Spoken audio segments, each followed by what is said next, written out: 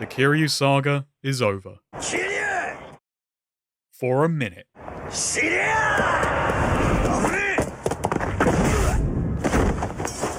In 2016, Yakuza 6 was meant to be Kiryu's swan song of life, seeing the old hero off and giving him a chance to rest.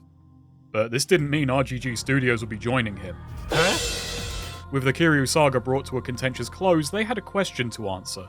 What is Yakuza without the Dragon of Dojima? Well, going forward, RGG wanted to be less like a dragon and more like a three-headed serpent.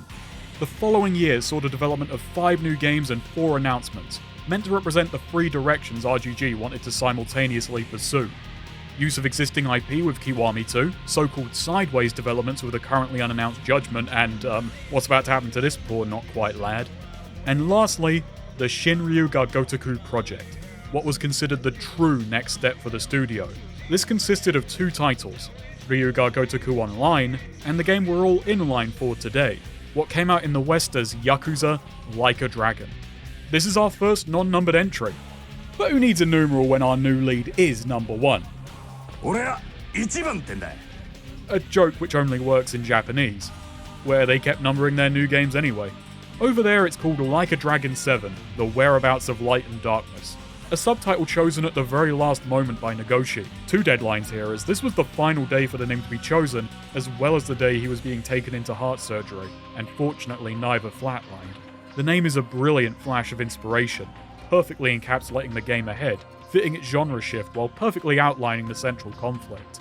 Yakuza Like a Dragon is no slouch either, sounding similarly fantastical and not lacking for its own meanings, while merging the series' names with impeccable timing considering the transitional title this entry wound up being. Removing the number has been far from a shitty thing to do. Supposedly the original intent was for the numbered series to be over in Japan as well. I mean, taking 0 into account rate mainline games deep, which is enough to knock most series sideways. So what are we gaining by only taking a Hachi to it outside of Japan? More than you would think. First off, it's a reflection of the times. Back in 2005, Western localizers doubted a game called Like a Dragon would fly, but the Yakuza branding came with its own problems, namely backing up the idea the series would be a sort of Japanese GTA, meanwhile the only thing getting jacked were player expectations. By 2019, people have become generally more open to Japanese media. This had the added benefit of expanding what the series could conceivably do. I genuinely believe the name change was at least part of Ishin's worldwide remaster. Next up is something I find wonderfully daring for a long-running series. Yakuza Like a Dragon truly pays off the plot of Yakuza 6, following through on the theme of the older generation stepping aside for the new by actually doing that. In a number of ways, within the game and without. A new character meant dropping the baggage of the long and involved life of the Dragon of Dojima in the same way the prequel did. Only this time it also opens the way for a new lead who can solve problems in his own way. This led to another newbie boom, as well as a category of fans I'll dub OLADs, people who only played the earliest chronological entry of each character's saga, leaving an impressive 31-year gap in the series' timeline. These are people who are in their own way a part of that new generation, stepping into what is effectively a new series which us longtime players have experienced the absurdly involved backstory for. I can't say why, but I find looking at the series this way kind of exciting. These games are worlds apart in more ways than one, and it's an impressive reinvention, and, speaking of...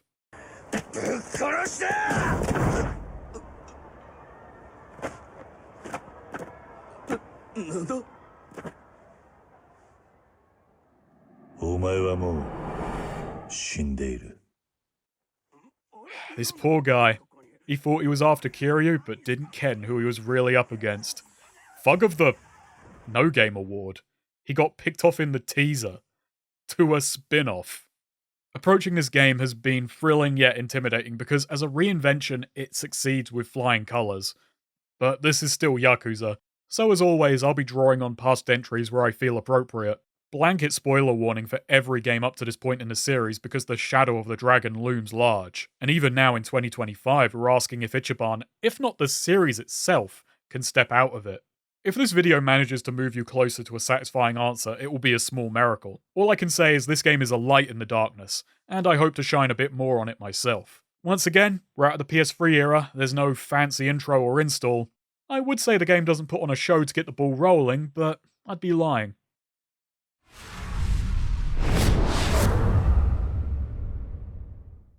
The game opens as it does for many fans nowadays. Not with number 1, but what came before.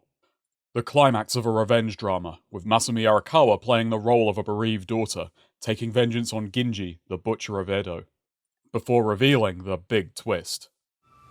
筋切り銀次は値なのさ。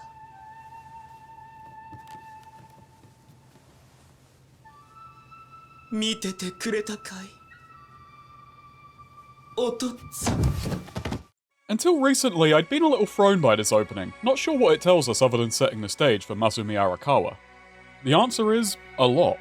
This opening is packed, and that's besides the full house this troupe has pulled. Within 2.5 minutes, we're hit with all the core motifs of the story to follow. Revenge, duplicity, identity, fatherly ties, how these things can be bound together, and how they may bind someone to their fate. Duplicity and assumed identities go hand in hand as the most layered examples, and fittingly enough, the myriad means of trickery snuck right by me until I did a little reading. Starting with the obvious, the real Butcher of Edo twist is a stock standard reveal. It's what we want and ironically expect from a thriller, and the audience's reaction lets us know that Masumi is a fine actor. Which brings us to his role as an Onagata, a male actor who portrays female roles. Onagata came about from a time when women weren't allowed to perform, yet even when they were welcomed to the stage, the role of the Onagata continued as part of the tradition, considered a role that had developed its own skill set and mannerisms, which made it distinct. And we're not even done yet. Beyond this, we have Masumi performing under the stage name Taro Ariyoshi. Masumi Arakawa begins the game 3 or 4 assumed identities away from themselves, each somewhat distinct. This is something we've seen before, having to take on a role to pursue your goals, to protect yourself, or even just to get by. And it's revisited here to an extent you may even say is stronger than 5, bringing with it its own twists, turns, and interrogations. It's likely Masumi was born into this troupe, his roles and stage name chosen for him. Who he was and who he became has up until this point never been something he could decide for himself. Some roles he fell into were established long before he or even his family existed. They were merely born into the current and had no choice but to swim along with it. It's not always immediately obvious why someone does what they do or how much say they have. It's a bit of a grey area, and we haven't even gotten to those yet. Another important aspect is the form this performance takes. Taishu Engeki, in English, theatre for the masses. A variety of Japanese light entertainment which came about at a time when those outside of the upper classes didn't have easy access to culture. Similar to American vaudeville or British pantomime, which funnily enough has its own history of male actors taking on female roles. Though we were a bit more cheeky about it. The shows these troupes put on are intended to be simple and unchallenging. They tell easily understood period dramas with clear good and evil, alongside skits and dancing, which from several reviews I've read is more about energy than skill. The goal is bringing straightforward joy to the crowd, not weaving complex tales, exploring philosophical themes, or interrogating political ideas. Which is a really funny setup given this may be one of the most all 3 of those things entries in the series. Taishu Engeki isn't afforded the same air of importance as other performing arts, being seen as cheap entertainment which is less substantive and meaningful. Another name for the form is working class kabuki, a moniker I actually find really charming, but it does succinctly let us in on what the story ahead is about. The overlooked and the downtrodden, the people who do what they have to survive and get the impolite mocking of polite society in return. The final lie comes at the end. The troupe portraying themselves as a united front when really they're anything but. A group and its goals may not always be what they appear on the face of it, and it's only behind the scenes that Arakawa can wipe away one final layer of deception. The source of the scarring quickly cuts in, Masumi's mother, who makes sure to belittle him and his father, stealing the money gifted to them and flaunting her new relationship. Masumi's dad tries to lighten the boys' spirits by taking them out on the town for their last night in Yokohama, eventually settling in at the Heian Tower for Peking duck.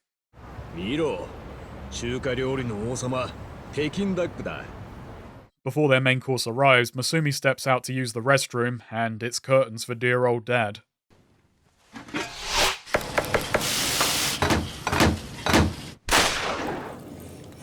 Tosan? Tosan?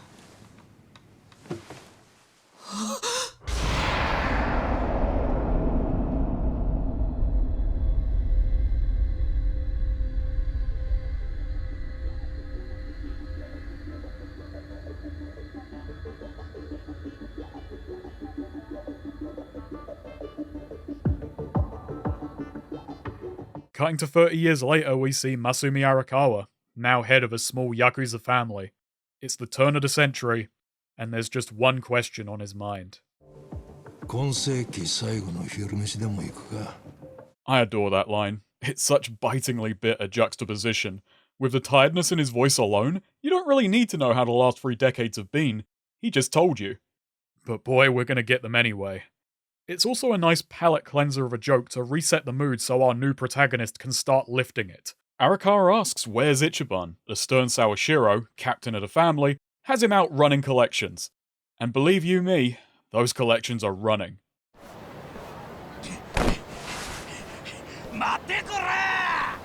Like a great many characters before now, Ichiban is introduced via a debt collection, but this one especially accrues interest, with the first 2 chapters mirroring Yakuza 1's. It doesn't matter if it's a new protagonist, they're not shaking things up too fast. For now, we're on a shakedown, one where it seems Ichiban is being shaken off. Our first time interacting with Ichiban is odd. We get a tutorial for the one and only chase sequence in the game. Ah, the thrill of the chase. Don't get used to it.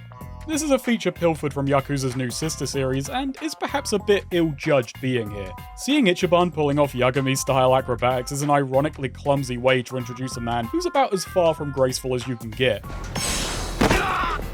This isn't the kind of recycling that suits him. Luckily, it's not long before we run into a more fitting intro. It appears the porn-peddling punk Ushio has given Ichiban the slip, but then our mad like-a-lad gets the drop on him.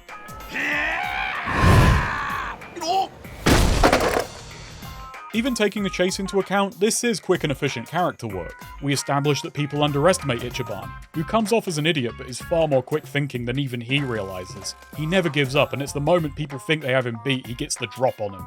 He knows Kamurocho like the back of his hand, and if you mess with the kids or the Arakawa, he'll show you the back of his. But Ushio doesn't want to go down without a fight, so let's get into... Actually, nah, you know what? Combat can wait its turn. Right now, story has initiative. Ushio's defeated, and Matsuo, Ichiban's Kyodai, deigns to turn up. With Ushio's ill-gotten gains, they've already hit their collections quota for the day. But this doesn't sit right with Ichiban.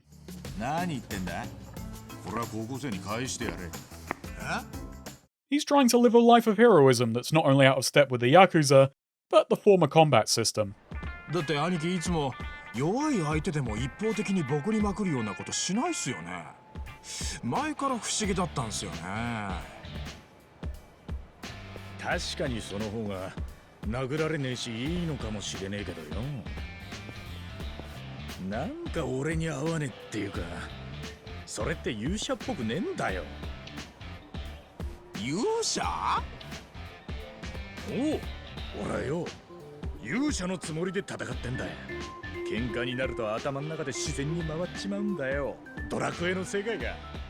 I hate to say it, but I think part of me is programmed to wince at video game illusions like this. They always feel pandering or awkward, even from a source I do think is acting in earnest. My reaction here isn't Seven's fault. This game is using it for intended effect and does it well, but it has to break my guard. And this first attempt only makes me reflexively recoil. It gets better at these striking similes as it goes along, which is fitting for an RPG, I suppose. One thing I do like is when Matsuo asks how the hell Ichiban can try and act like a hero given the fact he's a Yakuza, it at first looks like Ichiban dodges the question. But when Mitsu comes along with another gig, having returned from his collections turned returns gig, Ichiban makes his answer, demonstrating how he tries to be both a hero and a Yakuza. Discovering their new marks and old mate, working New Year's and bumming butts off the ground, Ichiban decides to follow the letter of the outlaw and not the intent.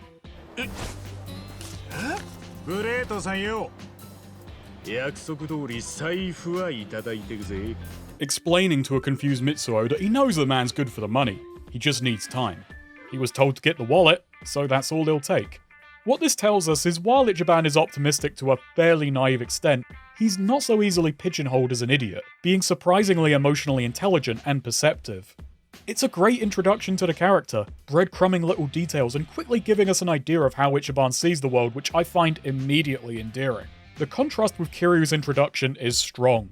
Kiryu's collection gig is quick, efficient, and emotionally detached. Ichiban's is a series of madcap schemes, trying to make it so everyone walks away pleased if punched, even if he winds up penniless in the process. Kiryu was a dyed-in-the-wool Yakuza who we came to learn has a deep pit of self-loathing. Even as his heroic deeds piled up, he'd never imagined himself a decent person, because he's mentally filing everything good he does as penance he has to carry out for being such a burden. Having so little self-worth that self-sacrifice is all he thinks himself good for. At the end of the day, Kiryu was a criminal with a heart of gold, but Ichiban wears his on his sleeve, holding a childish conception of himself as a hero for which he's utterly unashamed, and he's on his own dragon's quest to be a hero Yakuza, inspired by games, the people of the city, and Arakawa. This quest gets sidelined when Ichiban is called away to deal with family business, and I don't mean the Tojo but the townsfolks, which gives us an opportunity to look at Kamurocho during this oddly quiet moment. It's a town in between the big adventures. The Millennium Tower's under construction, Don Quixote is shut, and they've uninstalled all the payphones, cause hey, there's nothing happening to ring anyone about. Starting us here feels like getting reacquainted, which is a smart call.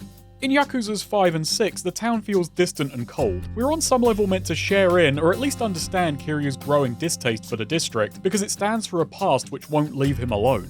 If you're taking Yakuza 4 into account, it's been 10 in-series years since this town has been framed as anything worth fighting for. Well, aside from a lone lender's longing. Even Yakuza 0 has a dramatic irony to it, with all but O-lads knowing where Kiryu's going to wind up for trying so hard to fight for the city. This little slice of the game, where Ichiban bums around with the people in his life, does a great job putting us in his shoes and giving us reason to once again care about Kamurocho. It's something Judgment also does remarkably despite its darker murder mystery vibes, acting as a reminder that this is a town where people make an honest go of living out their lives happily. While Ichiban may grumble, it's clear his affection for the city and its people runs deep. At first he's called away by Michio, where both she and Ichiban's time is wasted. But it shows that even though Ichiban is a Yakuza, he's first and foremost thought of as a good lad.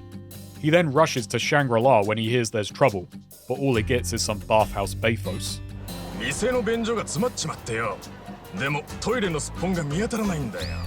Shangri-La is his childhood home.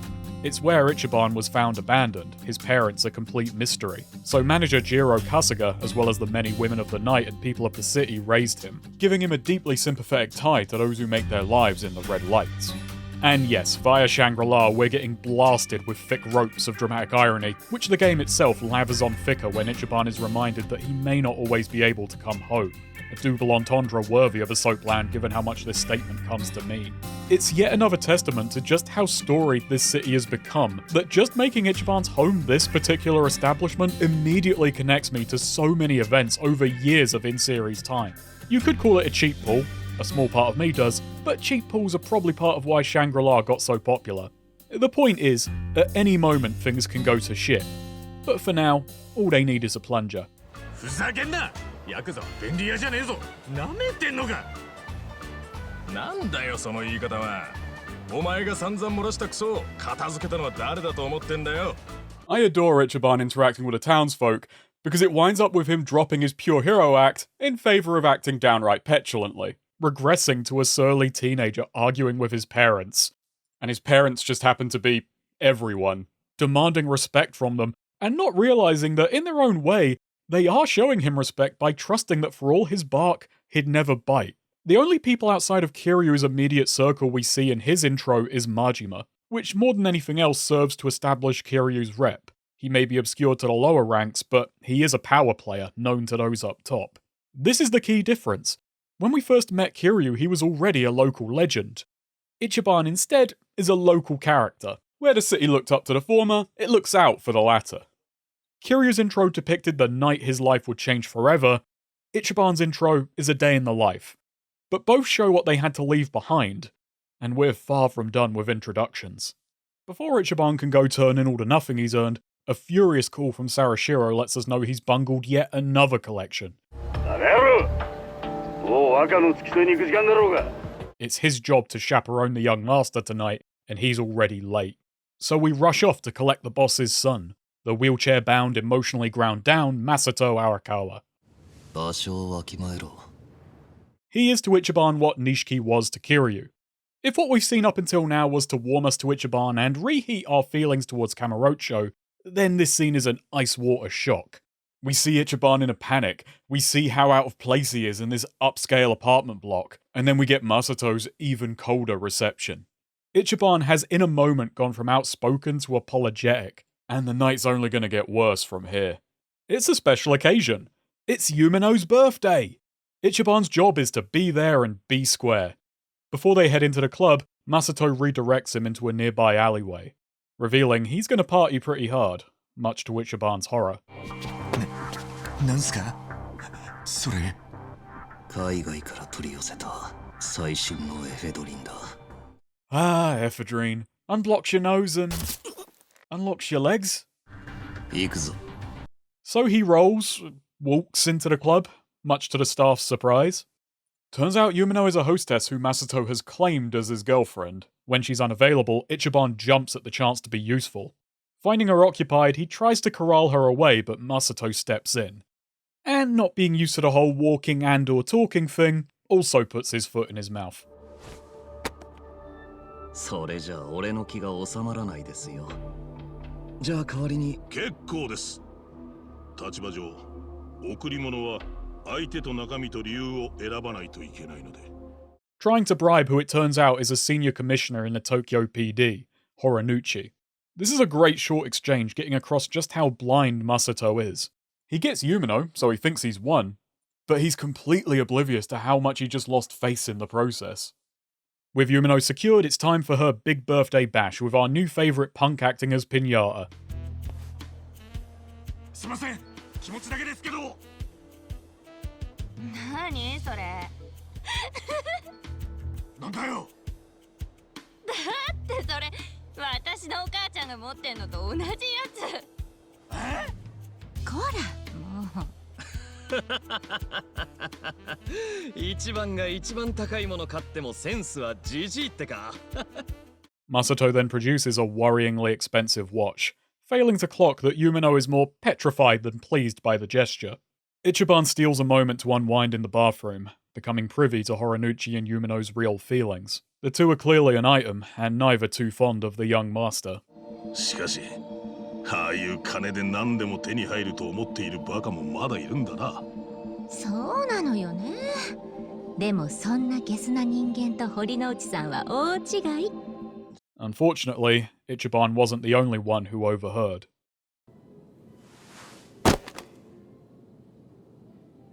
俺は帰るからそれで払っとけ余ったらケツ拭く時にでも使え And with that, I think it's fair to say Masato had a harder time in here than I did. Okay, maybe not. This scene parallels Kiryu meeting up with Nishiki, Yumi, and Reina. After the collections were done, Kiryu went back to Serena, his group's favourite spot. While there is some tension with Nishiki given his sister's falling health and Kiryu's rising status, the group are able to come together, understanding Nishiki's frustrations and trying to make him feel better. This scene throws a wrench into all of that, and it does a great job making Masato pitiable while keeping him sympathetic enough for the plot to get where it needs to go with the audience on board. First off, instead of a group of friends, albeit one with a love triangle leading to a whole lot of heat actions, Masato is paying these people to pretend to care about him. Ichiban is the only one who actually likes the guy, and he's been dragged along to be dragged through the mud. He's here to allow Masato to feel important. The guy didn't even need working legs to walk all over him. The real difference between these two scenes lies in their handling of power. Nishiki didn't like that Kiryu was rising higher than him. Meanwhile, Kiryu never cared for anything like status or ranks, which made it so much harder on Koi Boy. The young master, on the other hand, lords his social status over Ichiban relentlessly. It's clear from being chaperoned by the gang and looked out for by his family that Masato feels constrained. He takes their concern for him as condescension, and Ichiban's panic he may hurt himself as sycophantic. Being treated like glass his whole life has left him bitter and resentful, unable to believe anyone is treating him kindly without pity or ulterior motive. The irony then is him hiring hostesses to pretend to like him, to make him feel valuable and in control, a feeling he buys into because he paid for it. He's embarrassed by his disability, and tells himself he's shooting up for Yumino's sake. But it's clear throughout that while it's her B-day, it's his big day. Besides fixing up his legs and flexing on his lackeys, the only way he can think to impress Yumino is throwing money around. You can do that sitting down. I'm going out on a limb with this, but I do also take it that Masato's interest in Yumino is less to do with Yumino herself, and more because she's an incredibly popular hostess. She's less the object of his affections, and more an objective prize catch. Another way to make him feel important. The final moment where he tosses all his money to Ichiban is ironically a really powerful moment because it's him giving up the source of his imagined power, accepting it could only ever buy him the illusion. And with that shattered, it's worthless. Luckily for Ichiban, it's his only way past Sawashiro.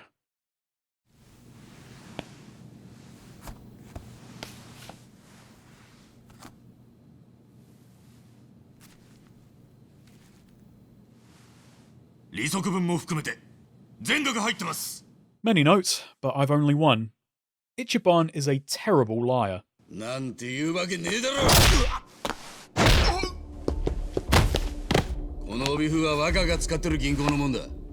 Joe Sawashiro is Ichiban's Kashiwagi, the older brother figure, stern and devoid of humour. The difference is Kashiwagi actually cared for his kohais.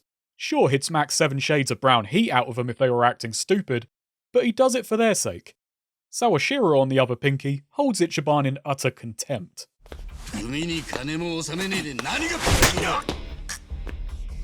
He'd cut the boy loose if he could get away with it, but given the opportunity, he'll settle for a finger.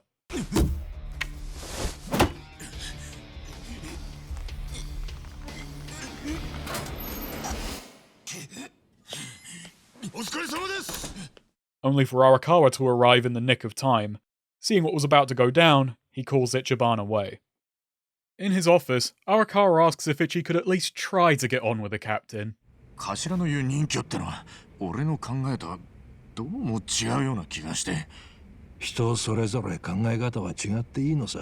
Oh, the issue is he wants to see Ichi's fingies differently, boss. He tries to put it in terms Ichiban can understand with yet another RPG simile. With each time they do a Dragon Quest riff, it does work a little better. This one is downright sweet, even if it ends on a sour note.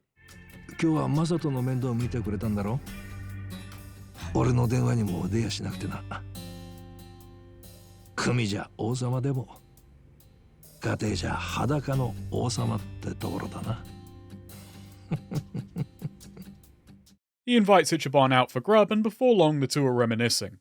Masumi talks about the one true love of his life, Masato's presumably deceased mother Akane. It was while she was pregnant Masumi was being groomed by his boss Hikawa to marry his daughter, unaware the boy's heart was elsewhere. When Masumi finally confessed to having someone else, he was beaten to within an inch of his life, and the family was sicked on Akane and their child.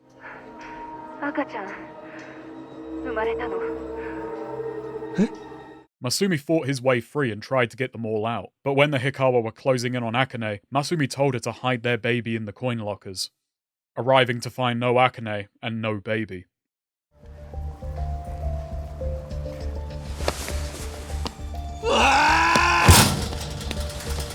It's a powerful scene, showcasing a painful desperation the series has rarely gone into without a hefty dose of melodrama or machismo to even it out.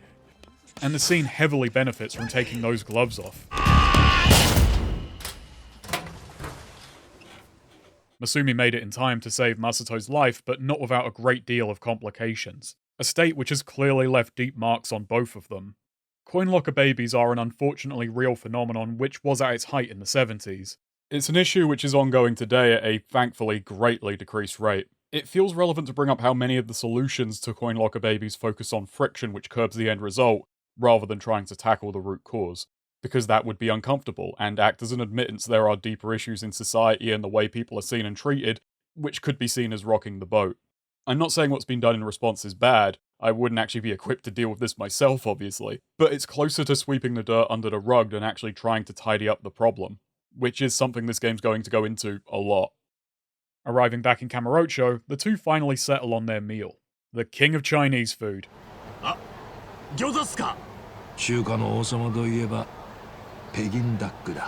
And the king has once again left the building. So they settle for their favourite food cart, and the topic turns to Ichiban and how he wound up among the Arakawa. After Jiro passed away, Ichiban took to the streets, getting into scrapes and barely scraping by, until one day he picked a fight with a Yakuza and wound up captured by his mates. In a bid to survive, he threw out a name. At first it seemed like the plan backfired. The men who grabbed him were at war with the Arakawa, but when Masumi turned up, he took one look at this idiot kid and didn't even hesitate.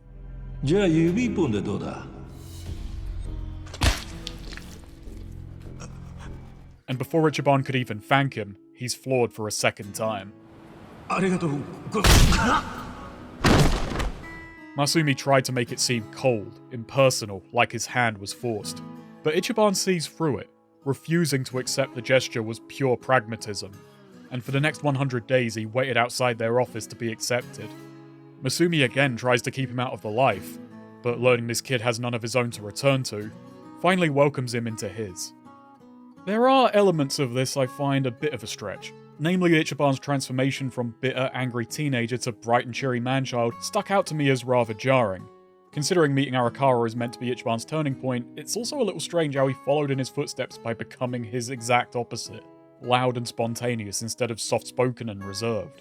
We see flashes of Ichiban's adolescent rage in moments where he feels lost, which does help somewhat to bridge the two, and it's not like he took nothing from Arakawa, picking up on his habit to try and do right no matter how much life wrongs him, and I find that's the most important part. Masumi is Ichiban's equivalent to Kazuma. Where Kazuma always came across as measured and deliberate, even in his dotage, Masumi sounds exhausted, and you can hardly blame him. I love how they flipped the script on the patriarchal figure just by telling his story. It was as early as writing the first chapter, Yokoyama realized Arakawa's importance to the overall narrative, saying in a Verge interview, "I'm going to depict the life of this man, Masumi Arakawa. More than Ichiban, Arakawa's life is what Yakuza 7's narrative really pivots around. And his life story is a well-delivered tragedy. Meanwhile, his relationship to Ichiban as surrogate father is genuinely sweet." You really get the sense that Ichiban is the bright spot in Arakawa's life, which is all the more melancholy because his other son is trying to keep him in the dark. Kazuma's life, whether he had anything in it beyond the Yakuza, was something we never learned, because the more you know about him as a man, the lesser he is as a myth. Yakuza 7, just by exploring Masumi's past, imagines how empty the existence of a man like that may be. He's only larger than life to Ichiban, and his own life has largely been one of tragedy. We see why Ichiban worships the turf he treads on, but we also get to see the groundwork which allowed Masumi to be that person. By the time they meet, he's already gone through so much loss. What's a pinky matter if it saves a kid? Compare that to Kazuma, who didn't even lift a finger to help Nishiki. Here's Arakawa on frame 1. Kazuma's life was the Tojo. Arakawa's life is somehow even more of a shit show. But at least he gets to see off the 20th century, once again impressing his favourite punk. Ichiban himself sees it out alone on a park bench with a few beers. For him, it wasn't such a bad day. Kiryu spent much of his life pursuing the image of an ideal Yakuza informed by Shintaro Kazuma, and even after he moved past this, he held a lingering respect for the man. His ideals remained heavily shaped by what Kazuma represented to him. Ichiban was raised by countless people, but he has two father figures, one civilian, one Yakuza, as well as a moral compass guided by simple video game heroics. He was a lot more self-determined, he had more of a blend of perspectives to see the world through, and his life only really begins once he's free of the Yakuza. Kiryu, meanwhile, built a cage of his own imagining and never let himself out. Ichiban awakes to a missing wallet and a worryingly terse call from the boss. Naturally, this short walk is accompanied by an absolute banger of a track which plays nowhere else in the game, Lingering Oda, so I linger a little longer to let it play. There's something about RGG and just having so many belters under their belt that they feel they can be a bit wasteful with them. This is the last time I'm going to be able to mess with the physics objects here for a while, so I've got to enjoy it. Outside the office, we're ambushed by the Sakaki family, and they're not happy. Fuck you, Sakaki. Call you the Bukake family, because I'm going to rain on your parade. Explanations and combat can keep waiting their turn, because inside, the boss has grim news. For a while now, the Sakaki have been selling inside information to the Omi. Unfortunately, they're higher up the Tojo ladder, so the best Masumi could do was confront them at an officers' meeting, leading to tensions between the families, which last night came to a head. 2時間ほど前、ジョーから電話があってな。あいつ、榊の組員を弾いちまった。頭が Masumi can't risk the Arakawa over this, so he has a request of Ichiban.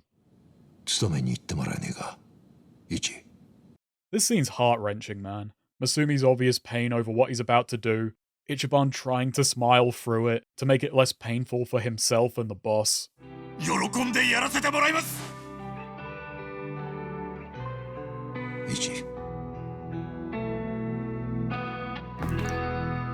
The parallel is obvious, the two leads taking the fall for a crime they didn't commit. Kiryu had Kazuma try to warn him away before he got involved. Ichiban went at Masumi's request. Kiryu made a snap decision for someone he deeply cared for and took on his fate stoically. Ichiban is offered a choice to save a man who absolutely despises him, and he makes it with mixed and messy emotions. He hypes it up. He needs it to mean something because to him it means losing everything. He heads out and keeps trying to play it cool as he gets a call from Mitsuo. ちょっと用事が立て込んじまってね。もしかして沢城の頭に何か頼まれたんですか? Now, depends on the judge, Mitz. And for his last meal, he settles on beef bowls, running into the coolest guy in the series. これで思い残すこともねえな。美味しいですよね、牛丼。 Now that's customer service. A patron hits you with wisdom, and you serve some of your own right back. We get yet more insight into how Ichiban faces the world. Yesterday he was telling Mitsuo he was not going to do it all over again from rock bottom. But if it's for someone he cares about, he'd see him off with a smile and start from the mantle. It doesn't matter how poor his luck runs, he'll force that next step just as much as that smile. His life is equal parts tragedy and comedy, and neither can break his stride. And that's how we close chapter 1. 主文、被告人春日一番を殺人罪により懲役15年に処する。 But we're not out of the Hall of Mirrors yet. Ichiban has only just stepped into the funhouse. Kiryu's murder of Dojima shook the criminal underworld. Its ripples were felt for years afterwards. Ichiban disappeared into the prison system, forgotten by all but Masumi. While Kiryu was targeted because of his status, in a roundabout bid to protect him if you take Kiwami into account, Ichiban is picked on purely for being the new guy. His name means nothing and his family even less. But when the Arakawa are disrespected, he snaps in terrifying fashion. 全員警察病院に運ばれた。一本の歯も残らないほどの外傷を負ってな。 Kazuma's letter marks the end of Kiryu's prison stay, cutting his sentence short so he could bring the conspiracy to a full stop. Meanwhile, Ichiban's ran on. Masumi's letter arrives at the point Ichiban was supposed to be freed, making the extra 3 years sting all the more. 今でも事務所にいると、お前の笑い声が聞こえた気がして。親は子がいて、初めて親になるんだ。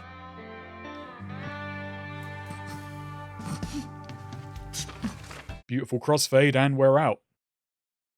Ichiban is pained to find no one waiting for him. A guard says the days of bosses rolling up to jail to collect their men is over. Yeah, Ichi, we had a whole series about the changing place of the Yakuza in society, bud. You just missed it. 早く行け。はい。 Well, it's not fair to say nobody is waiting for him. 誰も来るわけねえじゃねえか、このバカが。 Say hello to Koichi Adachi, former detective, recent DMV clerk, up-to-date informant, and perpetually lovable dickhead. He knows Ichiban front to back story, rattling off his life up to this point. 最近じゃ免許センターでそんなことまでわかんのか? Ichiban wants nothing to do with the aloof old geezer. He's off to see the boss just as soon as he punches up his perm. And tidies up a certain tombstone, which Adachi sees as a little suspect. そんなイカれたやつがやった相手の墓参りして掃除まですんのか? ましてや出所してすぐに? Yeah, second thing, senile snake, and we could argue the haircut's greater penance. Their visit to the graveyard is livened up by the arrival of Arakawa, escorted by an army of goons.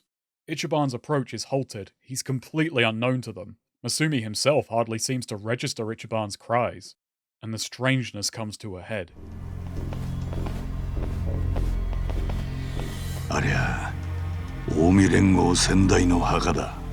It's on the highway we're given the skinny. The newly elected Tokyo governor went to war with the Yakuza with his Kamurocho 3K plan, which proved a towering success. The Tojo's funding was systematically dismantled, the leaders fled, and all the families were arrested, save for the Arakawa, who ratted out the entire clan. It's then the Omi rolled in, seizing the city with resistance from neither punk nor plod. Kamurocho was taken without a drop of blood spilt. Arakawa was then welcomed into the Omi as acting captain. It's quite a lot to take in. Even Adachi, who has so far been enjoying messing with Ichi, knows how upsetting this must be for him. やっぱおかしい! Adachi's dragging Ichiban to Yokohama to aid in his investigation, warning Ichi there's nothing left for him back home, but the man won't hear it, forcing Adachi to stop the car before hoofing it back to Kamurocho. Which is exactly as Adachi said, yet Ichiban refuses to see it. The old Arakawa office is gone, having shuttered so long ago the custodian is surprised to even learn it was once here. The people in Ichiban's life have moved or moved on, and oh my, it's the Omi. Ichiban tracks down Ushio, now an aspiring inkraker, and learns that even Masato had passed away. Ushio confidently figures this is why Masumi turned to the Omi, at this point only wanting to see the world burn. It's a sensible theory. We know enough of Masumi's life that vengeance on the Tojo is a pretty good motive, and if Masumi wants to see the world burn, he's already turned the one Ichiban longed to return to ashes. 桃源郷お前下手したら殺されるぞ殺すいっそ殺してくれ Feeling down in the dumps, he heads to his childhood home, only to find it in about the same state he's in. Back when I first played the game, these reveals left me feeling more than a little empty, thinking, God damn it, Daigo, you've gone and done it again. This was such an upset to the status quo, which left me questioning, what was the point of the last several games? What was Kiryu's sacrifice for? And yes, even the later context the story provided didn't assuage these feelings. It may have even worsened how bitter I felt. It took a while for the bad taste some of these changes left to fade. Looking back, I realise, even if I doubt it was in the way the game probably intended, I was right there sharing in Ichiban's upset. I had a oneness with him that I wouldn't have had if the game were to play it safer. It had to take away something from us both. As a longtime fan, seeing this happen to Kamurocho stung. As they say, no pain, no gain, and 7 gains a lot by doing this. It's a trap fans can fall into, struggling to accept when series they like make changes. The conundrum is, it has to, otherwise stagnation will cause it to wither and die, and you'll have grown sick of it long before the funeral. It's in riding that line of giving you some of what you want and maintaining the core appeal, while adding a lot of what you didn't know you needed. But you're always going to lose some along the way, because what core appeal means changes person to person. These videos aren't me just relaying how I felt years ago, I'm trying to merge then and now. You only get one shot at a first impression, but why do we put so much stock in when we know the least? It's important, but these videos are years on, and trying to build on those first impressions with the understanding that I've built up in the years since. If these games are going to be about growth, I should at least try and follow along in my own way.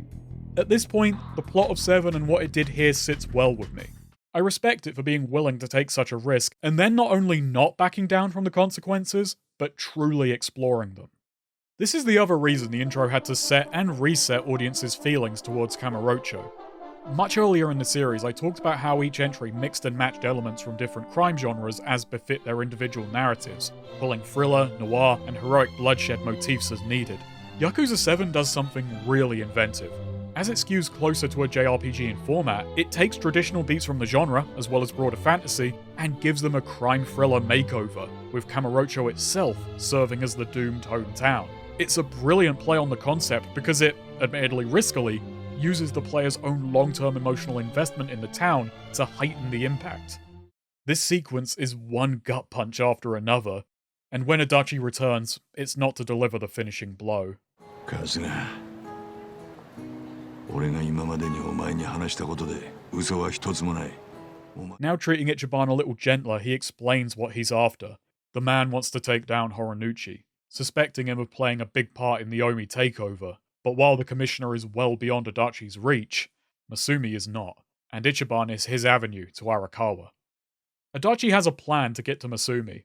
There's an officers' meeting tonight at Heian Tower, the same spot he and Ichi couldn't get back into 18 years earlier. 荒川のおやっさんが俺を呼んでる We're going to break in. We're given a phone and told to meet back here later. It's then we run into Nick Ogata. He repeatedly likens women to businesses, and it's probably because he owns both.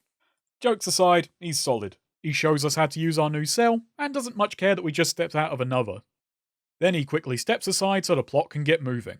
Adachi returns and we dive into yet another JRPG staple, a dungeon delve.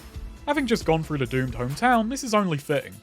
Funnily enough, this isn't the first time the Kamurocho Underground has served such a purpose, playing host to a roguelite mode in Dead Souls, an activity which was ironically better fleshed out, with prop-gen layouts and even NPC flaws.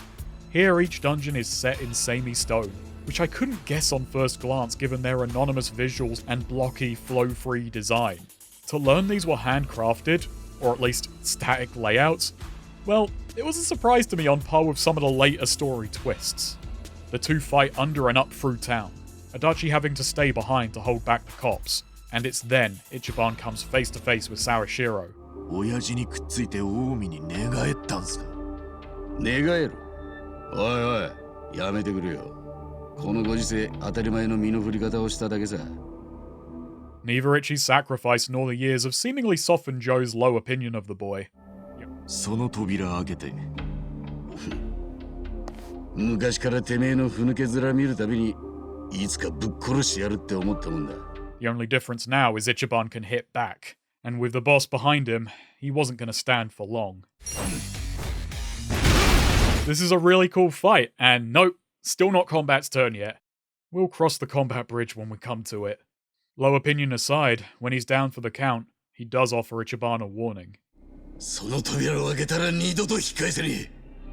俺はこの扉開けるために18年。Ichiban bursts into a room full of Omi officers who somehow didn't notice the ruckus outside. But in here, you could hear a Tojo pin drop. Masumi addresses Ichiban flatly, dispassionately, yet still getting his hopes up.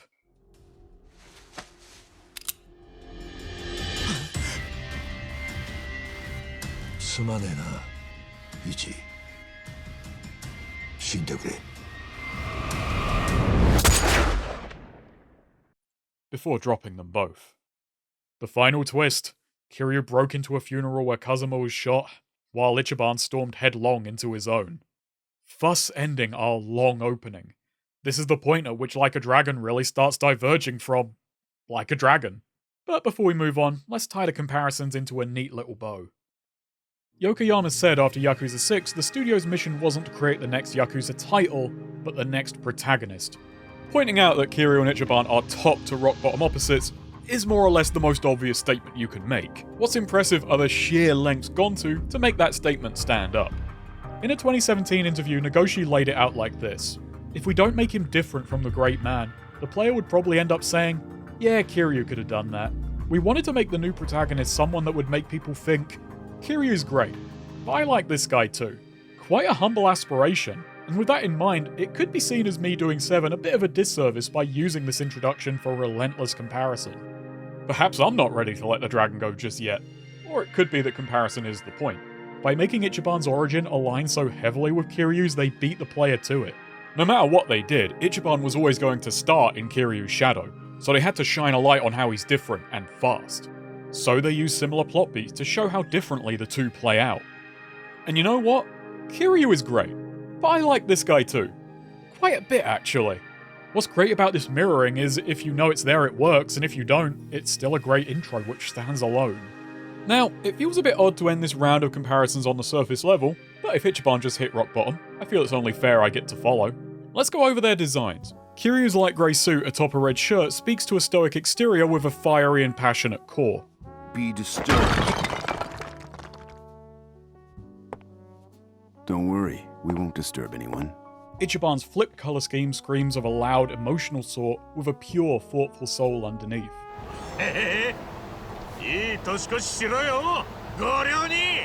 Kiryu's hair is straight and tidy, a reserved, no-nonsense look for a serious man.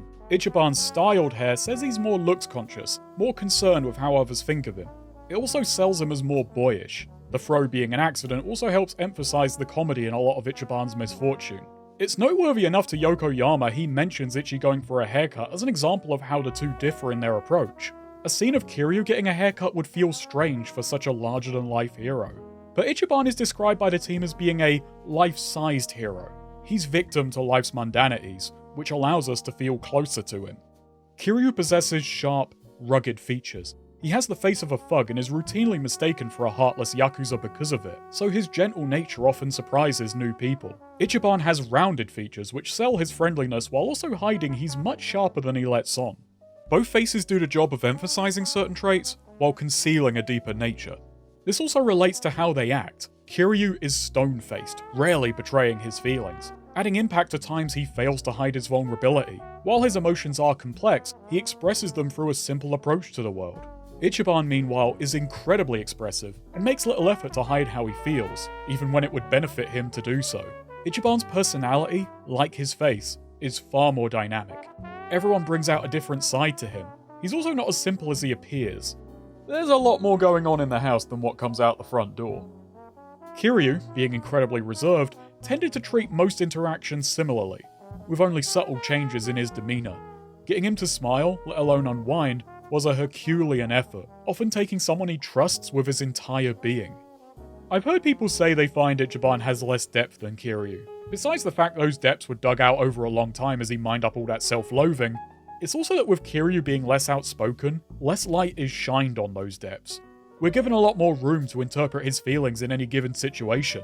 We partly create those depths for ourselves. It's rare for Ichiban to ever leave you in the dark as to how he feels, and I think this can be mistaken for a lack of depth because it's much harder to notice what's left unsaid with him. Staying with the face, in earlier designs Ichiban had gaunt features, suggesting at some point he was much more conniving. He also, unlike Kiryu, actually looked his age. Well, looked his age and then some. I am speculating from ancient story snippets that at some point Ichiban was meant to be more thuggish and underhanded. Certain scenes in the game do have Ichiban slip into such behaviours quite naturally. He's a terrible on-the-spot liar, but quite crafty when he's in his element. Yet his old look feels off for everything else about him. It speaks to the language of character design that I can't see some scenes later on in this game with this face. Any time Ichiban is trying to be nice suddenly takes on an air like he has ulterior motives. And that brings me to their origins. Hang on, didn't we just talk about that? Yeah, sorta. I don't just mean Kiryu was a rising star from a top-rung family and Ichiban the fall guy for a third-string one, I mean their developmental origins. Kiryu comes from the old world. His heritage is that of archetypal honourable gangsters from Ninkyo films, organised crime flicks where stoicism and self-sacrifice are highly prized heroic traits. He's a modern samurai, a stony figure you're meant to look up to. Ichiban comes from new media, and by that I mean a gacha. He was originally developed for RGG Online, the other half of the Shinryu ga Gotoku project. He even has a full-on story campaign which feels like an alternative take on the plot of Yakuza 7. His initial concept was more about him being a punk with a name complex, trying and failing to live up to the moniker of number one. We could call it Chimpira ga Gotoku. Unlike Kiryu, you're not meant to look up to Ichiban, you're meant to want to fight alongside him, which is fitting for a card battler where you do battle alongside your stalwart allies. Yokohama felt that Ichiban emphasized the strengths of a leader over the strengths of an individual. More than that, he felt this guy could head the next generation of RGG, so he compiled all he could about the character and proposed this protagonist to Nagoshi, getting the green light. What a pull, right? It's fair to say Ichiban has big shoes to fill, but it's worth pointing out Kiryu himself grew into his over the course of years. The series began by following beats laid out in Japanese crime fiction.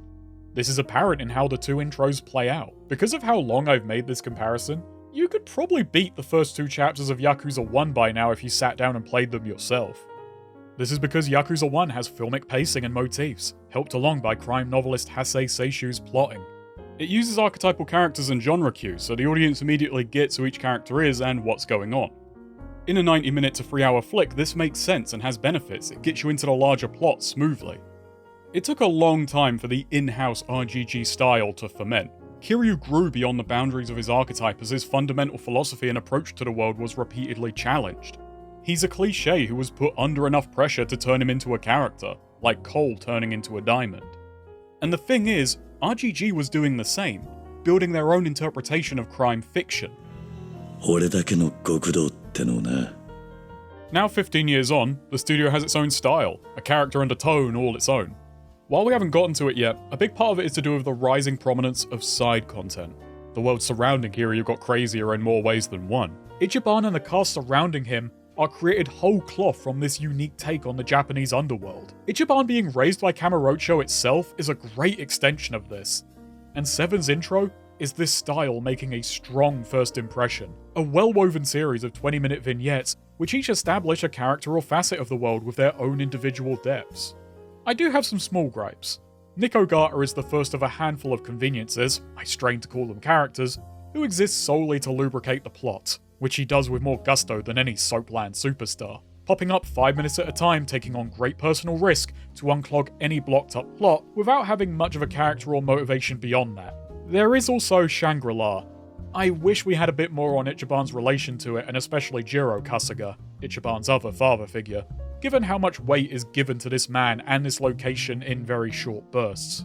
These aren't great weaknesses, the story knows what it needs, but some beats don't land as well as they could have done because we're given very little reason to care beyond the fact that Ichiban does. Ichi's reaction to the destroyed Shangri-La being, well, at least I have my memories, is poignant. I have my memories too, but they're far removed from his. I feel some involvement that an OLAD wouldn't, but not quite in a way which bolsters what the story is going for. Beyond perhaps an, oops, did I do that? It does at least work as a visual metaphor for the story ahead, the ongoing decay of certain ways of life, but there's still room for emotional oomph left unfurnished. Why the fuck did I write it that way? What the hell is that? Well, let's get into where the game starts diverting a little more. While comparisons will still come up where appropriate, I don't want them to bog this video down. Ichiban's meeting with the man who made him may not have gone as he'd liked, but it's not yet time for him to meet his maker.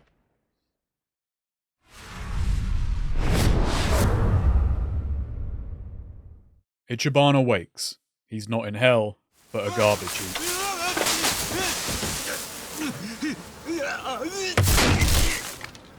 We've done it. We've hit rock bottom, which naturally means we're surrounded by some pretty stony bums.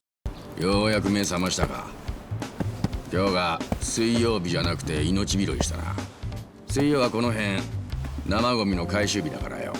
Ichiban's been patched up by Nanba, a former nurse. 弾は心臓をギリギリかわして動脈を傷つけず背中から抜けてた。軌道がちょっとでもずれてたら。Who rejects his gratitude, saying a dead Yakuza attracts a lot worse than flies.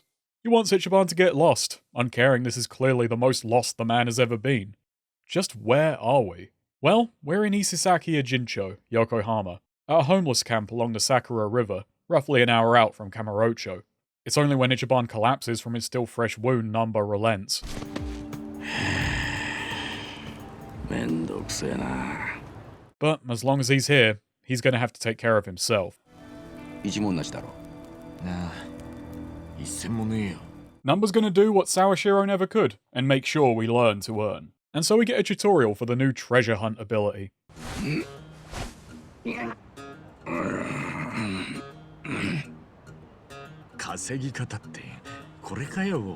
A funny little riff on the RPG hero's inclination to pick through everything they see. It's undeniably contextualized and appropriate, but piss-takey all the same. Being the first thing we learn also really starts us at rock bottom. We really start with nothing, more nada than shinada. Then as the game goes on and we start making money hand over fist, this ability feels genuinely quaint. It really signposts just how much we grow from here, and in that way, it's really funny to me in how it changes as it stays the same, given my compulsion to keep rooting through trash remained well past the point I needed it. It's a bit that goes from genuine gameplay mechanic to a bizarre joke I'm playing on myself, as Ichiban of ill fortune continues to debase himself in search of it. For the moment, we're pretty much confined to the homeless camp, and this is a chance to explore. It's cozy, one of the most intricately detailed areas of the city, filled with poor folk rich in personality. I especially like this guy who says he'll fiddle our money for us. Mate, the only books getting cooked around here are in a barrel. With our first shift over, Ichiban meets the chief. Him offering up his change is enough for the big bum to know that this is a man of good intentions, and as such is free to stay as long as he needs. When he mentions he'll repay the debt someday, it leads to him telling the two about his Yakuza past, which results in a difficult question. 辛いか。辛いとかどうとかって、そう、なんとも言いようがないっていうか。The song that's playing in this scene is, I believe, called The Only Way Out. It first played in Zero, but to me, it belongs to 7. It's the unironic version of the sad sub-story piano and is one of my favourite pieces of video game music. It evokes such a specific pain which so many characters in this story are saddled with, often playing when a character has to confront how trapped they are, that there's no going back to the easier times, and for a moment, they can't distract themselves from that reality. The repetitive strums and long lingering notes tell us this isn't a short, sharp, stabbing pain. This is a dull ache carried for life. A malaise waiting outside every happy moment for them to step out and discover it, waiting right there for them. It even plays during the seemingly happy memory of Ichiban joining the family, because for him, Arakawa was the only way out. It's a track I adore, it never feels overbearing, and it's exactly the right level of melancholy to hit me extra hard. Lucky for Ichiban, he's not going to be waiting long for his next distraction. Tomorrow, bright and early, we're going to make collections. We're taken to Kansan, the man who puts the cycling in recycling. This is Can Quest. It's a pretty simple setup. We gotta collect cans, down energy drinks to dodge or destroy rival bums, avoid the garbage trucks, and occasionally luck be a lady with a torn trash bag spewing spent soda. Collect your quota within a 2-minute window, making sure to return in time with your haul. It's the best video game adaptation of Carts of Darkness I know. This is the kind of recycling which suits Ichiban. It plays very well, the bike has a satisfying heft, smashing through the competition is fun, and the whole thing is deceptively deep. Hitting S ranks isn't just about skillful maneuvering, it's about checking the map, predicting freshly spawning cans, betting on where boosts may spawn while keeping one in reserve for emergencies, deciding whether it's best used offensively or defensively, before it winds up ditched in a moment of panic anyway. To do well, you always have to be thinking 2 or 3 turns ahead, sometimes quickly shifting your plans when your imagined opportunity doesn't come through. But when it does, it's immensely rewarding, as you clear several roads and rude boys in quick succession.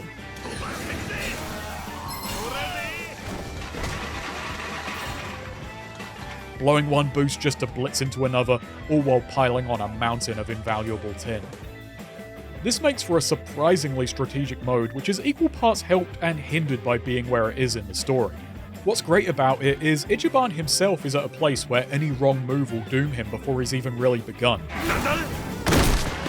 He has no real allies. Not all the hobos are quite so friendly as Nanba and the Chief. They're cutthroat, willing to fight over scraps.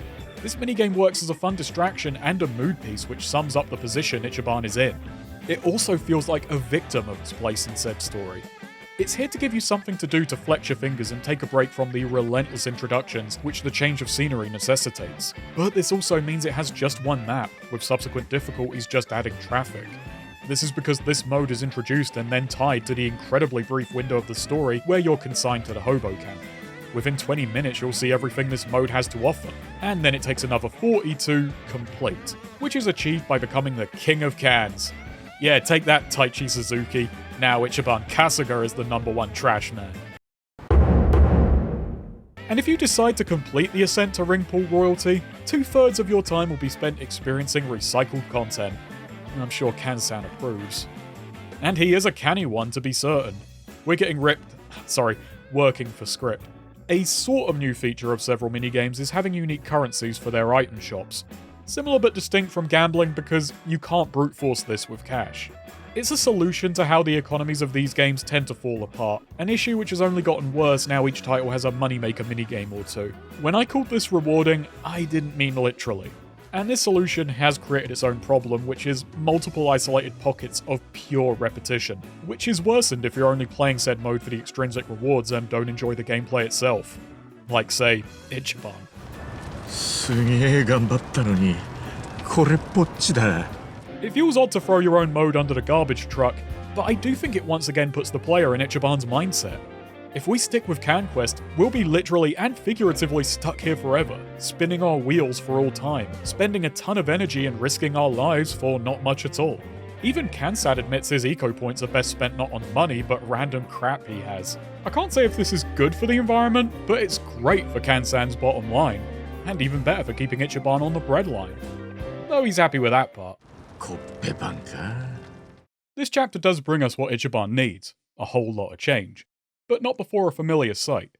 2 gangsters, Tei and a mate of his, here running collection on the homeless. Ichiban wants to interfere but is told to hide. But when the two pick on our new buddy Nanba, all bets are off. します It's another great moment. Ichiban repaying Nanba's kindness and being reintroduced via what else but another debt collection. He may be blind to the hobo code of conduct, but he sees right through these two. They can't exactly go complaining to their bosses they got their asses bested by bums. The loss of profile alone would be far worse than the loss of profit. And Nanba, now with nothing to lose, hands Ichiban the silver bullet to get them off the camp's radar for good. だいたいここはリュウマンの島の外だろうが。マジか。 These guys are Yokohama Lumang, a local triad syndicate, and they've crossed more than one line today. This isn't their turf. It's great fun watching Ichiban work. Not to mention, this is a quick and interesting little conflict. The bums' claim to this little place they call home is tenuous. All it takes is a bit of attention and they could be swept away. Their tormentors prey on that weakness because asking for help is as sure as suicide. But these two could have the same problem just higher up the chain. Ichiban picks up on that weak link and severs it immediately. And the chief is angry with him for doing this, and he's not wrong to be. While he came out on top, he gambled with their very precarious existence in a moment of uncalculated righteousness. 次にあいつらに手を出したらすぐに出て行かせる。 It's here Nanba decides to give Ichiban a lesson on the local gangs. The city is divided between the Ijin Three, comprised of the Chinese Yokohama Lumang, the Korean Geomijul, and the Japanese Seiryu clan. The three are locked in a cold war, Nanba quite confidently asserting the three are building their power because at any moment, a spark will turn the situation hot.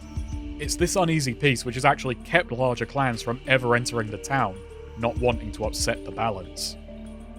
I love this. It's an incredibly juicy setup which perfectly fits the genre shift. Following the doomed hometown and the one-way trip through a dungeon, we come out in a fantasy warring kingdom, reconstituted in a modern setting through the Byzantine codes and customs of organised crime. And the conflict which insulates Yokohama from the rest of the world bears the mythical-sounding moniker of the Great Wall of Muscle.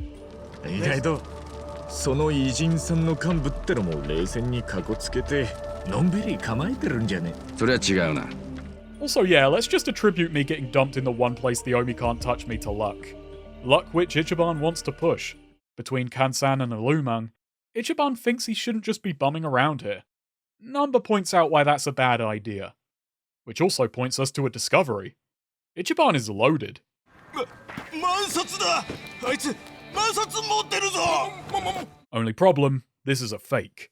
One of outstanding quality were it not for one glaring defect. Now the rest of the bums are wary. Nanba once again sticks up for Ichiban, as it's clear the bill was placed on his person post-shooting. But either way, this is the last straw. It's time for Ichiban to get out of their hair. But not before trying to hype up the crowd to join him in going to hello work. Now it's Nanba who shouts him down. And yeah, I wouldn't be so excited about going on JSA either. それなりの理由があってここにいるってのは忘れたのか。 Jokes aside, this makes for an important moment. Ichiban's loud, cocksure approach to life being presented as off-base, short-sighted and self-centered is uncommon. The game often presents a passionate, well-meaning approach to life as heroic, but here it slams the brakes. Ichiban can punch their way out of a problem, but he can't talk them out of their entire situation. Their individual lives are too complicated, their reasons set too deep, for one rousing speech to turn it all around. It shows how he understands the small scale, but not the big picture. And Nanba's words do get through to him, he changes a little. And from here on out, so much more. This fits well with Ichiban's ink. As we exit the homeless camp, we're introduced to my favourite new town-wandering feature, party chats. I'll get more into these when we have a party to prattle on with, but for now I want to discuss the topic of this one mandatory chinwag. Ichiban's Ryuugyo, otherwise called the dragonfish. Ichiban says he wanted a dragon, but the dragon stands at the top of the food chain. It'd be downright arrogant for a fresh-faced thug to flaunt one. But he hopes he can one day earn his place, and when he does, his dragonfish will shine even brighter than a dragon. It's a humble little aside to the audience, but his tattoo says a whole lot more than this one party chat has room for. While the events of RGG Online aren't canon and are indeed contradictory to this game, I want to talk about how it appears here. It's an Utabori original, and while linking Ichi up, Utabori gives us an inkling of his intent. A long time ago, I tattooed two men at the same time. One with a dragon, and one with a koi. What's on your back falls between the two, a koi transforming into a dragon, a Ryuugyo. Will it make it through the dragon gate and become a true dragon, or will it be swept away by the current and sink to the depths? That depends on you, because a tattoo is something that can only be made to shine by the one who bears it. And then he didn't put his signature on it, so we can hazard a guess how he fancies Ichiban's chances. Right to the inky depths. While I don't think reading Ichiban as a composite of Kiryu and Nishiki is an invalid way to look at him, it's one I don't personally find all that interesting. If you do, then there you go. The game, or, well, a different game, has it in writing. It does at least give Ichiban's tat symbolic weight. He's not an archetype like Kiryu who's predetermined by narrative convention to succeed. He is, as we've seen, spectacularly capable of failure. What's more interesting to me is what the Ryuugyo represents. Simply put, change, transformation, swimming against the tide. In a GameSpot interview, it was said that Ichiban is meant to be a catalyst for change within the series. And this idea of change has already hit us in a ton of ways, big and small. We've got a new town, a new genre, a big shake-up of the status quo. There's a lot of cute little details which further push this motif. The main menu is initially made up of incomplete splotches of Ichiban's tattoo, a handy visual saying the man himself is not yet complete. Then when he finds his motivation and a baseball bat in the ground, the menu changes to reflect his newfound purpose, and baseball bat from the ground, becoming this sick image of him stalking towards a distant city, bat in hand, dragonfish on display, ready to wallop the world into shape. Throughout chapters 1, 2, and 3, the name of his class has repeatedly changed as his understanding of the situation develops, which is exactly the kind of understated joke I quite like, and spoilers for the job hunt, he'll find a whole new one later, one we won't be thanking Hello Work for. It's brilliant how this theme of change is woven into the fabric of the game. And to compare again with Kiryu, it's interesting how Ichiban, by choosing this tattoo, has tacitly agreed to live a life in an in-between state, always growing but never grown. Kiryu compared started at the top, and what did that get him? He was stubborn, resistant to change. He spent several games being taught the same lesson before the next tragedy reopened his trauma and sent him right back to square one, because in his mind, he'll always be the dragon. Ichiban will only ever be, like a dragon, you see? It's very slick. Never the dragon itself, but arguably something even greater. A man capable of change. Huh?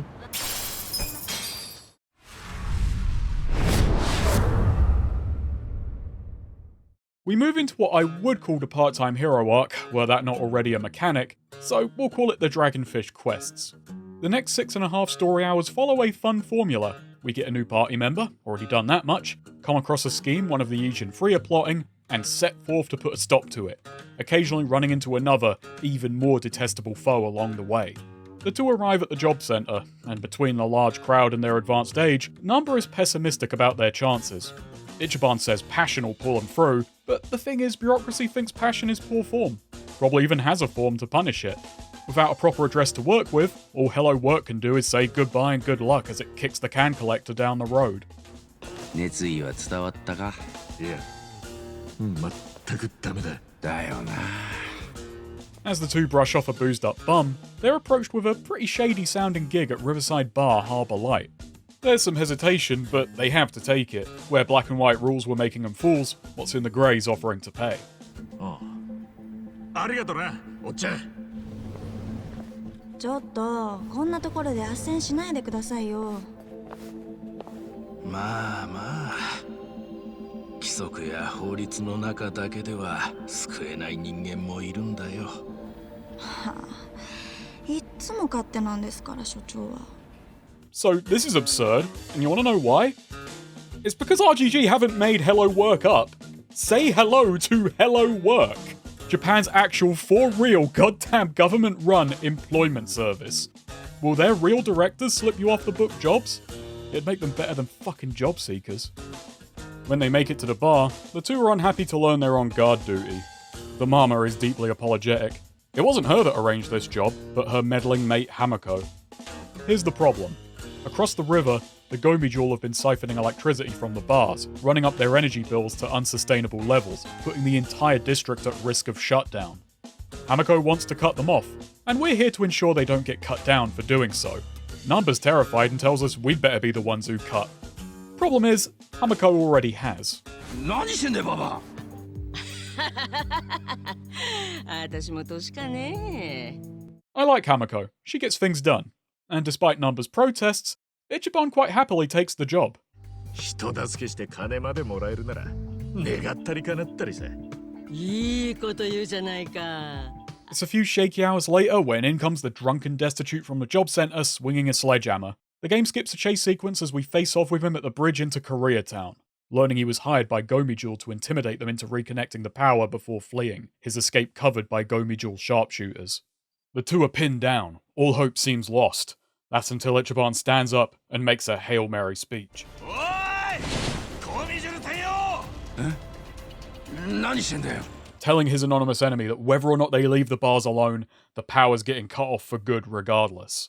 They respond with one last message, loud and clear. 気が済んだか。 Nanba is blown away. ありがとよ。そう来なくちゃ。 And Hamako has a tidier gig lined up tomorrow if we're so inclined.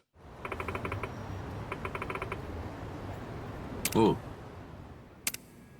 おう。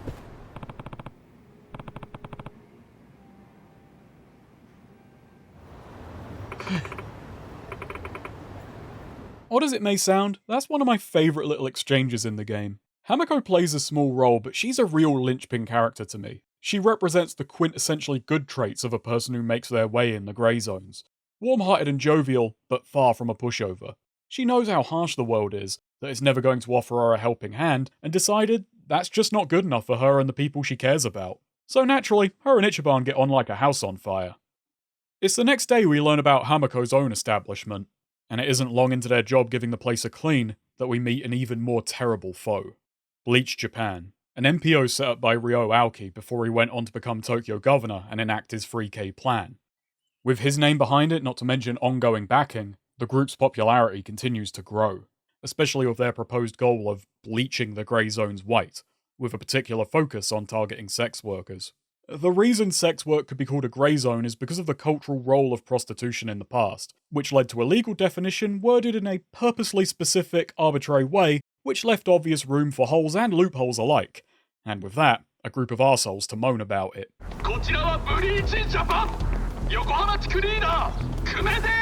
The protest is headed by Kume, and today, Hamako's joint is in his sights.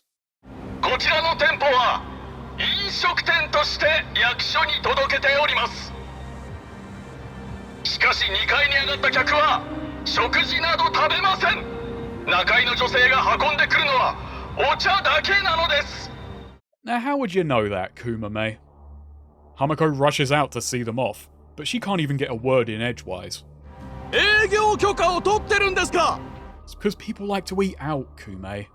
Introducing the Geomijul and Bleach Japan back to back makes for a strong side-by-side.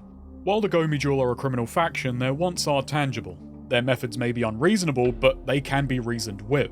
When Ichiban gives them a solid argument, they understand the juice is no longer worth the squeeze. Bleach Japan only appear reasonable on their heavily PR'd face. They don't even need to sound good, they just have to make noise. They only need to look correct to a polite society who's only ever going to hear about the grey zones from them. What they want is recognition and social power, far more nebulous concepts. Hamako can't just unplug a cable and explain the supply is cut off. The people they target are the source of their power, people who are mostly trying to get by in less fortunate circumstances. And unlike Geomijul, there is no reasoning with Bleach, because anything someone in the grey zones might have to say starts out beneath consideration. Any point they could make must be belittled before it has a chance to beguile. Like Ichiban at the homeless camp, Bleach doesn't really understand what's going on in the grey zones.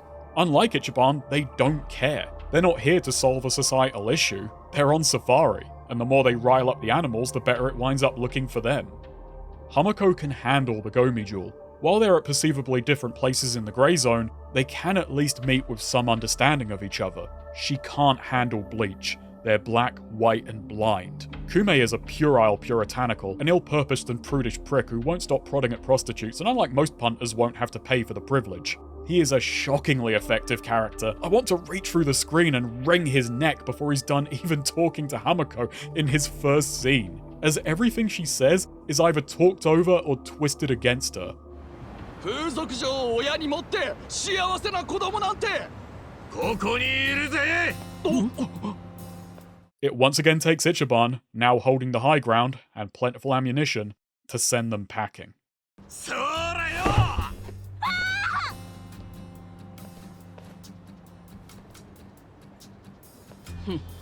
なかなかやるじゃないか、一番。 I love Ichiban. If you could show me a man looking more heroic holding a bucket full of cum, well, I don't want to see it, but I'd be impressed. After once again seeing Kume off later that day when he makes a more underhanded move on Hamako's establishment, she decides to offer her two new guards a more permanent position, a place to stay. getting them the address they need while making it harder for the building's leaseholder to evict her should Bleach kick up a fuss. And so the two dive into their new home. Perhaps too eagerly. Yeah. やっぱしけてんな。 Yeah. Riding a bit of a high, Nanba finally opens up a little about his past, revealing he lost his job as a nurse for smuggling drugs out of the hospital. Ichiban encourages him to start again, and Nanba brushes it off, asking what Ichiban's next move is. And having only discovered his old life seems to be just as over as if the bullet had claimed him, he has no idea. So Nanba encourages him to start again, and Ichiban brushes it off. まあ、お前なら何だってできるだろう。簡単に言うなよ。もう40超えてんだぜ。お前さっき俺には随分簡単に言ってくれたくせによ。だったな。悪い。So, this awkward-ass cutscene, it's one of the best in the game. But to properly explain why, I need to quickly rewind and work us back up to this conversation. Nanba's arc up to this point gives us so much momentum for the story to build off of. He starts off cold, trying and failing to keep Ichiban at a distance. One trait of Ichi's I adore, which we see starting with Arakawa, is he never unquestioningly accepts rationalizations for good deeds. He trusts the gesture to be genuine, no excuse excusing kindness. And we see it with Nanba. Even before he learns he's loaded, he never really stops helping Ichiban. All he does is stop making justifications for it. He also serves to highlight Ichiban's heroics. Nanba is less rough and ready, more reserved. He's street smart in his own way, but that's more for the sake of keeping his head down. But here, Ichiban gives him someone to look up to. He's genuinely inspiring to the guy, and Nanba himself becomes more courageous as he sees this poofy-head prat's heroics actually panning out. And so we get to hear these two new friends talking about dreams, not in a Yakuza 5 way, presented with unreserved melodramatic enthusiasm. These two need to awkwardly work up to such a vulnerable, potentially embarrassing topic. ガキの頃、俺は勇者になりたかったな。あ？勇者？どういうこと？ドラクエに出てくんだろ？あの勇者だよ。それゲームのキャラだろ。ありえねえよ。悪いかよ。いや、まあ。And Ichiban is embarrassed, trying to defend his kid self for having kid dreams. So it falls to Nanba, who has seen what Ichiban can do, realizing he's wrong to judge. なりゃいいじゃねえかよ、勇者。It's the chapter-long build-up to this point which makes it land so strongly. We get to see the impact Ichiban has on the people around him. His own unwavering belief that the best will come to pass rubs off on those around him as he fights to make it true. そりゃ職業じゃねえよ。でも、勇者ってのはスライム倒していつか成り上がってなるもんだろ。And my defenses are broken. This one works. It's a video game illusion and an emotional critical hit. For me, it works because it starts from a place of believable awkwardness when talking about such a big emotional topic like dreams, then works its way to a point where the video game metaphor clicks with total sincerity. The characters having to muddle through that awkwardness brings me along with them. I said these metaphors got better as they went. The last few only sort of matched the emotions of the scene, but they were necessary to get to this one landing perfectly. It was this moment I knew I was completely invested in Ichiban. A great many have also found inspiration in just what this scene shows. Two 40-year-old guys deciding they've still got time to start over. I feel I've come from a generation that has struggled with the concept of growing up, that the model of what growing up meant became an empty promise before a great many's eyes. What does growing up even mean anymore? Leveling up though, we've all got an idea what that means. As these two lads toast to a brighter future, we get a grim reminder of the world they're going up against. お前のようなクズを雇ったのが間違いだった。力。And outside, someone else makes their own little toast to finally tracking down their prey. Slipping unnoticed into Ichiban's abode. 誰だてめえ。なんだ、泥棒か。俺だよ、俺。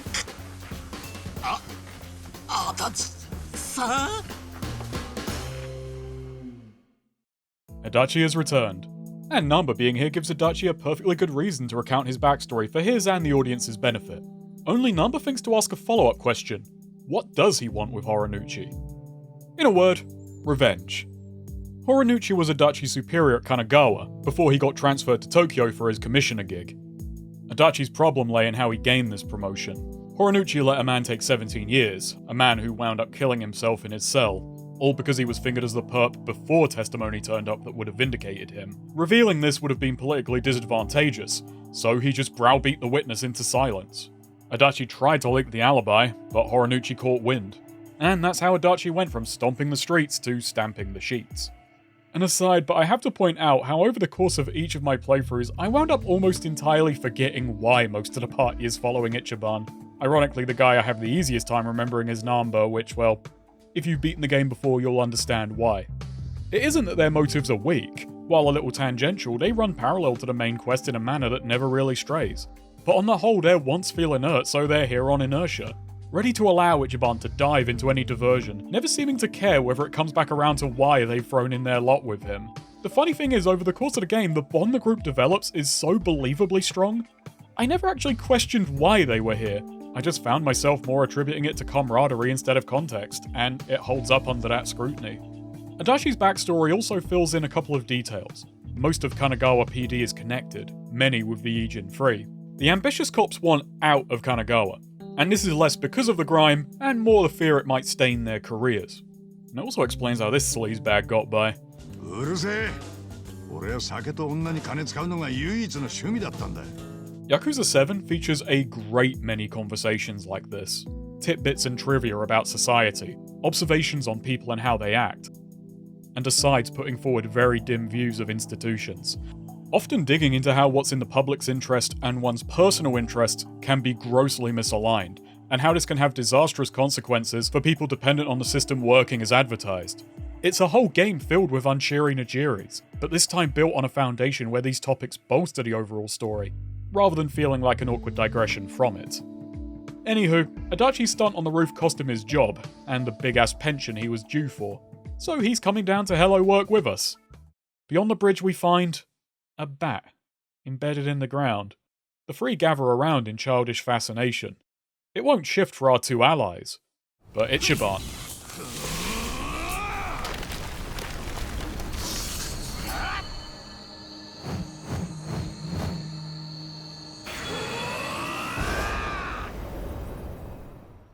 Well, it's less the sword in the stone and more the bat by the bog, but Ichiban's hero status is affirmed all the same.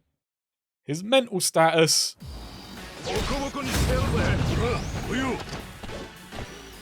It's a bit debuffed, but he's happy to roll with it. Alright, so at long last, it's finally time to get to Hello Work. That was not the combat bridge, I promise. We'll get stuck into combat soon. I'm not trying to become a parody of myself kicking the actual gameplay discussion back for so long. It's just shaping out that way. With place of residence secured, Hello Work can finally address our problem.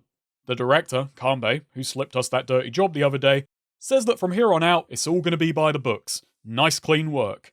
So naturally, a bathhouse. We're sent to Otohime land, headed by the... let's say uncompromising Nonomiya. Hi, Fronto. お湯の出が悪い？お客さん変わるたびに風呂のお湯入れ替えないで使ってよ。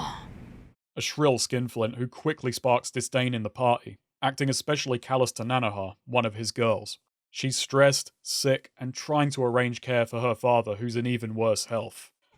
早く死んでくれれば楽なんだろうけど、まだまだ生きてそうなんでしょ? Between Nonomiya and this place being under Seiryu protection, Nanba and Adachi are ready to say no, but Ichiban says me, yeah. 働かせてくださいや、店長。 Later explaining to the crew that while Nonomiya is short with people, he's not sugarcoating the business. His knowledge of his girls' personal lives must be a sign he cares deeply for them. I can imagine why a boss knowing everything about his employees' lives, especially in this line of work, isn't an automatic green flag, and Nonomiya is not yet done digging his hole. The man's proud his girls are all people with their backs to the wall, because if they didn't absolutely need the job, well, they couldn't provide the emotional depth customers really crave.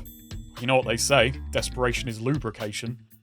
I think the only people who say that are on the register and can't go to Hello Work. We're given our first task. Nono produces a picture of Nano. his top 5 earner 5 years running, or some other verb anyway. She had to take up this line of work to make enough to provide for her ailing father. However, she's been absent more and more lately, so it falls to us to discover why. We find her meeting with a shady figure and slipping him a hefty chunk of change. The snippets of conversation we pick up reveal she isn't all paid up, and has 10 days before something or someone comes to pass. Stalking the suit, we wind up before Sunlight Castle, a high-end retirement community. It would look grand, were she not paying in cash and seemingly disallowed from visiting her father. So all we can do is report to Nonomiya, who's brought to tears by the news. なのねつ、親父さんのこととなると、ほんと無茶しやがる。 Oh, this must be that emotional depth he mentioned. Turns out, under a rough exterior, the man does care for his girls. He wants to call us off, but this still strikes the gang as shady. The cost of the place is extreme, the excellent course downright extortionate, and they figure they're holding Nanoha's father hostage until she's paid, going over the various ways the elderly can be exploited. Nonomiya then prostrates himself before the group and asks that we save her, and Ichiban is once again the man with a plan. 店長、この店、副業って OK? And Kanbei's on board, finding us some contractor gigs with which we can con our way in. Though he does struggle with Ichiban. Why, Yakuza in retirement homes, they mix like oil in the contents of a catheter bag. Once inside, the place does appear above board, but when Ichiban sneaks upstairs, he spies an eerie sight. それじゃ、おやすみなさい。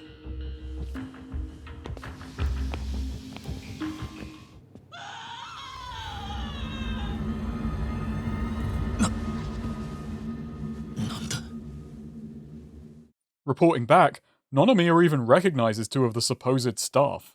They're actually Seiryu members who used to look after Otohime. So, we got Yakuza actually running the retirement home. Now that's taking the piss. The group then put together why the home would be killing their own clients. Keeping their death secret allows them to collect their pension. With every death, profits go up. It's then they realize they only have till tomorrow to save Nanoha's pa. 10日後に結婚します。 Something funny here was, doing side content or not, this felt like an absurd time leap. The team mentioned how in earlier titles, stories took place in shockingly short time frames, and so they wanted 7 to feel like it took place over a greater time span, which makes sense for developing relationships. But this is the one time felt like a factor, and more than anything else, it shocked me, like I'd slipped in and out of a narrative coma. I think you could fit the main events of Yakuza 0 in just this investigation, and you'd have time left over for a weekly big shop. Now before we continue on and retire the topic, let's quickly go back over Nonomiya. They make him vile in his introduction for 2 reasons.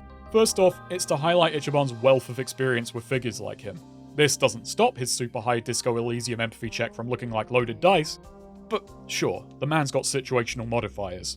It is also, yet again, for the sake of juxtaposition, which is turning out to be Wylad's favourite narrative tool. We have the seedy, probably seed-strewn soapland, with an even seedier manager who under his grimy exterior genuinely cares for the vulnerable people in his employ, versus the luxury retirement home, which appears squeaky clean on the surface, but that's only to hide a dark underbelly. It's pure blunt force contrast, exaggerated to the extreme in both directions. I do think they make Nonomiya far too unlikable for this to land properly for most people. This is a very hard thing to gauge. You go too soft in the comparison, as well as the reveal he really cares, feels limp-wristed. Go too hard, which I'd argue they did, and him turning out to be well-intentioned feels contrived. And there's no room left in most people to think what the game is saying with him. His first impression is for most something he can't claw his way back from, even when it's spilled out to be a false front. He may care for his girls, but what then did he gain by broadcasting himself as this unapologetically cruel? Was it to test the Ichiban? To throw them out if they found this fake version of him agreeable? To present a hard front to defend the girls he admits he's exploiting? Acting as a potential barrier if these guys were sleazebags? The thing is, we're not to know.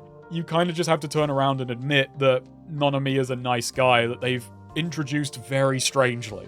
The connection between sex workers and the elderly is a strange one, and that's a strange sentence, but I want to draw it. At a certain stage in life, you'll have no choice but to be vulnerable. For some, it arrives early via circumstance, but on a long enough timeline, your well-being will end up in others' hands. When the time comes, you'd hope to wind up in the care of people who actually care, and first impressions may not always give you the whole picture. The game draws out sympathy by placing the 2 groups side by side, as people who've wound up in such circumstances. You don't get to choose to be old. By a similar token, we don't know why these women wound up at Otohime land, It's just never presented as something they altogether chose.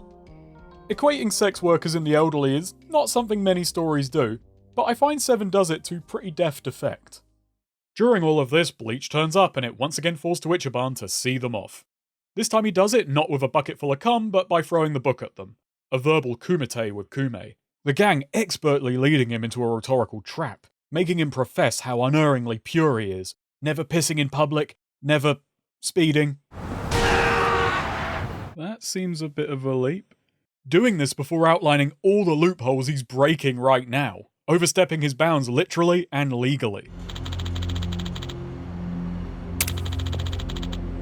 Nah.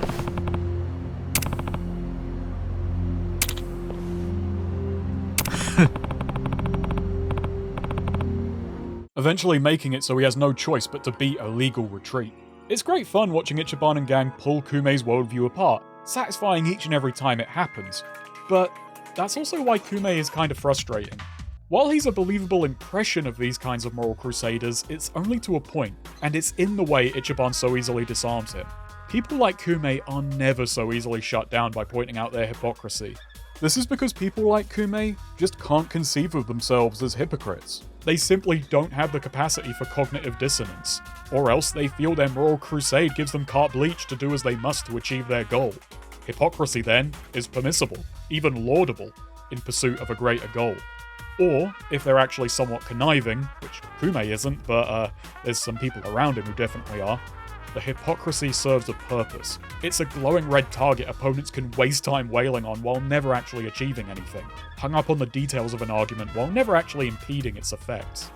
That aside, and this may sound strange, but this is to me one of the biggest power fantasy aspects of the game, seeing Ichiban repeatedly embarrass this annoying prick, one who has just enough self-awareness to get snagged on and beat down with, and that's before the beatdowns even begin.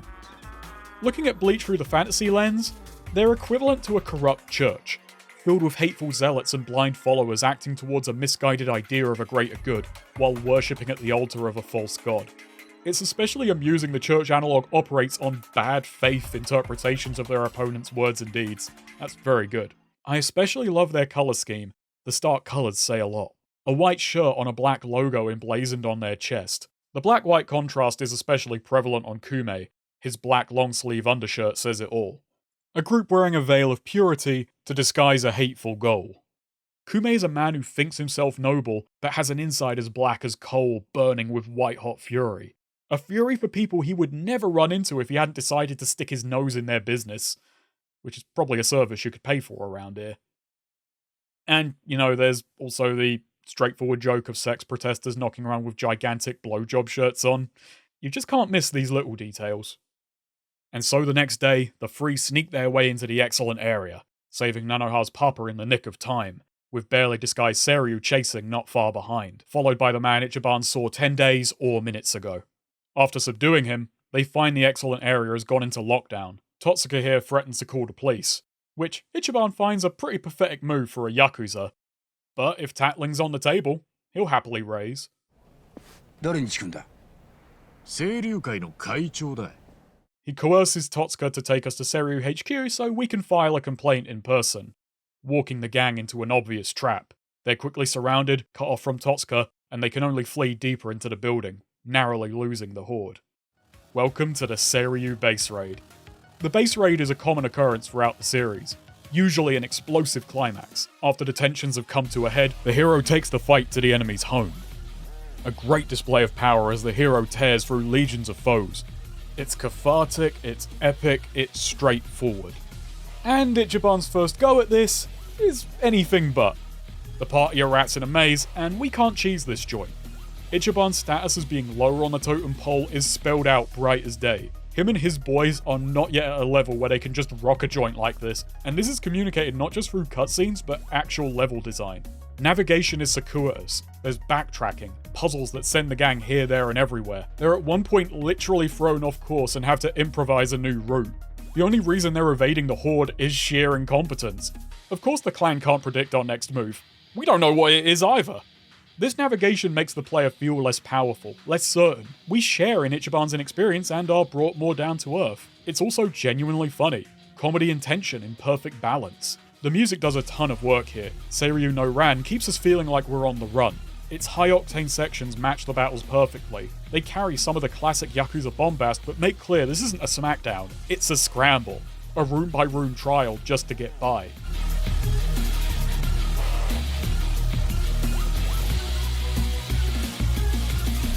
Most of the track, however, takes on a slower, more creeping form, evoking the feeling that we're not the danger.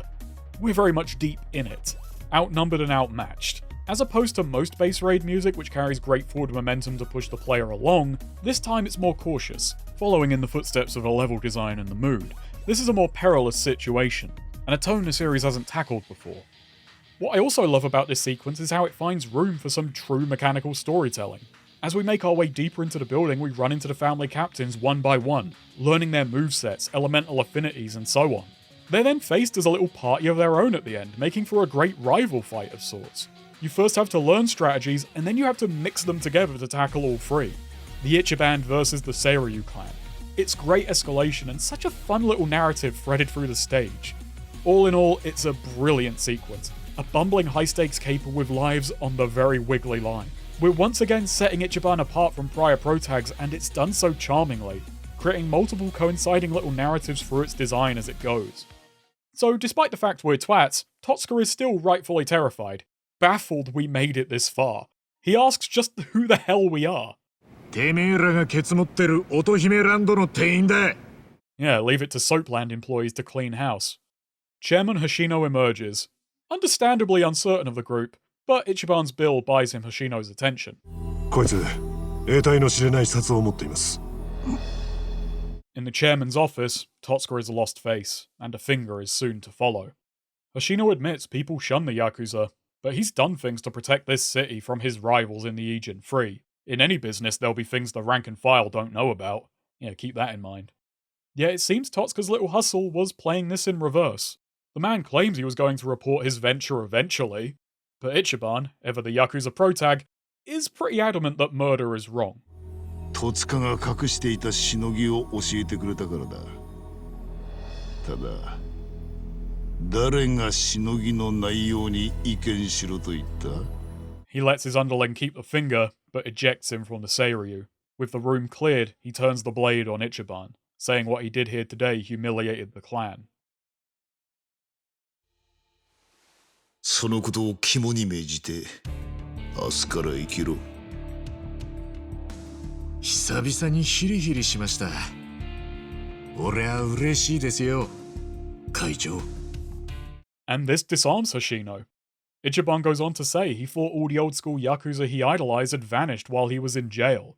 Hoshino just showed him they're still around. The old man turns on a dime, and as Ichiban talks about Arakawa, Hoshino obviously recognizes the name. In one conversation, Ichiban goes from interfering civvy to a righteous and loyal soldier in his eyes. 待て！一つ教えろ。お前の親父とは誰だ？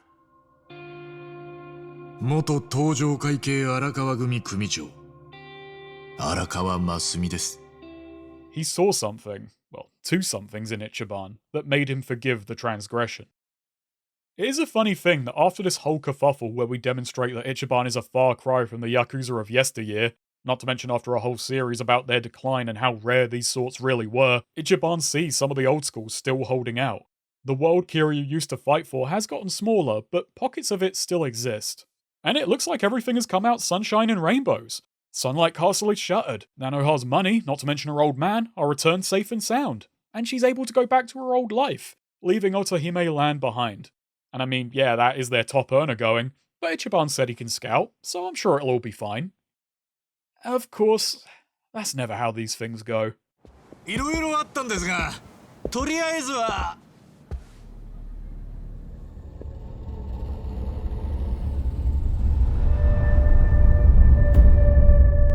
No happy endings here. Not unless he was pulling the most courageous Caradining in the world, and I've got my doubts.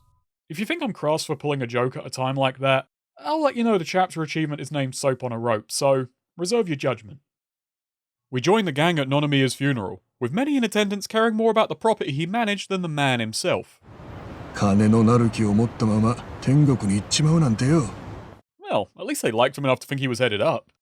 Nanba's offended on his behalf, but Adachi explains why they may be begrudging him. That being, it's more or less impossible to establish a soap plan nowadays, with new rules and regulations strangling them tighter than...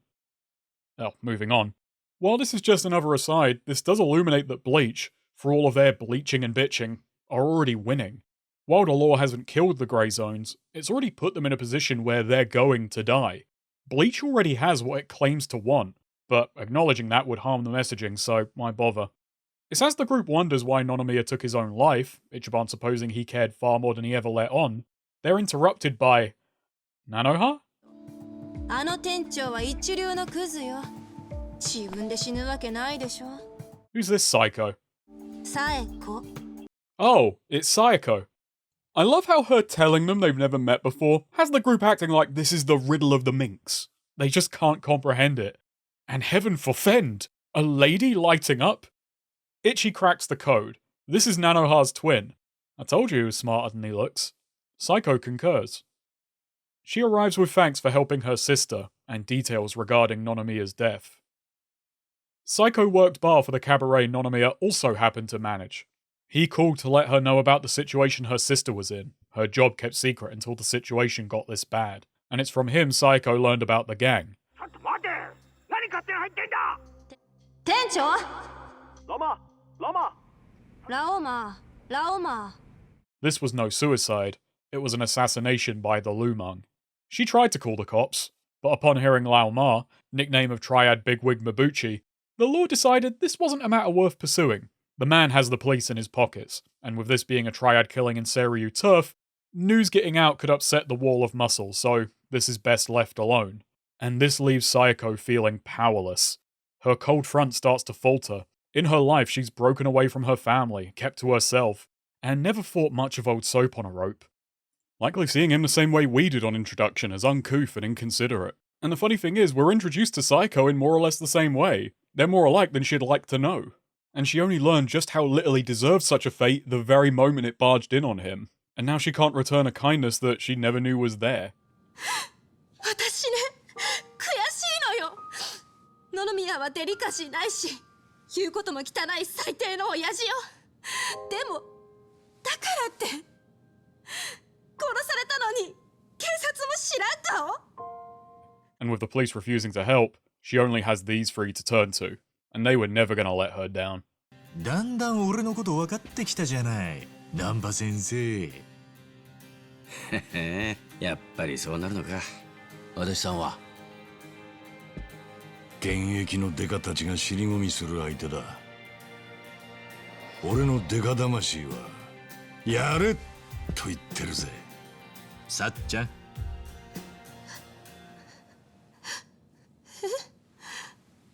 一緒にやろうぜ。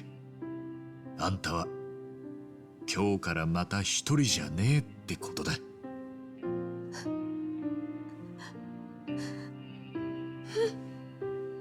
And with that, our core party is complete. And Saeko, we're not going to make a good first impression. So our task is tracking down Mabuchi, and our first stop is Restaurant Row. Ichiban immediately puts his foot in it. The Lumang are made up of people who were chased out of Chinatown proper a long time ago by the Snake Flower Triad. Yeah, remember those guys? A wound that has both festered within and focused the gang ever since. If we're to find Mabuchi, we're going to have to play it subtle. This is a fraught situation and we're asking sensitive questions. So naturally it's here Ichiban reveals he has 2 left feet, spectacularly striking out 3 times as he tries to prise any info he can from the locals in what are absurd comedy skits, before saying this must be proof of their loyalty to the Lumang in a way that feels daft given how amazingly he just cocked up. It's an odd bit of whiplash because Ichiban, while a comedic character, is rarely if ever this inconveniently stupid. So, we got nothing. What the group needs is a less than loyal Lumang man. And who passes by but the hobo harasser himself, Tae, strutting into nearby Lin Lin Cabaret. But we're stopped at the door. This is a members-only joint. It's only thanks to Saeko's quick thinking, getting hired as a hostess, that we can make our way in. さっちゃん、大丈夫か？あのハゲ、私の脇の下舐めようとすんのよ。そりゃあ変態だわ。やるならキスとかおっぱい揉むとか普通のセクハラにしろってのよ。 Allowing us to have a little tete-a-tete with Tay. One beatdown later, and despite the blue balls, Tay isn't quite ready to spill. It takes Ichiban getting Tay to trust in his good nature to have Tay say what little he knows of Mabuchi, who, despite being in the same gang, may as well be on another planet from the uneducated lower ranks of the Lumang, mainly made up of kids who had no other choice, much like the Yakuza Ichiban notes. Mabuchi is comparatively clever, sharp, and motivated, running several of his own businesses about town, key amongst them the Yokohama Trading Company. This is as much as they can get from the guy, so the gang retires for the night. The boys are ready to see Saeko off and go drinking. She says it's obvious how strong their bond is and she's happy to see it, before breaking away. But Ichiban sees her shrinking into the night and decides to instead invite her along. あれ忘れ物なんか私預かったっけ。そうじゃなくて、うちはすげえ狭いし汚いんだけどさ。え？そんな部屋でもよけりゃ来ねえか。いいの？おお、その代わり後からやっぱ汚いから嫌だとか言うなよ。あんた優しいんだね。ん？なんでもない。ありがとう。 In a Dengeki interview, Yokoyama notes watching this scene always made him cry. I thought I just wasn't equipped to see what he does in it. I mean, it's a sweet moment, well acted, well scored. It's an emotional moment the series has never tackled before, and it hits perfectly well. But what makes it tearjerker material? I had intended to get here and say that while I like Saeko, I did have a minor niggle in that she disturbs the core theme of the party. They're all people who've hit rock bottom and had to restart their lives from scratch. Meanwhile, she's merely put hers on hold. It's not a major problem, but it upsets the rhythm and feels far less dramatic. But, having made it back here, I realise she too is working her way up from rock bottom just as much as anyone else. She's probably been there longer than anyone else. It's in a more subtle way, but it's definitely there. Saeko only thought she was living a life that was free. Nonomiya's death forced her to realise she was just living a life free from connection. She was coasting, doing nothing and feeling even less. She spent years of her life on autopilot, and then she meets these guys. Only she can see how strong their bond is because she's seeing it from the outside. And in this moment, Ichiban invites her in. This isn't merely a boys' club and she won't be treated differently or distantly. And it's with them she can really start living again. It's really strong stuff. It's not a tearjerker to me, we're all on different emotional wavelengths after all. There are 3 scenes in this game which get me to tear up, but I think I can now understand why this one works for Yokoyama. This chapter completes the core party. We haven't gotten all of our members yet, but Saeko solidifies the dynamics. Ichiban's passion drives the group onwards, his trustworthiness opening others up to them. Nanba's the voice of reason, the party tent peg who keeps us grounded and reminds us of the stakes. Adachi knows the lay of the land and can point us in the right direction. He's the second guy to agree with a plan because it sounds dangerous. Saeko is the people person. She knows how to work others using a mix of bluster and social grace. Not to mention each member of the group has their own area of expertise, which feels natural and allows the story to progress at a good clip without getting bogged down. Ichiban understands the underworld. Nanba complements that knowledge with what he knows of Yokohama's unique situation, not to mention the hobo code of conduct. Adachi's past in the law lets us see the other side of the coin, and his detective skills often keep things moving. Lastly, Saeko knows the ins and outs of the nightlife industry on a very different level from Ichiban. Even outside of combat, everyone fulfills a role, no party member feels redundant, and they come together excellently.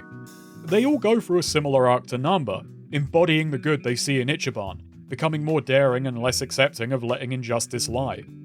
The writing has the full power of RGG behind it. All of the studio's top guys, Yokoyama, Nagoshi, Judgment lead writer Furuta, and Ryosuke Hori, who has worked his way up from side content to being director of this title, contributed to the main script. This party took everyone playing their part to make them work. With Nagoshi saying how much he loved writing Saeko in particular. This 4-man writing band makes it all the more impressive that most of the time, it leaves the characters feeling rounded instead of irreconcilable. The team were all pushing and pulling, making sure scenes worked, and they all seemed to understand the core of each character, but also saw different qualities in them, contributing to how fully realised each feels. Saeko immediately brings out 2 of these. We see Adachi fall back into his role as a detective, breaking the news of the deceased with practiced, professional empathy. And Nanba... 改めて見るとやっぱセクシーじゃん。バカ。 has that horn dog in him. Which brings me to how much I appreciate how distinctly each party member plays off of one another, and I especially love Saeko and Nanba's back and forth. After his terrible first impression, she teases him relentlessly, and this isn't one way. They bicker back and forth, both pointing out how weird the other is, thinking themselves the normal one when really, they're both freaks on different frequencies. This isn't the sum total of their relationship, however. It's the seed which sprouts into a much richer friendship. I adore the party in 7, and in between the investigation, much of this chapter is spent lingering, letting the party chat, establishing everyone's roles, relations, and repartee. While it doesn't end here, this is the last chance for the game to really solidify the group's dynamic before we progress from these seemingly disconnected heroics into the larger plot. And it does this brilliantly.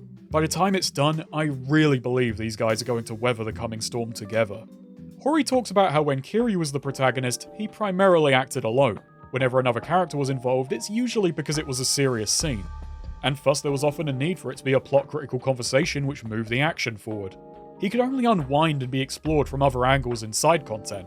Now I found this to be part of the charm, that hardline separation between grim story and optimistic world which were balancing each other out. But this group dynamic just gives the writing a very different vibe. It allows downtime to possess far greater narrative utility. The small talk, it turns out, is a big deal. It also creates more of a tonal oneness between story and side content, massaging far more optimism into its melancholy main scenario. The division is still present, but the gap is much thinner because the same trick isn't going to work with Ichiban. The man already feels like a sub-story character who has somehow stumbled into the lead role. He is kinda like Ryosuke Hori, making his mark with side content and from there earning the director's chair. Hori notes how useful Ichiban as a character is. He's an emotional crowbar. His easygoing charm and carefree honesty makes it easy for other characters to lower their guard around him. It's a big aspect of why the group coming to be so close so quickly doesn't feel rushed. The man is denser than Kiryu in a way, with a gravitational pull the people around him can't help but fall into. So before we end the Dragonfish quests, how about we go get that drink? Adachi introduces us to his favourite watering hole, Survive. Bizarrely unpopular given it's one of the coziest virtual bars I've ever seen. Perhaps that could be blamed on its perturbing proprietor. Kashawagi? The fuck? What does it take to take you out?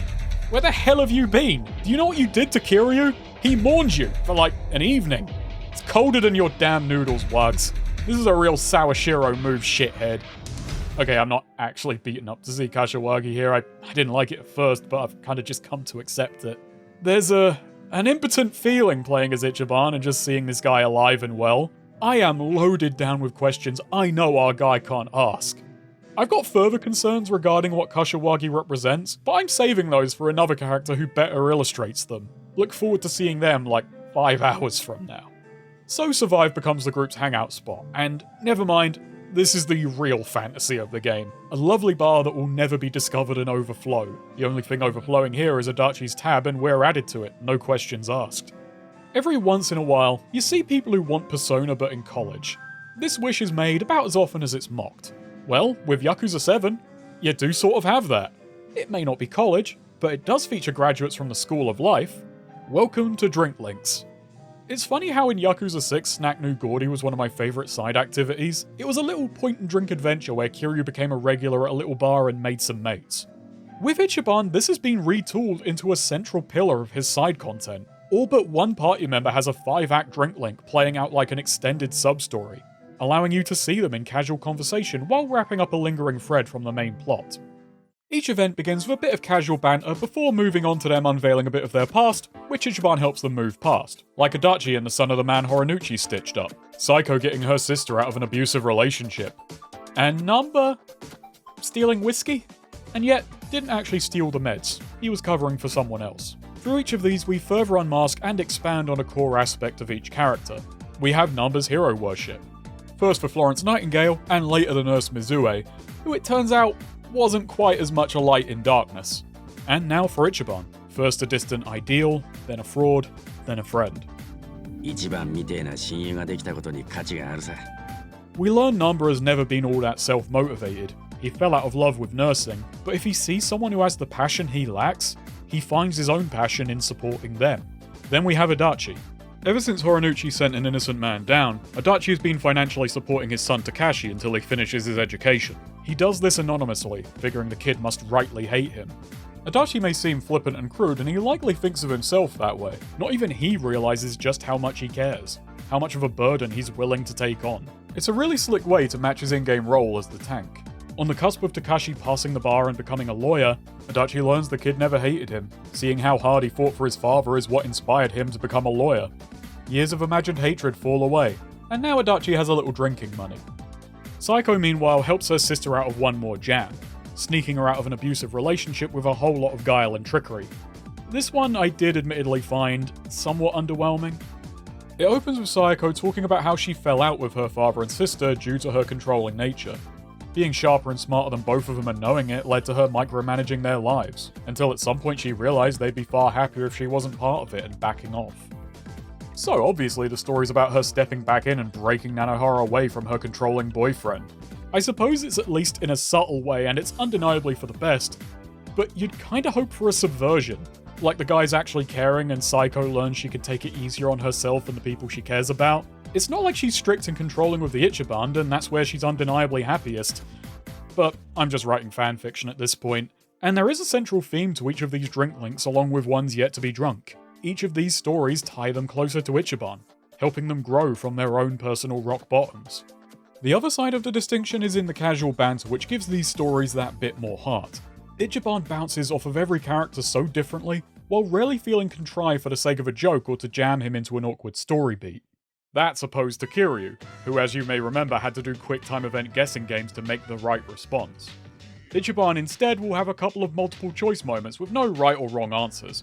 Each of these feel like something Ichiban could reasonably say. Even the options which at first seem bizarre for him pivot into something which sounds right coming out of his mouth. These not only give the events replayability, but also contribute to the new, also Persona-esque, personality system. A secondary form of leveling acting as a gate for further side content, as well as offering some status resistances. Between each drink link, you have to fill a bond meter. This is mostly done through fights. The part you slays together stays together after all, but there are many ways to build your bonds. For now, we'll focus on two. Hostesses have been inverted. You're now spending money not to get with the girls, but to bond with the boys. I like that it's here, but I can't deny this feels like a safety net. It helps players who pick the game clean without cashing in their drink links when there were buku bond points going, meaning they don't have to go grind out battles for minutes at a time. Issue is, this doesn't work for the girls, or players who've yet to strike it rich. Lucky for them, a cheaper, slower form of entertainment exists. The Seagull Cinema. At this outrageously comfy palace of classic pictures, you have to pass Fahrenheit-style QTEs to stay alive. I mean awake. And this isn't half as amusing as that game, though admittedly doesn't leave me feeling half as cold. I really like to imagine this mode has offended one film buff. I can relate to it, honestly. As a kid growing up in England, my dad told me how great the movie The Italian Job was, and eventually we sat down to watch it. I am certain the only reason "you're only supposed to blow the bloody doors off" is such a classic of British film is because it's an oasis in a cinematic desert. I've struggled with naps my whole life, but the one successful heist in that movie was my consciousness. Okay, now I'm certain I've offended one film buff. So I was once again right there with Ichiban, but this time we were both squaring off against sleep. Only this time I had a lifetime more experience under my belt. And I needed it because while this is a cute one-off gag, it's one that asks you hear it 10 times. Do a minute or two of QTEs for a little movie riff, then do it a second time, but a bit harder. Oh hey, it's Iryu Jin. If you invite a friend along, you develop your bond with them, with a bonus if they like the film. Which is about my favourite aspect of Seagull Cinema. Giving the characters such granular movie preferences which come with extra dialogue is wonderful attention to detail. I more enjoyed making the guesses than I did watching the resulting flick. It's just that each guess takes minutes of time. Overall, the drink links are lovely, and the way bond levels work lends a great rhythm to gameplay, where after some battles, story events and minigames, I stop and think, you know what, time to swing around Survive, take a break, get the next round of drink links. I struggle with doing content piecemeal. A habit my jobby, of talking about games has only made worse, further compounded by my want for nice and orderly footage. So I appreciate bonds enforcing pace, giving me something to look forward to. A reason to stop and smell the roses I'm growing outside Survive, drenched in staminan, just like me. It adds a secondary avenue of character growth and pacing alongside the main story. while doing a decent job fleshing out that cast without having to bog down or add extra digressions to the core scenario. The friendships never feel forced or rushed in this game, and drink links and bonds ensure a mechanical element to that growth. There is another bond building activity though, and it's one that solidified many of our own bonds with the series as a whole. Survive is where the crew do their karaoke. I genuinely forgot to mention the total UI overhaul last time, so I'll sing its praises here with an encore to boot. This new format is much easier on the eyes, as I no longer have to scan up and down the screen and quickly adjust to different line speeds. Adding heat as a combo mechanic is also really cute. It's a great way to convey the character getting really into a song, and it adds sting to missing a note. And Yakuza adds further refinement by relocating us to this fine establishment. For much of the series, Zero aside, karaoke has been a lonely activity. Yourself and maybe one friend, and then worsened by Six's move to these spacious lounges which emphasised how empty they were. The songs were always humorously over-the-top laments, sung to a world that's not listening. Moving it to a bar, with friends cheering you on, immediately swings the dial from bittersweet symphonies to something with a lot more verve, representing Kasuga's more optimistic, friend-focused approach. These feelings, these burdens, these laughs, they're all shared. I especially love Ichiban's energetic interjections. He is so excited to be here. In a manner of speaking, there are only 3 new songs, and I'll cover 2 now. Ichiban's The Future I Dreamed Of, and Saeko's Spring Breeze. The Future I Dreamed Of is Ichiban's Baka Mitai. Where that song is filled with regret for past mistakes which can never be undone, The Future I Dreamed Of is... well, it doesn't take many guesses to figure out it's the opposite. A hard life leading to him hitting rock bottom harder, but he's gonna rise up, again and again, and he's gonna drag as many people up with him as possible.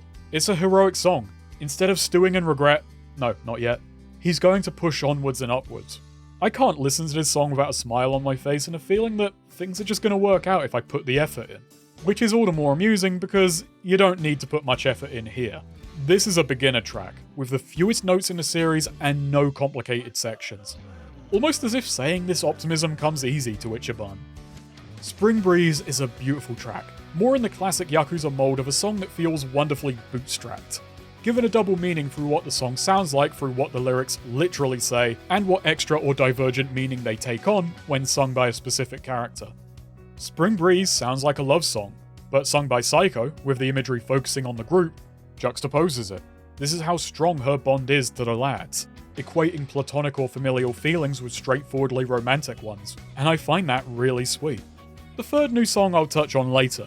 The returning tracks, Baka Mitai, Machine Gun Kiss, and Like a Butterfly, are instead spread out amongst the group, each a perfect fit for their character, even the one who hasn't actually clocked in yet. I unfairly brushed aside Like a Butterfly last time, because with Eri and Ichiban, it clicked for me. Perhaps also because it's a song about wanting to rise above one's circumstances after past failures and entanglements. So, in a manner of speaking, there are only 3 new songs. In another manner of speaking, this game has 6 new songs.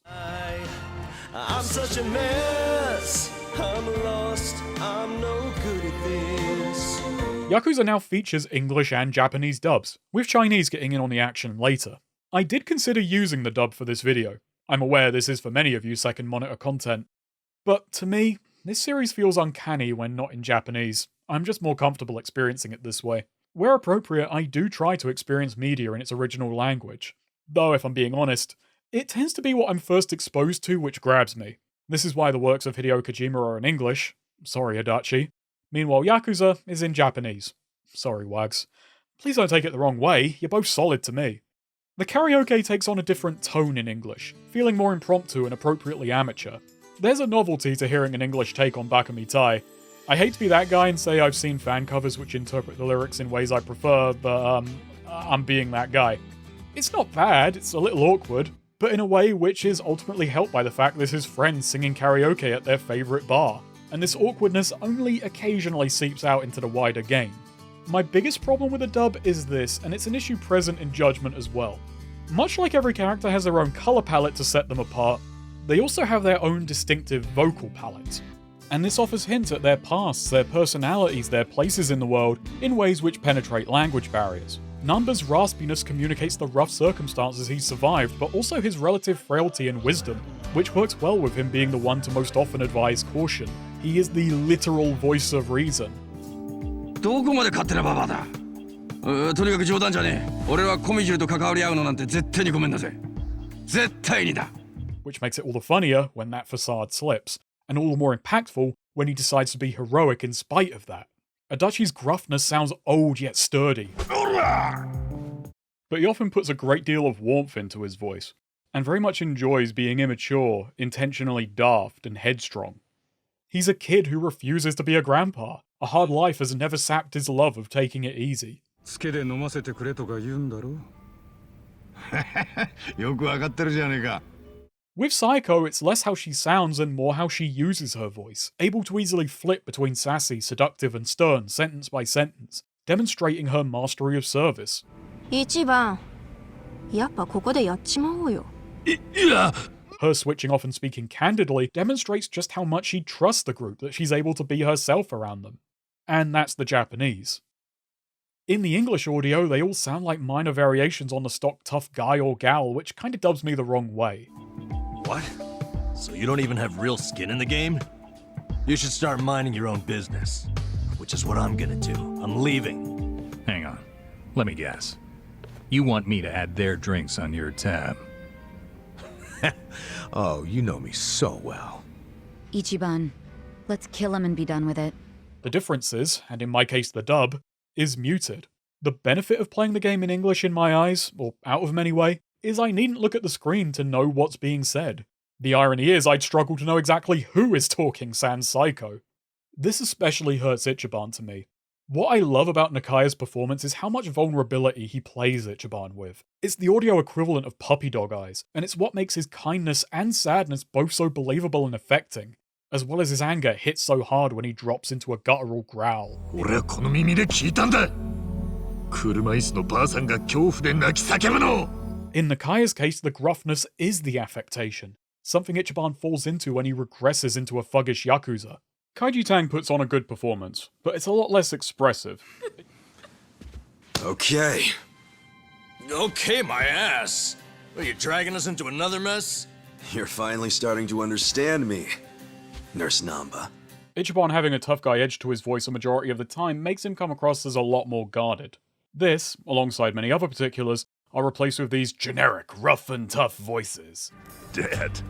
Sounding awfully Yakuza there. It's an emery paper grit which has only managed to sand down each character's individuality. I can't even say it's less exaggerated, it's just exaggerative in the blandest way. Even the infamous PS2 dub is stronger in this regard.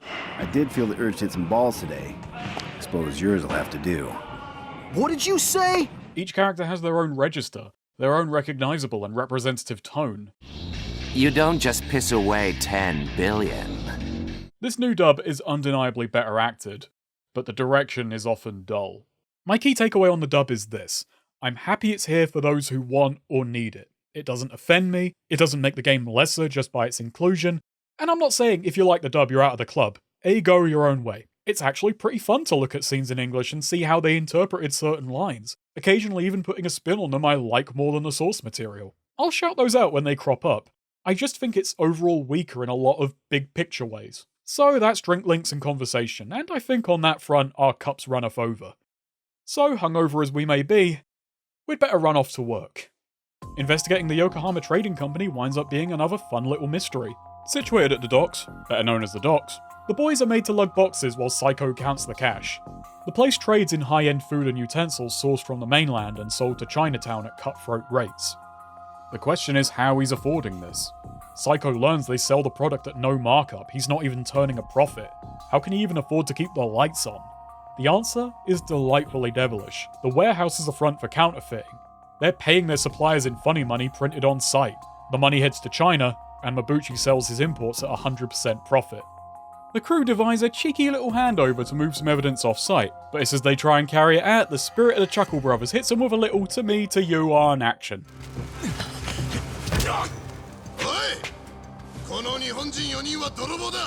The workers descend upon them, and their escape goes up in smoke.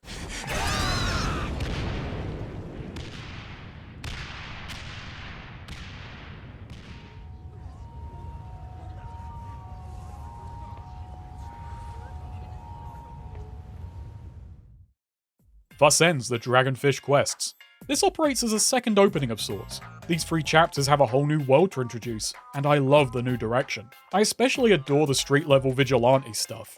Each of the 3 capers is so much fun. There's a great sense of freedom with the writing flexing its muscles. Part of me would have loved it to last longer, to extend this anthology of Ichiban and crew righting wrongs against dastardly small-scale villains. When I was a kid, my favourite part of hero movies was always the crime-fighting spree before the actual second act kicks off and we have to, move into a real plot. But it had to close out sometime, and it is very well paced. Expanding our knowledge of Yokohama, giving us an incomplete picture of the Ijincho for later revelations to fill in, adding a new party member and fleshing them out, all while setting the foundation for themes to build on and asking core questions for the story to answer. But the next chapter's the one that's going to bring us to the biggest question of Yakuza Like a Dragon. Or at least, its most questionable aspect.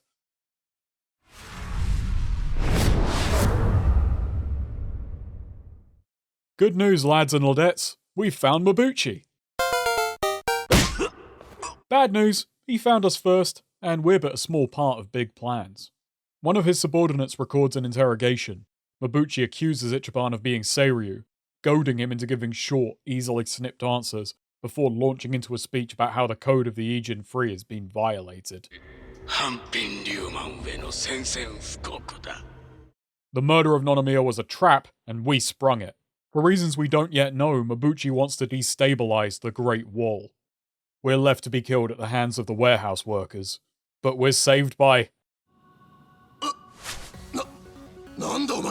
Han? Han fucking Joon-Gi?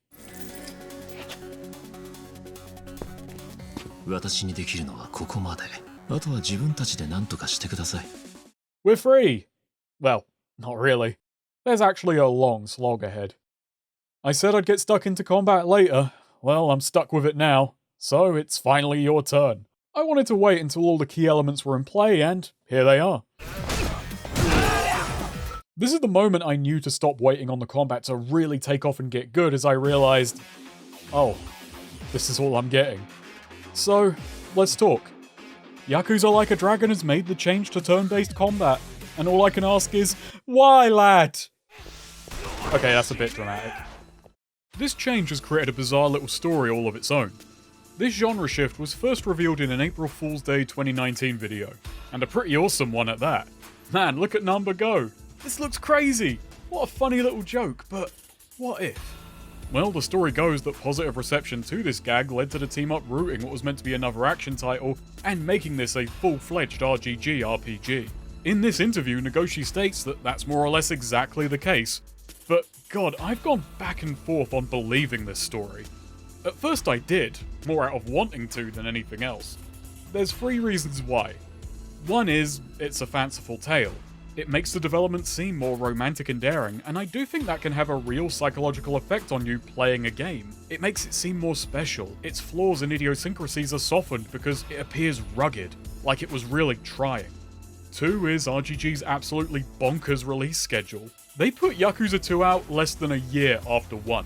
Who's to say they couldn't rejigger an entire game, build systems, and build a story around those systems 6 months out from release? 3 is the combat itself. Yeah, the gameplay makes this pretty believable. But there's a fly in this ointment, and it's a real pain because I've only just found this clip of Nagoshi saying the story that I'd come to think was apocryphal may well not have been.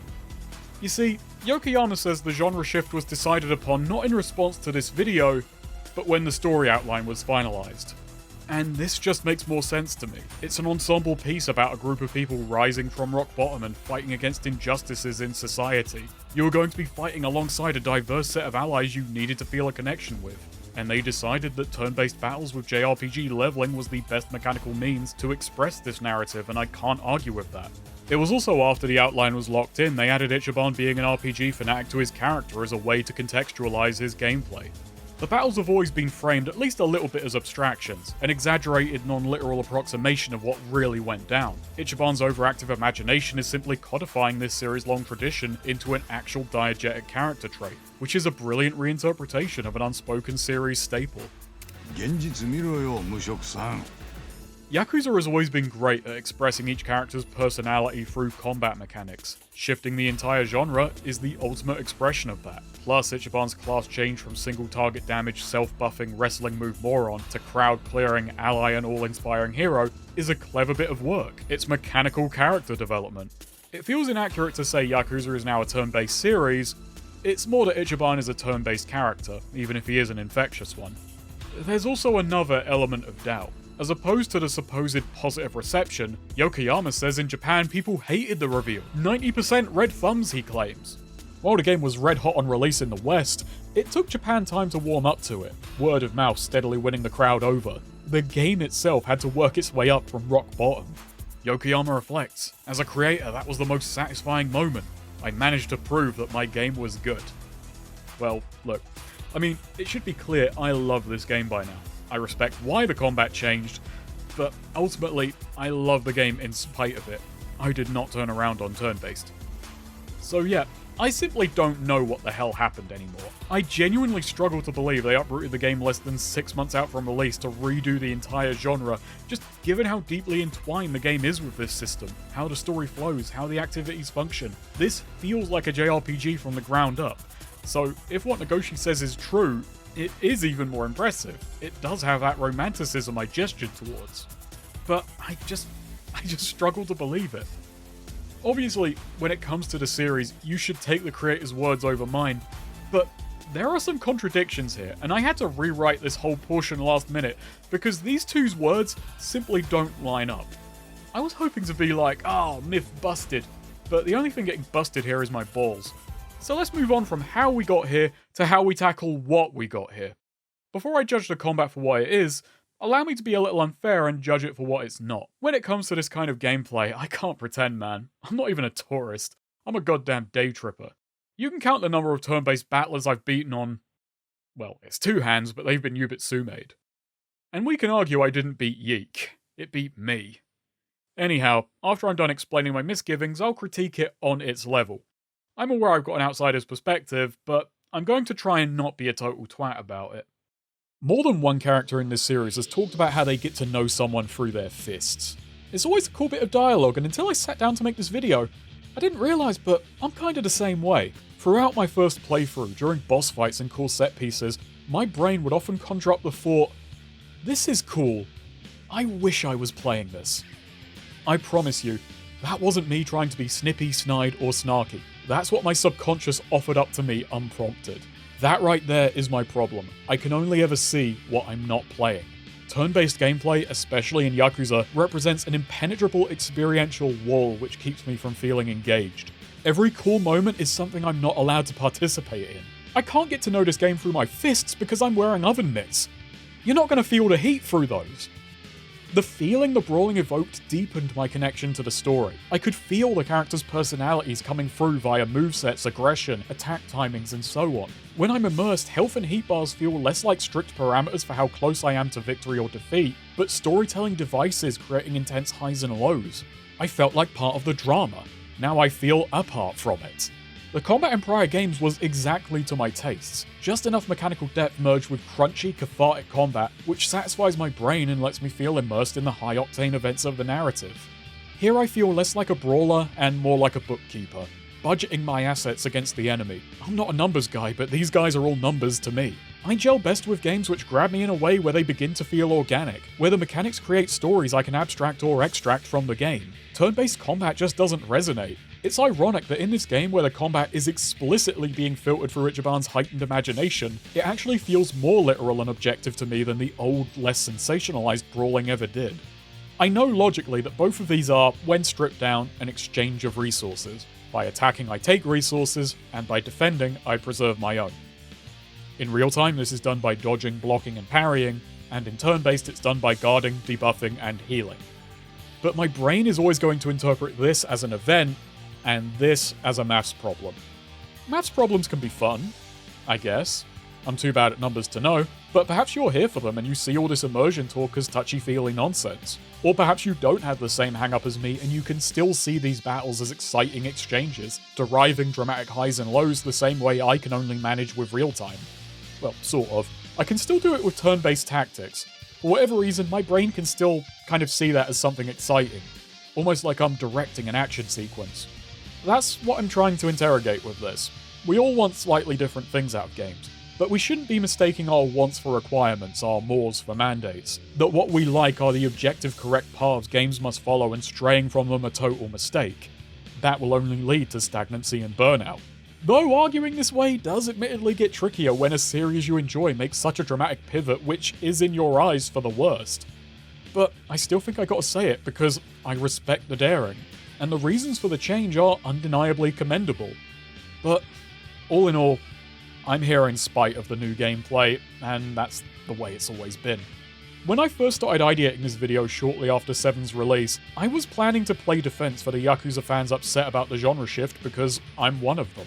Yakuza is such a unique mix you still can't really go anywhere else for. An RPG in a contemporary setting with small but dense maps, threaded together for enjoyable, unique, and expressive 3D brawling. The anger these fans expressed could at times be childish, but it's understandable where it's coming from. Well, it's 2025 now, and we know that real-time hasn't been abandoned. Sure, it only exists in the domain of spin-offs, and I still prefer the old feel that Dragon Engine still hasn't been able to replicate, but it's still here. I suppose I should talk about Like a Brawler. It's a mod by JH Rhino. Drino? Which cycles the game back into a brawler. Congratulations, Jay, you've given Ichiban aphantasia. I'd weigh up the combat, but I'd be comparing invisible apples and oranges. The mod's a ton of fun, and a really impressive piece of work. I bring it up for those who can't even stomach turn-based and don't mind fracturing the wholeness of the experience. As the mod's splash screen states, real heroes play turn-based. I hate knowing that even mentioning this mod is going to summon people who think an opinion like this is a battleground, and this mod therefore has to act as ammunition. I don't get the impression even for a moment it was made out of some spiteful attempt to fix the game. It's a cool experiment, not the opening volley of a pointless argument that will never end. To people who enjoy turn-based combat, I hope it's clear by now, I'm not trying to call it lesser, outdated, redundant, nothing like that. The issue is with me, not the system. It doesn't help, however, that the system present has issues all its own.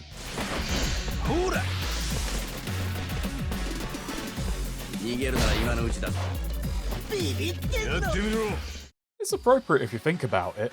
Ichiban dumped in Yokohama, me tossed into turn-based. We're both dragon fishes out of water and it's sink or swim. I understand the basics of the genre. Set up your party to cover as many bases as possible, exploit enemy weaknesses while minimizing your own, focus down priority targets, and know roughly how far your resources are going to take you. I'm capable of that much. The problem with Yakuza 7 is basically that it's basic. Those basics aren't terribly thrilling, and it bungles it whenever it tries to go beyond those basics and carve out an identity. Now, gameplay doesn't have to be super complex to be good, but it has to stand on something, whether that's something it does which is unique or something it does uniquely well. And I don't think this achieves either. Despite coming from a brawler series with a lot of unique staples which could be reimagined into turn-based mechanics, Wylat doesn't really leverage anything beyond the superficial to create some novel RPG street brawler hybrid. For instance, you'd think the mana bar would be heat. It's not, it's just a mana bar. The high-end essence attacks don't act like heat moves requiring you to set up specific conditions to trigger, they just drain the bar. What makes this different from most RPGs? Well, we drink energy drinks instead of potions. Its aesthetic flourishes, not much more. In an interview, the team said of Yakuza's combat that it's never been about depth but satisfaction. The series has never been urban rain, but it's always let me bring the urban pain. And they've tried to maintain this philosophy through the genre shift. These titles have always been made with middle-aged Japanese men in mind, not just as the core cast, but the core audience. It's meant to be for newer lapsed gamers trying or retrying the medium to be able to pick up and play, and I respect that, and that's why the difficulty has always been tuned low. In real time, this approach works wonderfully. The kinesthetics and animations are deeply satisfying, but part of what maintains that satisfaction through repetition is the mechanical skill, however rudimentary, which is employed. Especially in things like triggering heat attacks. Over time, setting up the conditions for each one gets smoother as skill develops, which keeps the animation acting as a reward. This doesn't work in turn-based. Every time I see a specific enemy or animation, it can only get less exciting. I didn't earn this attack, I chose it from a menu. It's as complex as changing channels. It can't achieve the same satisfaction because the mechanisms which deliver this feeling are simply too different. It would be a lie to say it has none of the staples. There is still some LADNA in here, mostly in the form of time-sensitive mechanics, mashing or timing inputs for bonus damage, or hitting block with familiar parry-like timing for minor damage negation. These feel good, especially the block. But these feel more like things to do, rather than instrumental skills to success or failure. One feature which actually does land for me are downed attacks. When a foe's knocked prone, you can quickly trade a turn for guaranteed critical damage. What's great about this is it does take some actual quick thinking. You have to mentally do the maths to work out if a character can close the gap, or if a turn is better spent healing or buffing instead, all while trying to ignore the simple temptation of punting a prone punter. The funny thing is, I think I've gotten off longer combos on downed opponents here than was ever allowed in real time.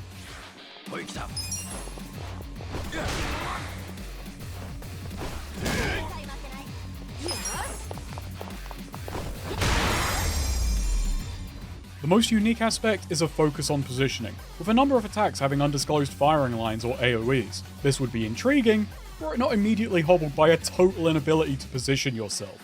Thanks to this, many moves are rendered deeply unreliable, as you have no direct means to manipulate the battlefield. You have to spot opportunities, and quickly make them before the squirrely AI takes them away. Oh, and enemies don't stop moving just because you've started an attack. It's like trying to lead your shot in a tornado.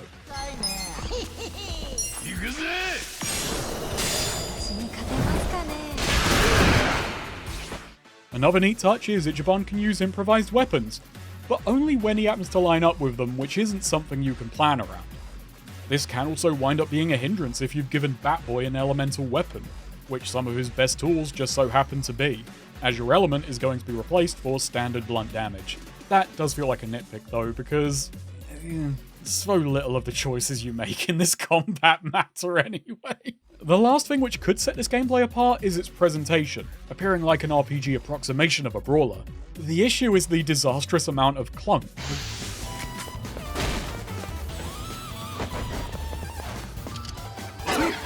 With characters awkwardly running into and out of position, getting snagged on the environment, and occasionally just having severe lapses in logic which can drag battles out far longer than if they just played it more safe. You can wind up resenting the presentation because it backfires. At least if you don't see the funny side of it. I can, sometimes. Depends on how funny each incident is. Some of the Dragon Engine slapstick magic has survived the jump. When systems fall into chaos and ragdolls are sent flying, I do adore it. I like this game best when I don't understand what's going on. What blows is this chaos isn't really capitalized on because the combat is trapped in a boring middle ground. Too chaotic for its positioning systems to be meaningful, yet far too static for this chaos to meaningfully influence the course of a fight. One enjoyable element of its presentation is the enemy variety, now called Sujimon, with exaggerated designs based on the kind of people you might see on the street, or else callbacks to past substories. They're all adorned with delightfully punny names and imaginative attacks to match. The greatest joy in combat isn't so much fighting foes as it is wondering what you may face next. And when you do face them, well, they're kinda like everyone else. Now there's a message of togetherness. We're all the same when you get down to it. We're all easily killed by a batshit man with a baseball bat. Seeing as 99% of the roster are human, much of figuring out their weaknesses falls to guesswork. I'm pretty sure all these elements would kill me, but let's not try and find out. Many strengths and weaknesses operate on lateral thinking and joke logic. Some are amusing, and I felt satisfied when I call them, like Yakuza-type foes being weak to heat. That's funny. But most often, I'm just trying everything until it works. The aha moments are much rarer than the alright moments. Plus, no enemy brings with them truly unique mechanics. The most out there it gets are summoners or foes who have heavily specced into status effects, and that can mix things up a bit. I'd have liked far more chaotic foes, like hosts getting me drunk, hordes of hobos who beg me for money, construction workers who scatter stuff around the battlefield for everyone to use. The enemies are imaginative, but never inventive. None really mix up the gameplay. I feel like there should have been more of a party game vibe. If the aesthetics work for you, grand, but for me, no. Construction vehicles often operate as great beasts, and again, conceptually great fun, but these bring their own problem, in that they restrict mechanics. So they become simplistic exchanges of damage. And this isn't a uniquely mechanical mechanic. There are just too many enemies who've been given an excess of health and then been stacked with resistances. They're not hard to fight, they're just hard to get past. Then there's the job system. From Hello Work, we have a variety of vocations which we can employ in combat, each swapping out the weapons and abilities a character has access to, as well as fiddling with their stats. We could spend hours swapping out who does what and working out which doles out the most damage and bring a whole new meaning to the daily grind. It's yet another undercooked idea. Pretty much every character's bespoke job is their best with two exceptions. The biggest perpetrator here is Ichiban with his hero job. It's a great damage dealer, strong against both bosses and mobs, as well as acting as a great healer and buffer. About his only weakness is how quickly he can burn through MP if the party doesn't share the load. Literally every other job is a step down. Nanba's Hobo class has him right at home with a good mix of spells, heals, and debuffs. It's kinda sad that Hobo is the best Nanba can aspire to be, but we all have our roles in the world. Adachi and Saeko, meanwhile, both get immediate access to what are essentially their base jobs but better. Detective is just a worse tank than Enforcer, and Saiko's barmaid is a watered-down idol. So I guess you two get promotions. I don't see swapping these two jobs over as optimizing, but expediting. Detective and barmaid are just kinda restrictive and actively annoying to use in comparison. The other optional jobs are either uninteresting, or else give the impression of crude experiments. The devs exploring more advanced mechanics, but not yet having the confidence to be all that daring with them. The musician has a voltage mechanic which hardly does anything. The breaker has self-buffs, but foes are often felled before you have any flow. Perhaps the worst is the foreman, which could have done a lot more to foretell it was granting the one and only Metroidvania-style movement ability in the game. Something I missed completely on my first playthrough. Each job has two character skills, which when unlocked remain in their respective fighter's arsenal even after a change of vocation. It's a rigid system and I'd argue pointless outside of the two optional super dungeons. There are maybe one or two useful character skills granting universal at all times access to rarer elements like ice or lightning, and unlocking these means putting in a lot of work just to make a couple of late game bosses go down a smidgen easier. But within this lies a deeper irony. If you were to take the time to unlock these, you'll have become so generally over-leveled getting there, the added flexibility you gain through these moves would be pretty redundant in the face of the sheer statistical strength you built up in the process. Who needs flexibility when you can just flex your bigger number? Or your bigger number? Speaking of optional moves, at the tail end of each drink link, you get a tag team attack. All but one is the same damage type, which to be blunt is such a boring payoff. Give each character an element which represents them. Thing is, when you get down to it, this is still Yakuza under the hood. Who even needs a job in this economy? You'll be carrying so many recovery items, you can pretty much do whatever you want and be chugging along just fine, if you even have to. While writing one of the older videos, I thought I was going to have to joke about how, when I get to 7, I'm going to have to drop my old self-imposed challenge of not drinking during long battles given how the genre works. But I actually found I could go surprisingly long without, with the battles winding up about as dry as my throat, enemies going down as easily as an invigorating stamina. It's not long before most street battles devolve into me ending them in 1 or 2 turns with a broad swing of Ichiban's bats. On my New Game Plus, I did play hard for a bit. I didn't play Legend because Ichiban isn't a legend yet, and I figured it would turn fights from sorcereless to slogs, and I was correct. But surprise, surprise, hard is hard. Enemies hit hard. What's crazy is the game started making specific demands of me and the combat actually developed a rhythm. It was short-lived as before long the game got obnoxiously difficult, but there was a Goldilocks zone where I was actually having fun and actually feeling like I was having to make tough choices to stay alive. Buffs and debuffs were now vitally important, but what really became key was controlling the turn economy via status effects. Enemies became so hard-hitting, I had to give them as hard a time as possible getting the hits in. Suddenly each turn and in turn each party member was important, as I knew I was always 1 or 2 bad choices away from game over. This story of underdogs fighting their way up from the bottom now had a vibe that if they were going up against an unfair society, they had to be just as tricky to get by. Battles now had a constant tension as well as a lot of plates to juggle and... Hang on, wait, what the hell is juggling plates? Oh fuck. On normal, so much of what you can do feels extraneous. Fun extras to try out and maybe make a boss more manageable for much of the game. Yet on hard, the pendulum eventually swings way too far in the other direction so as to become obnoxious. I'd argue a good base difficulty, where Yakuza 7 has some actual tactical back and forth and mechanical identity, sits somewhere between normal and hard. The game is so easy that choices like job types and what attacks you choose often don't even feel like micromanaging but mucking about. You've probably noticed me making a ton of suboptimal moves in my footage. That is partly down to my unfamiliarity with the genre, but it's also because I'm trying to make things interesting, because the game itself sure isn't holding up that end of the bargain. Taking myself out of the equation, however, An easier difficulty was a prudent choice, considering many people coming over would be action fans, not necessarily JRPG fanatics. We could also argue the poor balancing as a result of this being RGG's first at bat for the genre, but it being easy was a conscious decision. They've said in interviews they've always wanted to give players a feeling of power, and I do think that's fine, but I do believe you need some amount of pushback for your choices to actually feel meaningful. And if it's too easy, the feeling of power is numbed for some people. RGG played it safe here, and that's not unreasonable, but they've yet to conquer the mystical realm of fun turn-based gameplay. They need to level up a bit for that. The game has opted for a standard RPG leveling structure. Do fights, get experience, level up. The only arguably unique element are distinct character and job levels which receive their own experience and can be individually modified via items if you want to make leveling go faster.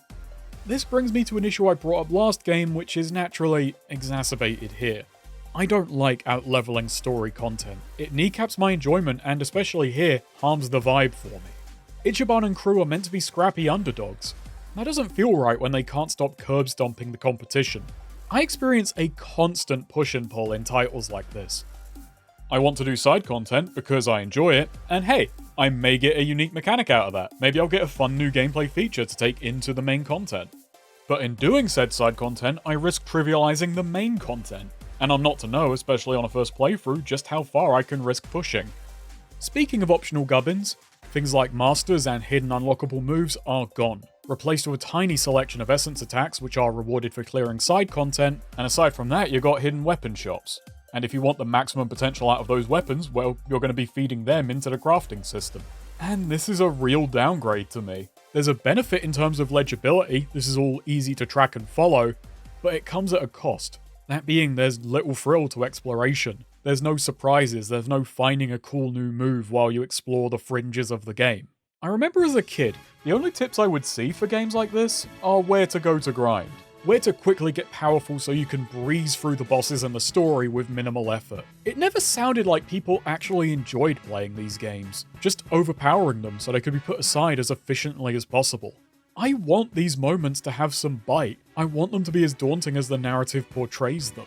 It was an issue in 6, but in that game I could simply choose not to spend points. If this sounds crazier than Ichiban, I'm sorry. His mind goblins are far more fun and fantastical than mine. It's just that the more I engage with the content in this game, the more facile it becomes.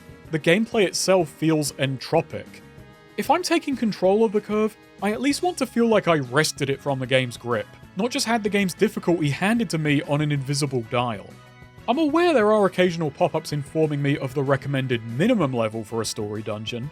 I also remember the game's City of Heroes having a feature, which is probably in most MMOs, where if you joined a lower level party you were leveled down so as not to trivialize the content. I kinda wish Like a Dragon had something like that, an I want to feel it button. There is a problem with both of these approaches in that both kill the tension in their own ways. Perhaps I'm impossible to please. I've got to imagine people way smarter than me who get game design and are really invested in the JRPG genre have probably been butting their heads against this issue for way longer than I have, and there's no one-size-fits-all game solution.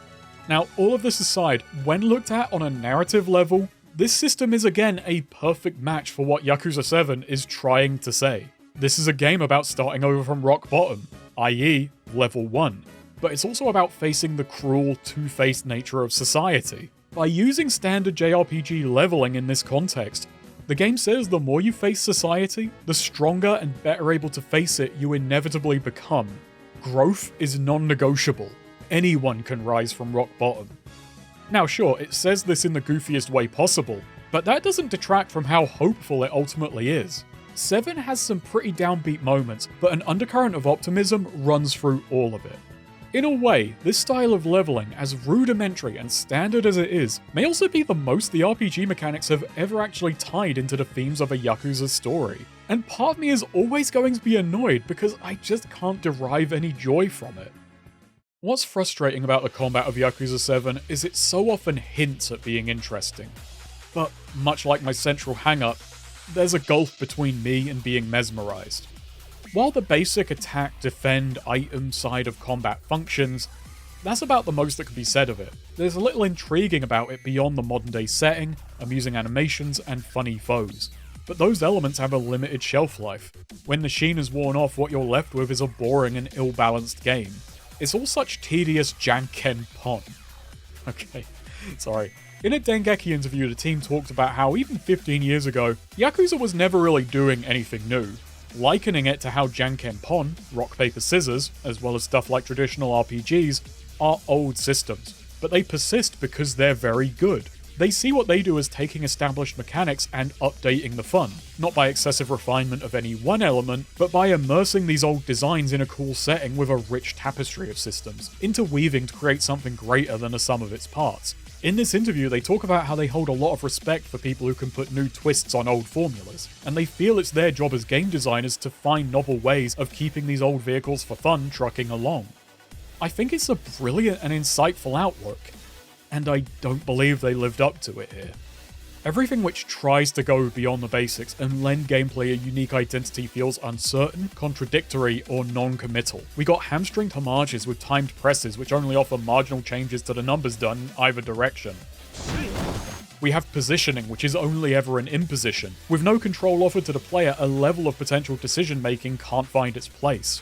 So it winds up existing purely in the service of presentation. A presentation which is self-defeating because of just how clumsy it is. All topped off with a work-shy job system which only serves to illustrate how bland the balance is.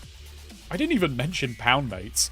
1-800 caller cameo. Callbacks and calling for backup have never been both so literal and needless all at once.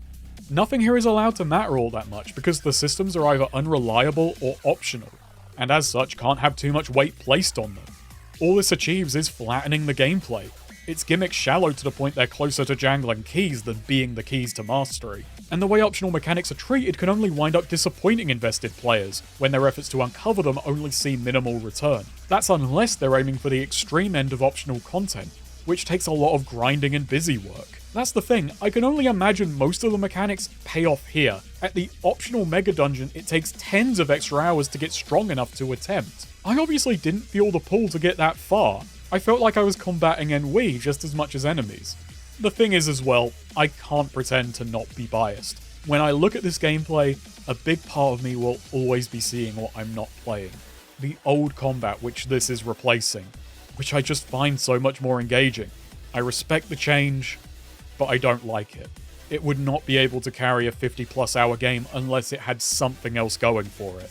Luckily, this is Yakuza 7. A game with so much heart that even if this part won't get mind racing, there's so much else to keep it ticking along.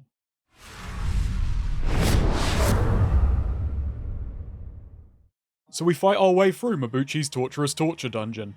You gotta hand it to the guy. He walked us down a mile-long tunnel and didn't even keep the pleasure of killing us to himself. He left it to his men. I'd say that's the sign of a good boss, but look how it panned out. And I'm serious, this tunnel is a mile long. I'm amazed we didn't emerge in Kamurocho it goes on so long. I also want to mention that despite emerging from a Lumang hole, the place was filled with Yakuza grunts. Turns out Mabuchi didn't even need us for his false flag operation. I can spot a turf violation right here. It was probably Ichiban's imagination getting some wires crossed. Above ground we find ourselves by the river. The group tries to put together Mabuchi's scheme. Adachi figuring his casus belli required a curious bellend, and that wound up being us. And now that we've given him the ammo to start his war, he's already gunning it. 2 Seiryu have been shot dead and a truck full of Yakuza are barreling into Restaurant Row, with the vengeful Captain Takabe leading the charge. The Great Wall is quaking, and my muscles are shaking. So naturally, with all this excitement, 2 more dungeons in a row.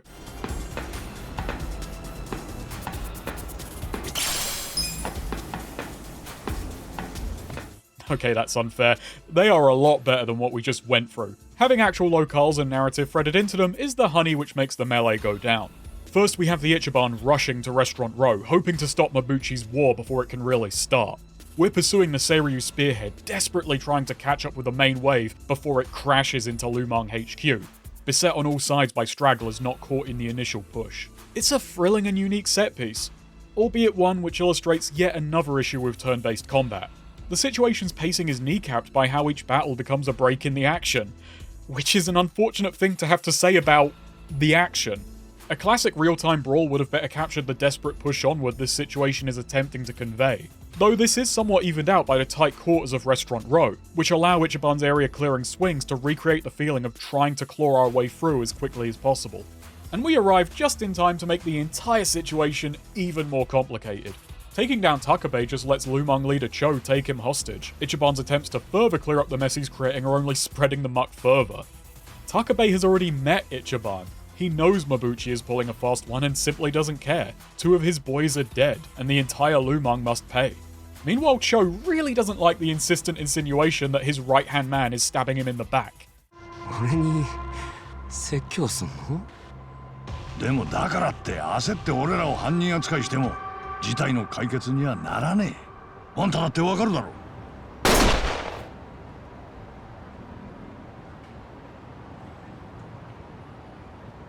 おっさん、口の利き方に気をつけろ。I like this scene a lot. The energy is right back up, the situation is delightfully complex, Takabe's fury is undeniably righteous, and Cho works as a way to show just how much the stakes have risen, and one wrong word will have him come right down on the heart of the party. Sort of. While later reveals do make Cho's actions line up cleanly, I do find it funny how the way Ichiban gets us out of this is more or less to keep doing what's pissing Cho off, until he just so happens to do it in a way which the guy finds funny. 説教すんなって言ったよね。説教なんかじゃねえ。クレームだ。あんただってでけえ組織のトップなら人の話くらいちゃんと聞けよ。クレームか。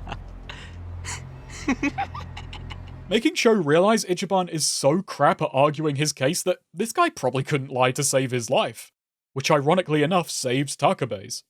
Though our word is far from good enough. We need evidence that we're puppets on Mabuchi's strings, and when you need unassailable proof, there's only one place in the city you can get it: Geomijul. Arriving in Koreatown, the lad's path crosses with a mysterious woman. Sunglasses at night, eh?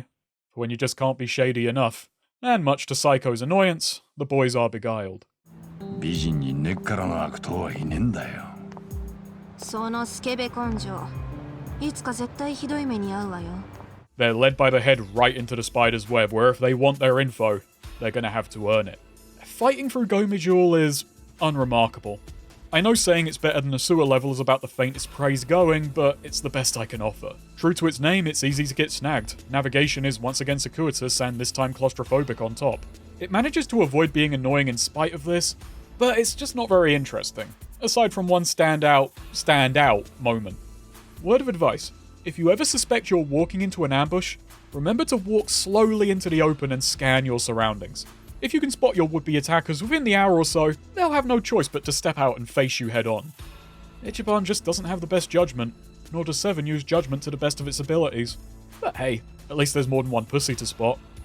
These sections aren't terrible, but while the Seiryu HQ raid's tone and goals worked in tandem with the game mechanics to make it work, what it had was a trick that could only be pulled once. A comedy of errors with the untested party essentially failing forwards, but if you do that too often, you just turn the game into a farce.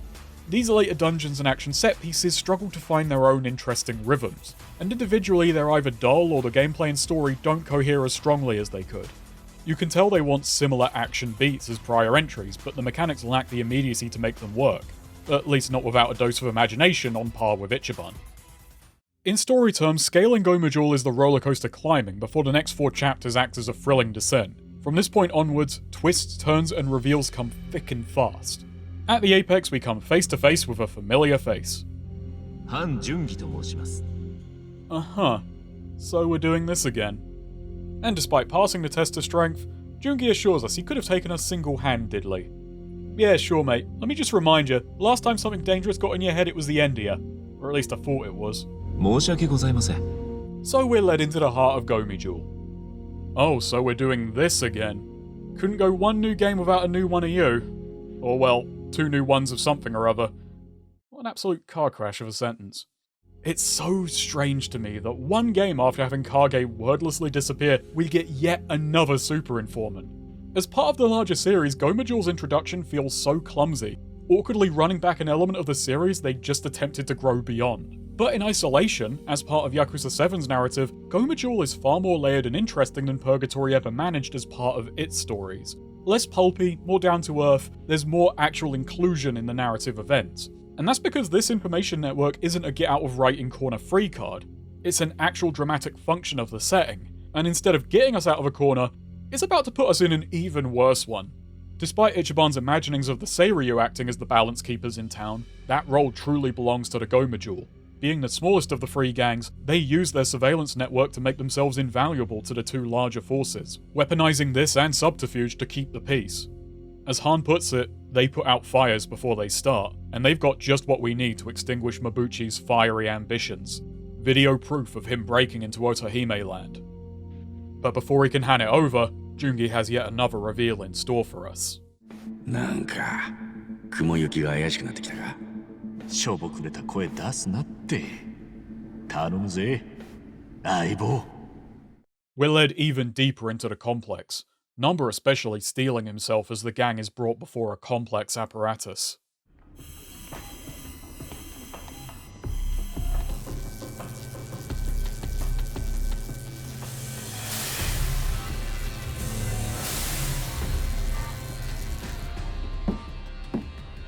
こいつは偽札。エンド偽札だ。The mysterious lady reappears. She's introduced as Son-hee, leader of Geomijul, and she takes off her glasses, revealing her eyes. Damn girl, you're serving Kent. That only works if someone we knew was under there. Though perhaps somebody does. The paper we'd found at Mabuchi's warehouse was meant to come here, with Cho in on the counterfeiting op. Mabuchi's crew happened upon the paper and started their own completely independently of Cho's knowledge. Or at least Mabuchi believes. Cho and Son-hee figuring it's better to let him waste some inventory than ask questions about the paper's true purpose. Which is the oddest, most indirect form of getting paid off I've ever seen, and it's likely why we got out of Restaurant Row alive. Cho's knowledge Mabuchi has already made moves behind his back allowed Ichiban to unknowingly prod at this weak point. What the Geomijul are producing here are extremely high-quality forgeries, made with cutting-edge technology aided by mint insider info. So I mean, hey, this is cool and all, but why are we being told any of this? Ah, our bill is indeed a misprint from this very place. And they demand to know how Ichiban came to possess one. Fortunately, his floundering panic once again relieves the tension.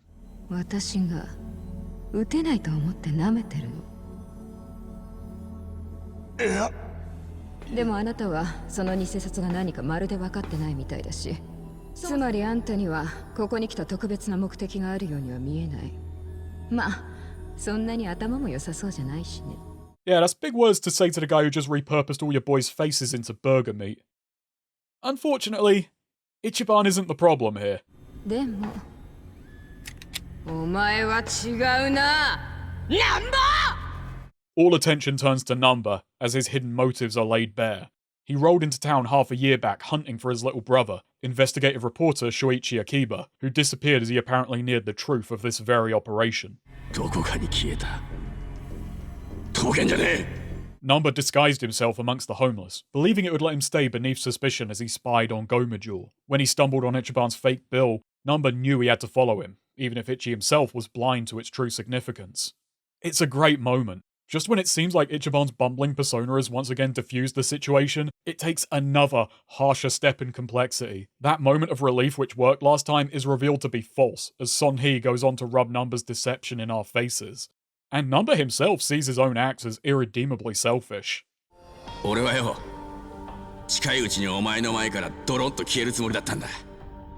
And just after admitting to his lies, he immediately pivots into an Ichiban-style heroic gesture, begging for the group to be spared.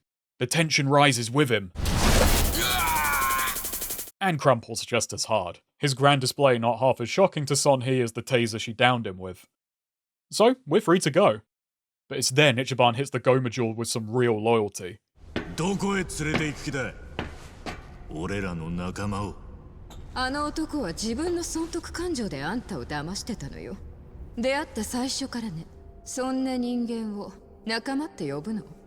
勘違いすんな。あいつは俺にとって仲間以上の人間だって言ってんだよ。Just like with Arakawa, Ichiban refuses to see Nanba's actions as selfish, not even in spite of his more mercenary motivations. Those mean nothing to him. Ichiban outright rejects Nanba's betrayal, rejects standard storytelling conventions, and decides the emotional murkiness doesn't matter. He cuts right through it. And the hardened gangsters in the room hate that. Son-hee is insulted, emotions rise, and Han's guns go right up with them. The Geomijul descends into panic as this turns into a rescue. Yeah, go on, call for backup. They ain't getting back up. And we're left to fight with the apparent Han Joon-Gi. This is a surreal fight, man. Compared to the glitz and glamour of the Stardust Showdown, this is closer to a gank in a garage. Obviously it plays Theory of Beauty, but it's more like Query of Who's This Bitch? It's an interesting reversal of Han's prior fights and gives us insight into how this isn't quite the same guy we saw in 6. Back then, Han made a spectacle of fighting fair, which concealed a cruel, underhanded nature beneath a veneer of magnanimity. This mysterious imposter will, spoilers, turn out to be a genuinely well-meaning and mannered guy who just happens to fight dirty, making use of guns, knives, and poisons to tip the scales in his favor. But it doesn't outweigh us. That's what you get for being so headstrong. The escape sequence which follows is a farce, unfortunately. The gang covering for a winded Nanba as he makes his escape through a window by running through a gaggle of Geomijul grunts who just don't react. Followed by Ichiban and Saeko just owning Son-hee with primary school insults, which are all delivered with awful timing. そんなに怒るとストレスで老け込むぜ。やっぱ女はおしとやかなのが一番じゃねえか。ヒステリックなのは男受け悪いよ。ソンヒおばちゃん。 And I mean awful both in the sense the line timings are so dreadful as to make the scene even more embarrassing than the already awful dialogue, but also for thoroughly deflating the intensity of the moment. It's a sequence with sub-story level presentation which required the more dynamic main story cutscene flow, but as it is, it's a weird aberration. A moment which juts out so awkwardly as the climax to an otherwise smooth sequence. Son-hee is deeply frustrated, but she has seemingly given up on the prospect of killing us. なら、今日はもうこんなとこにしとかねえか。 She tells us we have no idea how much damage we just caused. Nanba leaking the counterfeiting operation will cause Ijincho to crumple. The group failing to understand why this is as much of a problem as it is. So we're told to come to Heian Tower later that night to learn why. Sure man, just keep giving me secrets. It's not like they're incredibly dangerous in my hands or anything. But before heading to Heian, the Ichigang decide to do a little digging of their own, fishing up a laptop Nanba had secreted away at the hobo camp. On which is a draft article written up by his brother, detailing a fake money scandal going back 50 years tied to politician Yutaka Ogikubo, chair of the Citizens Liberal Party, a paper-thin stand-in for the real-life Liberal Democratic Party, Japan's largest political group. Ogikubo's influence greatly exceeds his already powerful position, with Adachi saying some consider even the Prime Minister to merely be Ogikubo's yes-man. Oh god, please, let's not do that again. Still, without solid evidence, this article would be libelous at best, even though we know Shoichi was onto something. At Heian Tower, we still don't get our Peking duck, but we do get a peek behind the curtain.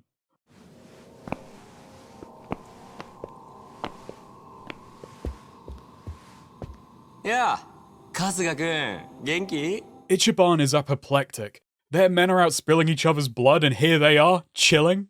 トランプでもやってこの抗争の勝ち負け決めんのか。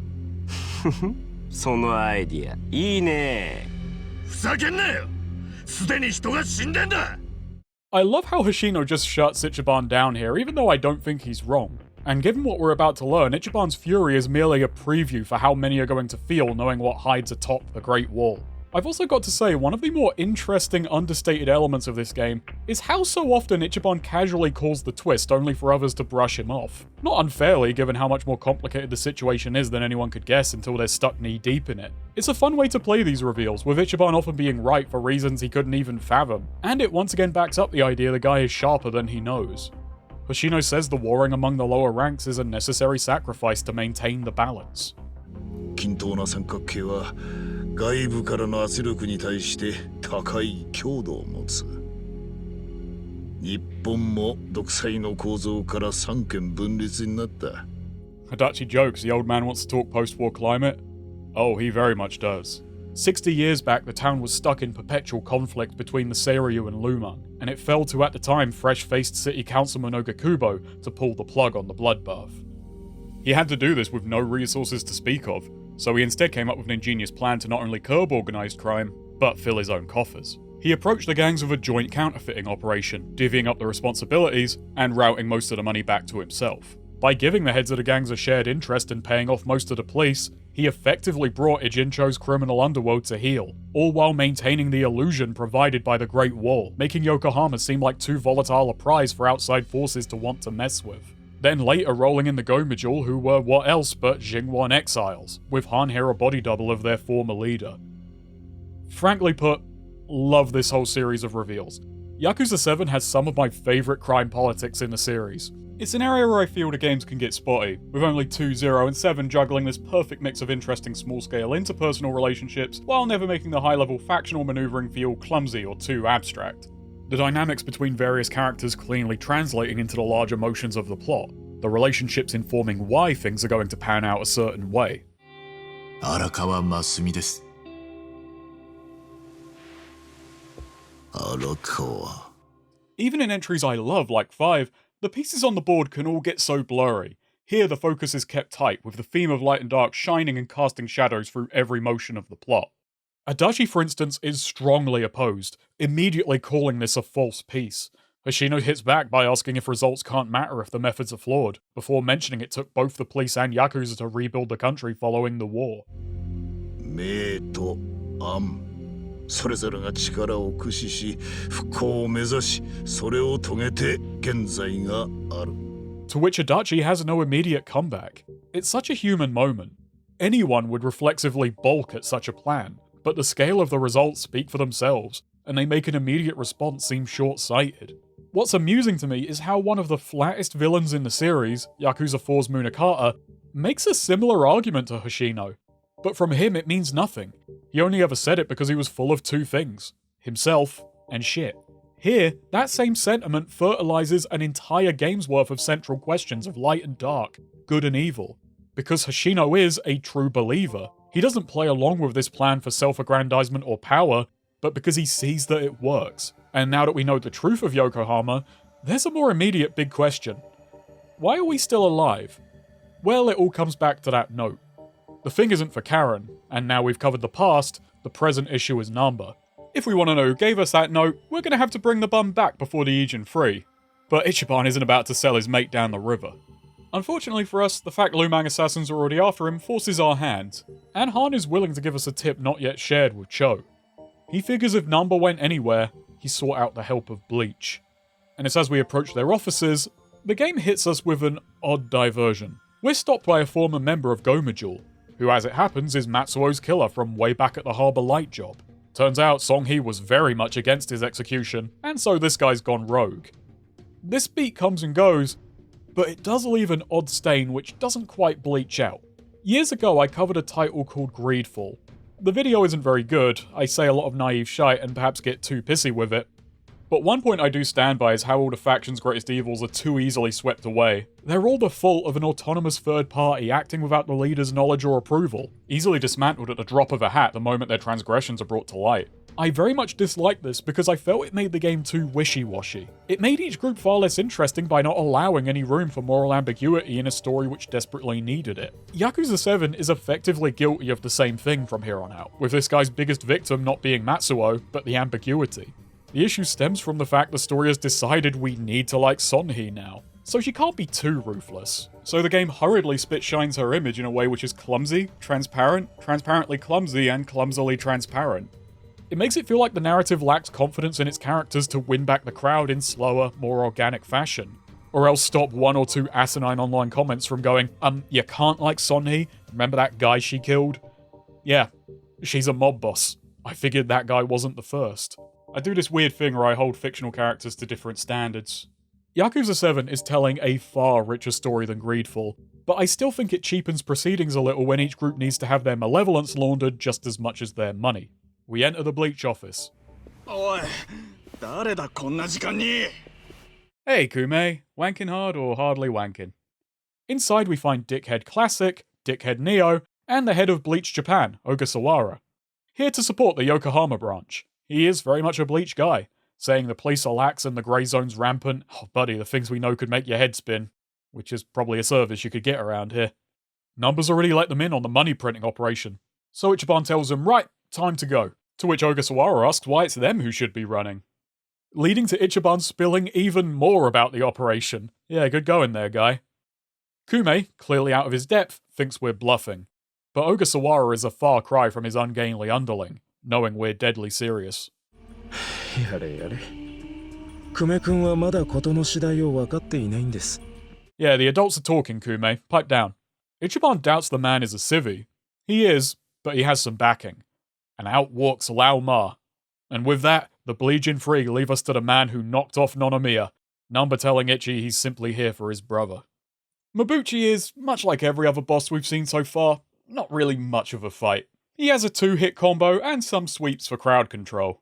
What's cool is, I believe this is the second appearance of heat auras in the game. First seen on Sawashiro, but now popping up again. I like to read this as the game suggesting this is the point in the story where we've strayed into the domain of truly dangerous adversaries. We've left the paddling pool of power scaling, and are now facing challenges which would give prior protagonists pause. Thematically, it's an amazing bit of escalation. 体から真っ赤な炎が出てるように見えるぜ。お前の想像力すごいな。なら俺たちも同じぐらい気合い入れねえとな。 The actual danger and depth of this fight doesn't really match that assessment, mind. What we learn next, however, certainly does. Bleach and Mabuchi are backed by the Omi, a Trojan horse meant to infiltrate the region. Mabuchi's murder plot is a means to destabilize the Great Wall, while Bleach lays the groundwork for an invasion. As Mabuchi proclaims, he's going to be the Arakawa of Ijincho.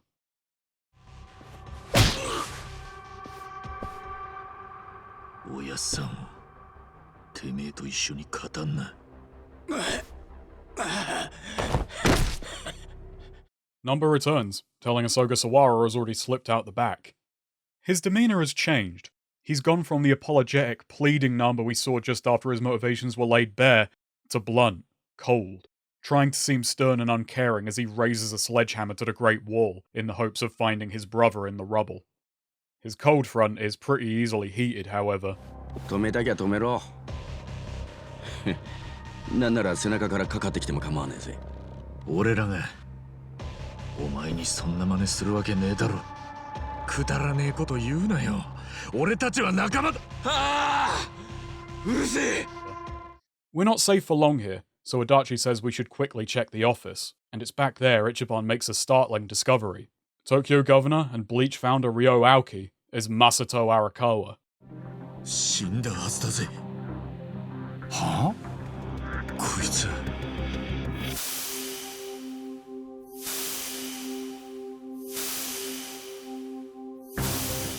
若だ。 If you weren't so obsessed with phones back in Kamurocho, you may have spotted the phony Ichi. I love this shot on a replay. We cut to Aoki's Tokyo office, where Ogasawara calls for backup.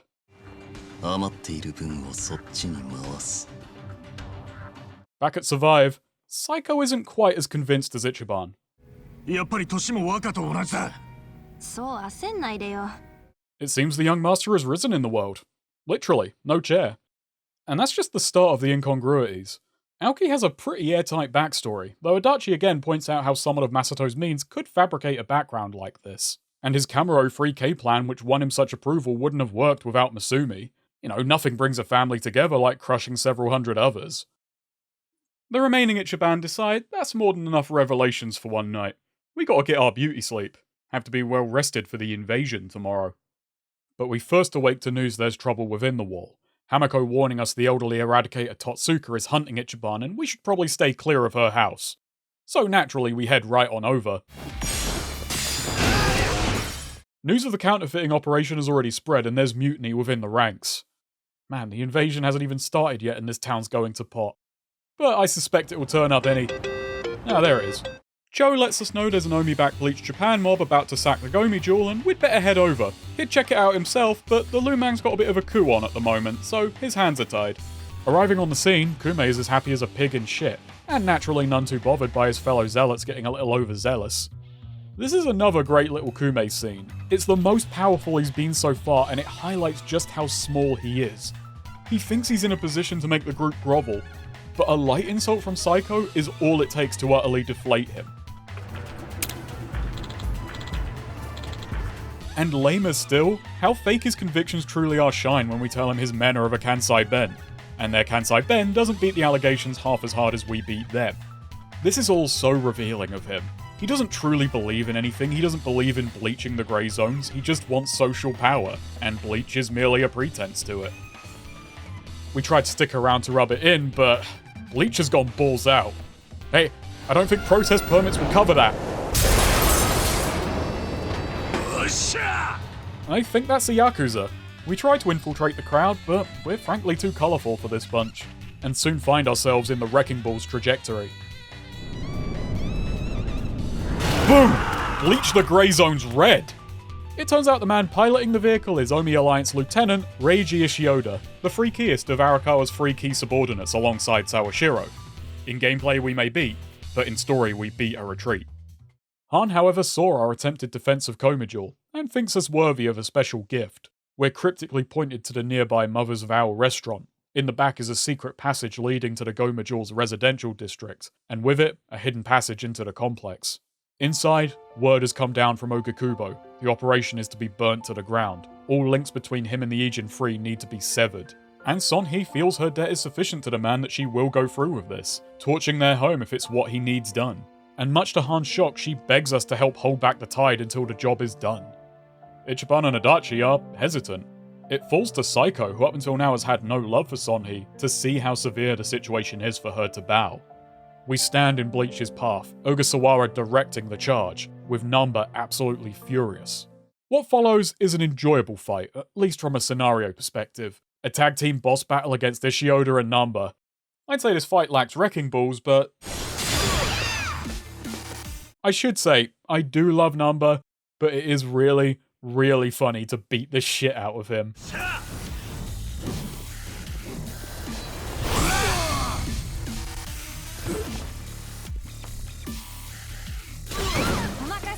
Oh, come on, don't go labeling him a former friend.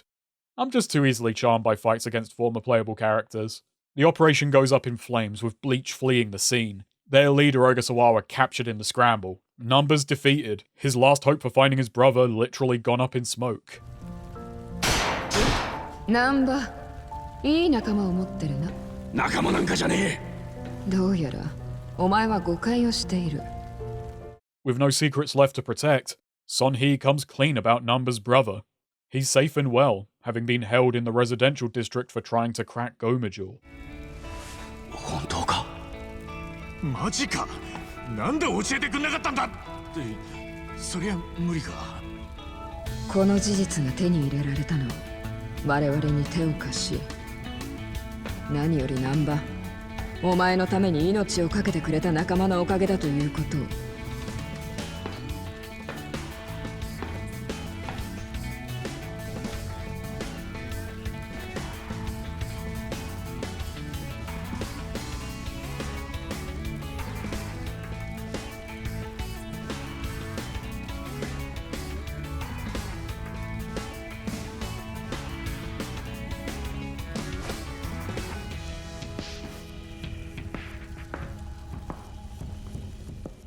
We rejoin the gang at the homeless camp. They have Ogasawara bound and gagged, much to the chief's displeasure. Ichi says they couldn't think of anywhere else to take the guy. Like Survive, or their house, or Ichiban Holdings. Man, then we'd really be holding. And I've been holding out on talking about it. We'll get to that later. Also, hey, did we leave Ishioda in that burning building? For now, welcome to the plot 2.0. Much like Yakuza 3's infamous plot dump, we're up for half an hour of unrelenting exposition as Ogasawara runs us through Masato Arakawa's transformation to Ryo Aoki and their shared ascent to power. And in the 10 years since Yakuza 3, RGG have stumbled across an innovation. As in this plot dump, Ichiban takes a smoke break every 10 minutes. So if we do the maths, this trip to the plot dump only takes 90 minutes off Ichiban's life. And yes, it is funny for Ichiban to go, right, bored now, time for honk honk, back in a jiffy. Jokes aside, this is a welcome feature to break up a lengthy bit of backstory. Ogasawara first met Aoki while the two were studying in America. He was immediately pulled in by Aoki's obvious wealth and power, but quickly came to learn just how little these satisfied him. What Aoki truly craved was frontal power.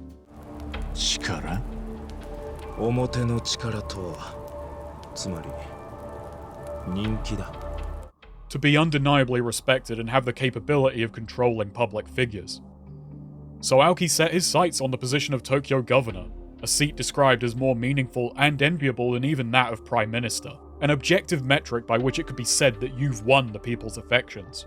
To that end, he established Bleach Japan, at first inflating its numbers with Arakawa goons and hiring young women to attract feeble-minded gooners. Huh, Kumame strikes again. It soon became popular with young people for, as Ogasawara puts it, letting them feel important for not doing much of anything at all. Its proclaimed goals of eradicating corruption and fairness were vague enough for a wide spectrum of naive people to buy into it, while being difficult to present a case against. The group's tactics led to corrupt politicians more or less outing themselves, Aoki quickly bringing them to heel. A move Ogasawara then attempts to use on Ichiban, promising him passage back to the Arakawa should he fold. Ichiban shuts him down by reminding the guy, and probably the audience, that everything he's done so far has been out of avenging Nonomiya, leaving him no impure motive to exploit. If Ichiban's going back to the family, it's on nobody but his terms. 俺らがここまで動いてきた理由ってのは、鼻から損得感情じゃねえ。簡単にはいかなかったな。次からもっと慎重に言葉選ぶんだな。Yeah, Too Stupid to Fool really does suit us down to the ground. Man, I talked about forgetting the party's motivations, but it turns out you can forget Ichiban's at times as well. I thought we'd gone beyond Nonomiya. Isn't that bizarre? A great story where we forget why we're doing what we're doing a lot of the time.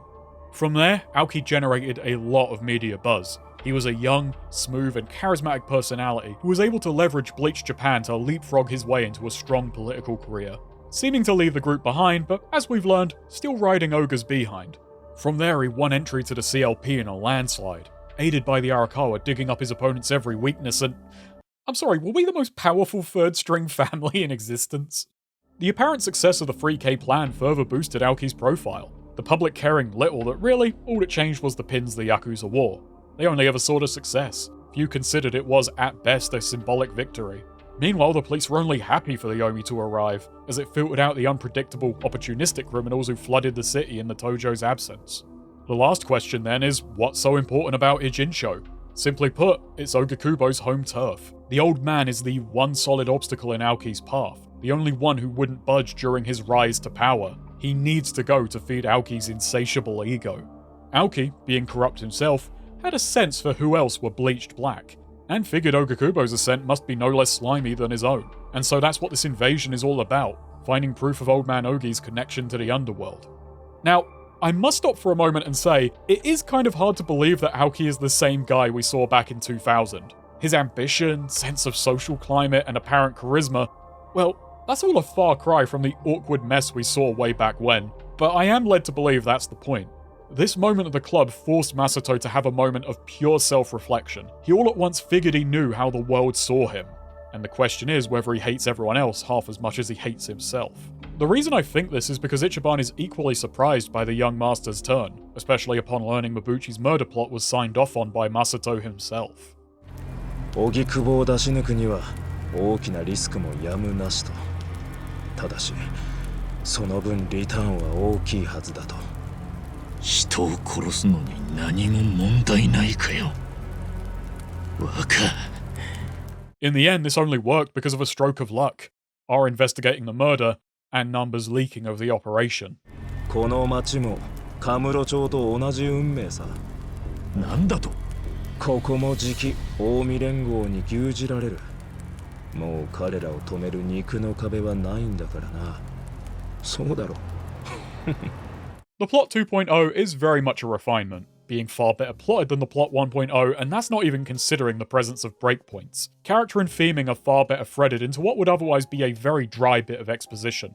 The political messaging is especially incisive for the series, going into how groups akin to Bleach use vague yet passionate messaging to stir the naive, the short-sighted, and the little dictators all into its ranks, giving those with full hearts and empty heads nice-sounding but hollow solutions, while supplying an enemy for the cruel to rally against. And the two sides rarely care why the other's there, because they're at the least quite useful. As well as that, its messages exploit the fact that they are to the majority of people totally unassailable. On the surface, everything it stands for is laudable. In an attention-starved economy, you're forced to criticize a group like Bleach on the back foot. Meanwhile, all its heads really care about is their own sway. It's played up and dramatized, obviously, but I think it's a genuinely strong critique of these kind of political movements. Grassroots can grow from rock bottom, but AstroTurf looks real enough to most. Now, having just compressed half an hour of plot into a handful of minutes, I want to pivot for a moment and talk about the never-ending debate of video essays versus video essays which are just plot synopses in disguise. And I promise you, this is still about the game itself. I'm coming back around. I'd say I try to be in the former camp, but that would be a lie, if only because I don't consider what I make video essays. The funny thing is, I've been at this so long, I've seen the same argument play out over the term reviews. I used to call these reviews. Now, I don't really care. What I'm doing is really a hodgepodge of different approaches that I suppose could be called video tour guides. I'm sorry if that seems like a semantic get out of death row card, but I'm trying not to give anyone rope to hang me with. The crux of the matter is, I don't want a label straitjacketing my flexibility. All I want is these videos to be a fun journey and maybe give you something to think about. And I'm going to use any tool that works to get me from A to B. Despite this, I do spend a long time thinking about how we talk about games, how I talk about games, and the craft of doing so. How do I make it fun? How do I refine my own appreciation? And how can I better get my thoughts across? And I do try and keep abreast of what people are saying, even if the synopsis argument tends to be pretty cyclical. It flares up, a creator or two gets shit on, everyone gets bored and moves on to the next cyclical argument until another long video flares it up again. Maybe I'll get the pleasure this time. This is going to be a long video. It's been a minute since we've had video game difficulty. Can we run that Crucible again? Holy shit, it actually happened while I was narrating. Watch this not be relevant when this video goes up. I do synopsize, but I am making an effort to match or exceed that with actually trying to dig deeper. And I see synopsis as a reminder for people who've played the game and necessary info for those who are never going to bother, while acting as a launchpad for talking points and jokes. I try and make the videos worthwhile and not just suck the game dry like a content vampire. The struggle is how to best compress information without losing definition or maliciously muddying the game's intent in the process. And with Yakuza 7, this is especially tricky because this game is lean. The more moving pieces, the easier it is for something to break. That's true of both mechanics and the mechanics of storytelling. So the difficulty I'm having trying to keep this video in any way sharp is to me a sign of how this game's ambitions which rival the young masters, do not exceed its grasp. Very little feels extraneous, and what does feels very little indeed. The plot 2.0 is a break in the action, but it's well placed after the exciting torching of Geomijul. It's a chance to calm down and catch your breath, but even that doesn't mean the reveals have to stop. And neither does Bleach. Having finally tracked down Ogasawara, the camp is raided and the man is lost in the mayhem. 今度人をさらうときは俺の目の届かないとこでやってくれ。わかりました。そんなのもう二度としませんよ。多分。Ichiban lives an unpredictable life, Chief. Oh look, life's calling again. The Seiryu have put down their internal rebellion, but Cho can't be reached. So Ichiban is off to check in. Sonhee loans out Han, and the gang once again reaffirms their shared goal. But before we can go, Nanba returns once again. This time appearing flippant, dismissive, telling Ichiban, don't bother risking anything more for the sake of the Ijin 3. 心配してくれてんのか。お前のお人よし加減に呆れてんだ。そんなんだから。俺みてえのにまで利用されちまうんだ。利用される？そんな風に思っちゃいねえよ。Again, his new facade breaks, just as much as this town has broken him. Nanba's only tactic left is to plain beg Ichiban to be selfish, which naturally was never going to work. Much like Nanba was only here for his brother, now Ichiban is in the same position, which makes for a smooth changeover. And as hard as Nanba tries, Ichiban isn't going to allow the guy to leave on bad terms. It's a we're not so different speech, which actually works for me. バも俺も足立さんもさっちゃんもみんな本当のことを知りたくてその気持ちに素直に生きてる人間なんだ。この嘘だらけの世の中に流されないで本当のことを知りたい、そういう人間の集まりなんだなって思うんだよ。だろ？もういいよそういうのは。じゃあ俺は行くぜ。そっか。でもさよならは言わねえぜ。またどっかで会えるはずだしさ。それに呼んでくれたら俺らもすぐ駆けつけるし。せいぜい達者でやってくれ。It's a bit lame how to get to Qing Jin, Cho's home base and restaurant. We have to essentially play through the same dungeon again. What we did before was only one half of the full sequence. But once inside, we find the staff are ready to serve their new master. And man, the music that plays here makes up for that repetition.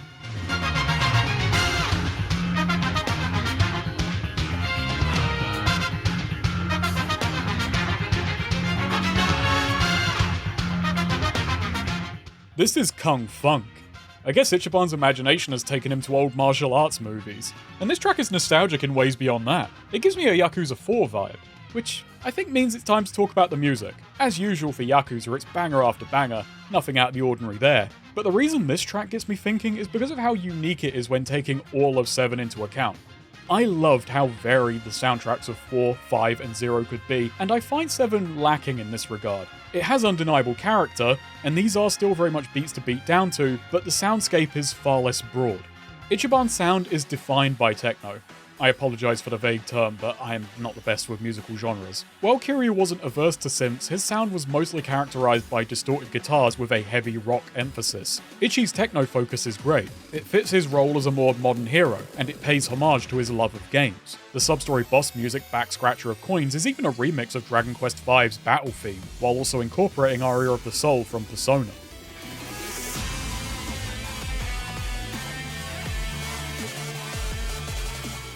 I'd ask where Ichiban found time to become a fan of that series too, but hey, like most of them, he probably never played the games. There's another way this dungeon's nostalgic. We face off against the tiger, drop it, and we're up and before Mabuchi.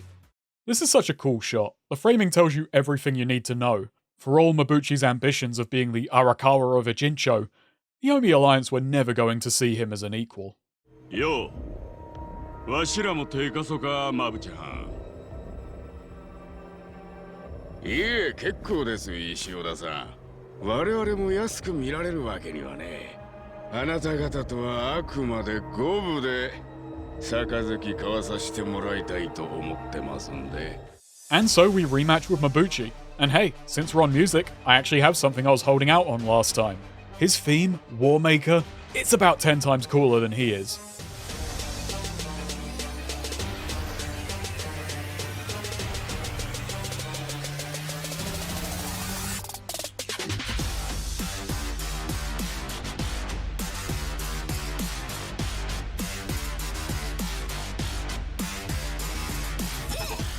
I love the war horns blaring. And there was a period before we got official track names where channels uploading these songs had to think up their own names, and the one they picked for this was Cold Blooded. Does this sound cold-blooded to you? This track is as fire as the blood flowing through Mabuchi's veins. What's really cool is with the electronic sounds representing Ichiban and the gang, the boss themes often play out like a battle, with Ichiban's sound fighting against the bosses. Warmaker sounds like Ichiban trying to silence Mabuchi's war horns before he summons conflict to Ijincho. Sawashiro's theme has guitars reminiscent of Kiryu's, representing him as being old world Yakuza.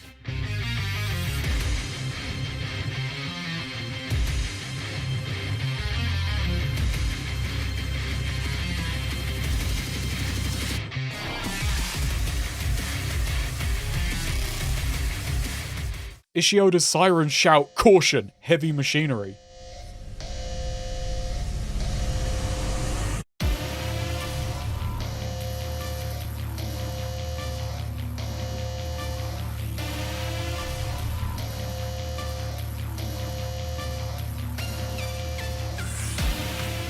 Even Han reprising his already techno-focused Theory of Beauty makes it apparent he'll eventually slot into the Ichiban as a party member.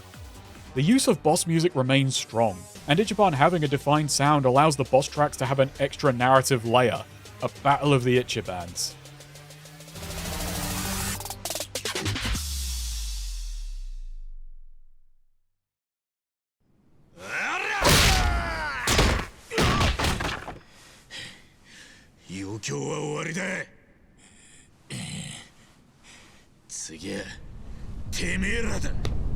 Ichiban is so cool. Not that these guys believe it. It's in here we get a look at Arakawa's third lieutenant, the absolute titan Tendo.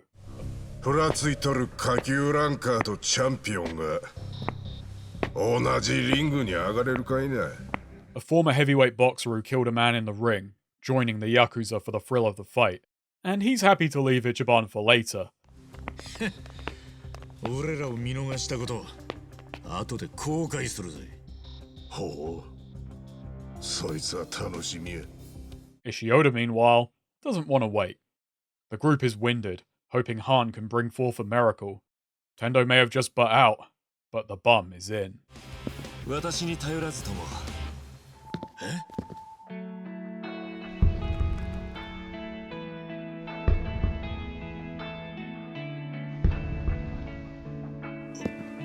お前。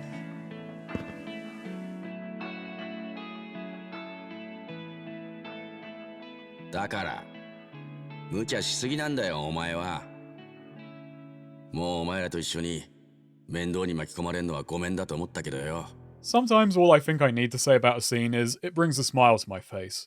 Nanba affirms his loyalty to the group, and we get our third boss fight against Ishioda.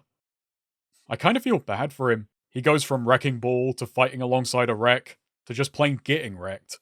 As to make up for his betrayal, and likely inspired by the Geomijul fire, Nanba gets the one and only story-mandated super move. And as we all know, Yakuza are weak to heat.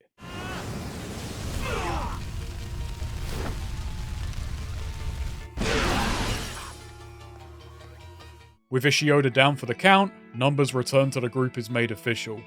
I've seen this moment and many like it get flack here and there. There is something I find a little bleak about how the scenes of Ichiban I've seen the most people take issue with tend to be his moments of forgiveness. With the greater the effort, the greater the pushback. This is amplified here by people feeling personally slighted by Nanba's betrayal and not wanting to give him the same leeway that Ichiban does. But then you have to remember his core trait of seeing and believing the best in people and working to bring that better nature out. While exaggerated, especially in Infinite Wealth if we get there, it's one of the most admirable, inspiring traits of his character. And I often felt his forgiveness was well motivated without requiring anything more than basic scrutiny.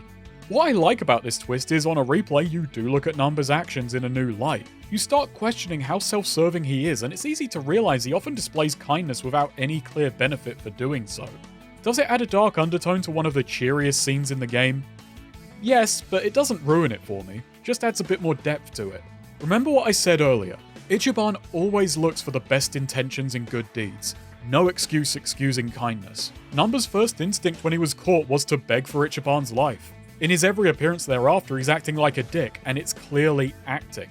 He's trying different approaches to get Ichiban to stop interfering, and I do believe this is at least somewhat out of genuine concern for Ichiban now Nanba knows what he's up against. If he truly didn't care about Ichiban, he wouldn't have come here to try and talk him out of further endangering himself.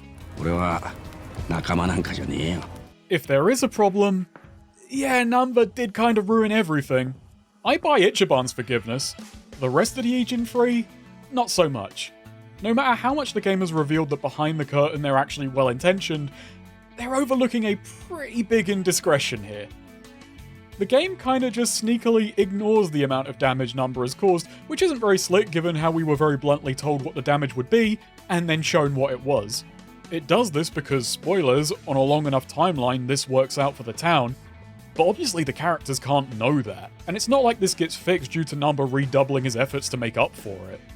That complaint I do get. The Nanba's brother plotline is also paper thin, serving more to establish a parallel between Ichiban and Aoki and how they treat their subordinates. I do believe the Masato connection is a big part of what finally pushes Nanba into coming back, returning the favour for Ichiban unknowingly helping him with his own fraternal fracas. And that I do find really sweet. Him finally asking if he could still be called a friend is the cherry on top after his vehement rejection of the label.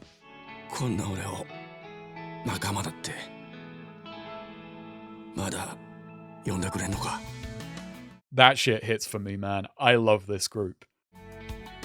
しょうがねえ連中だなおおずいぶん上からじゃねえかマジで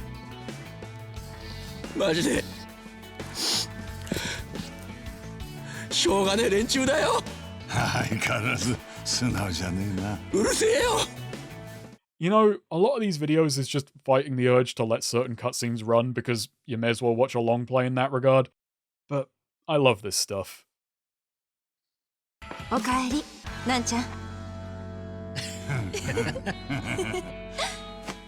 With that done, there's a handful of loose ends the game needs to tidy up before we start transitioning into the story's final act.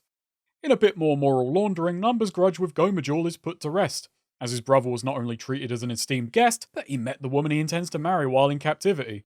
Which is absurd, but sure. We never meet this man, by the way. And oh yeah, there's Cho, the man we were here to save. Well, he was rescued off screen by an old friend. One who wants to see Ichiban. We're brought face to face with... Wait, who are you? お久しぶりです、兄貴。 I'm just kidding. It's Mitsu. Ichiban's overjoyed to see him, but Mitsu is reserved. The situation doesn't allow him to share in Ichiban's glee, and the only way out playing lets us know this is a less than ideal reunion. He has just one thing he needs to share. 荒川のおやっさんはそう遠くないうちにある博打を打ちます。その時には一人でも多くの味方が必要になります。 And so we leave, once again forgetting Ishioda. I mean, at least this time the building wasn't on fire. Ichiban asks Cho the big question. What happens to the Lumang? Cho says he's going to stand down. The point of the Lumang is to provide a home for its men, so his last act is to merge with Geomijul, putting them under Son Hee's leadership. With the wall crumbling and the threat of war, they've got ample reason to put grudges aside and have each other's backs. あんたは自分の部下だけじゃなく、コミジュルの連中も助けてやりたいんだろ。春日君ってさ、野暮なことまで全部口にしちゃうのな。Yeah, Ichiban, don't go making him look good. だからやめろって。Reminded of the bill, Ichiban figures it's time to go collect a debt. First time for everything after all. Sawashiro would be pissed. So we start digging into the truth of Ichiban's arrival in Ijincho. Nanba, having his own suspicions, takes us back to the homeless camp. The chief explains they've long had a deal with the Arakawa, with the bums handling body disposal for the hit-happy family. Within that was a secret clause, however. If anyone brought to them were merely wounded, they were to be treated and released, their survival kept secret. Ichiban has up until now been desperately clinging to his leftover loyalty for Arakawa, an area where the rest of the gang have been treating him with kid gloves. But this makes Ichiban truly want to believe Arakawa shot not to end, but save his life, with his last words landing closer to his heart than the bullet. 死んでくれ。頼んだぞ、イチ。 From Hoshino we learn even more. The bill could have only come from Arakawa, a symbolic letter of introduction. The old man explains that soon after the counterfeiting operation started, the Ijin 3 needed smugglers. One such man was travelling actor Toshio Arakawa. When his wife stole a large sum of fake bills, Toshio was to be made an example of, a hit which fell to a young Hoshino, who only learned of Masumi's presence when it was far too late to back out. The troop disbanded not long after and Masumi fell in with the Yakuza, acting as a hitman for the Hikawa, using the hobo's body disposal to travel to Yokohama and investigate his father's killer. Eventually, he found his man. When Hoshino received an undisguised invitation to meet, he had no intention of fleeing. He was ready to explain why Masumi's father died and faced death over the matter. あの時の子供に殺されるのならいくらかマシなんじゃねえかってな。 But after hearing him out, Masumi simply got up to leave. そのまま出て行こうとする荒川を俺は引き止めた。復讐しに来たんじゃねえのかってな。で、おやっさんはあんたがふてぶてしく俺の正体を無視してくれりゃ背中から撃てたのにな、そう言って。 That goes fucking hard, man. And I love the wealth of emotions captured in that. As much as Arakawa hates it, he does forgive or at least understand Hoshino.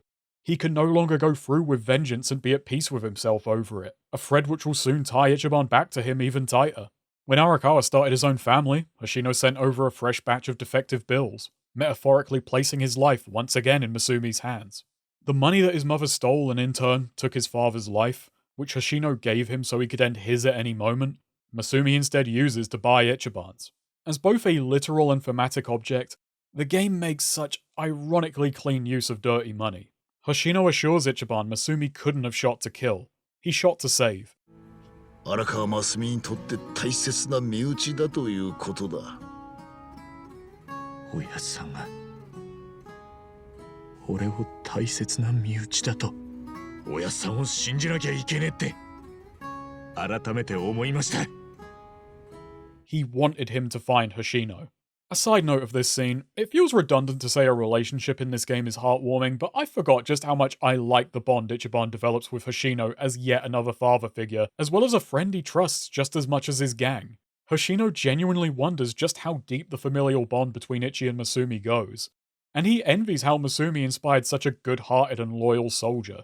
And now we know of him, we also see the machinations of Masumi's other son. Aoki is pushing to dissolve parliament and instate him as party chair, or else Aoki leaks the truth of Ogakubo. The PM tries in vain to resist, but Aoki simply holds all the cards. 何より年齢が若すぎる。なら私を止められる年寄りを連れてくればいい。もちろん、そういう人がいればの話ですが。The Prime Minister? Blown the fuck out. 3 years ahead of schedule. He then goes to visit a sickly Ogakubo, gloating about taking it all from him and promising to lead a new era of politics. 都知事が幹事長を兼任するなど聞いたこともない。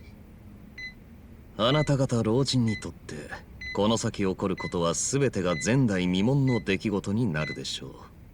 This is before Aoki literally and figuratively lowers himself to explain what this is really all about. どんな気分ですか？現実を知らない子供たちに全てを持っていかれるのは。A great deal of Aoki's animosity isn't just because this man was an obstacle. This came about from the old man once slighting Aoki by calling him and Bleach idealistic children. This moment wonderfully and ironically revealing just how childish the man still is, as he taunts this old-timer over what turns out to be a half-true assessment. Idealistic? No. Childish. Baby, this is kindergarten. There's the Masato I knew. Beneath that veil of charisma remains a deeply broken, easily wounded kid. Ogakubo's heart rate rises as Aoki tells him he's going to dismantle the grey zones and leave all who depend on them with nothing. グレーゾーンに甘え続けた彼らの責任では？自己責任の果てに行く当てを失った人間などゴミ以下ですよ。どうなろうが私の知ったことではありません。おっと、長話が過ぎましたか。元幹事長、ぜひ長生きしてくださいよ。私は心からそう思っているんですから。Before we move on to Act 3, I've got to talk about the two issues with this game's pacing, and it's in how late we get our last two party members, Han joining in Chapter 10 and Joe at the start of the third act, Chapter 11. These two are now shacking up with us at Survive. ハンジュンギから止めてくれなんて頼まれたら、俺の立場的にも断れねえだろ。 Buddy, you're the reason his house set on fire. I don't think he's gonna heat up your sheets. In battle, they're both focused high damage dealers. Because the core four so perfectly cover each other, these two may feel a little superfluous. But that's actually what's so interesting about them. You're trading off coverage and utility for sheer power. And man, it's some power. Perhaps Han isn't wrong to be so headstrong. And that's thanks to everyone's favourite move. Head Trauma is a head scratcher.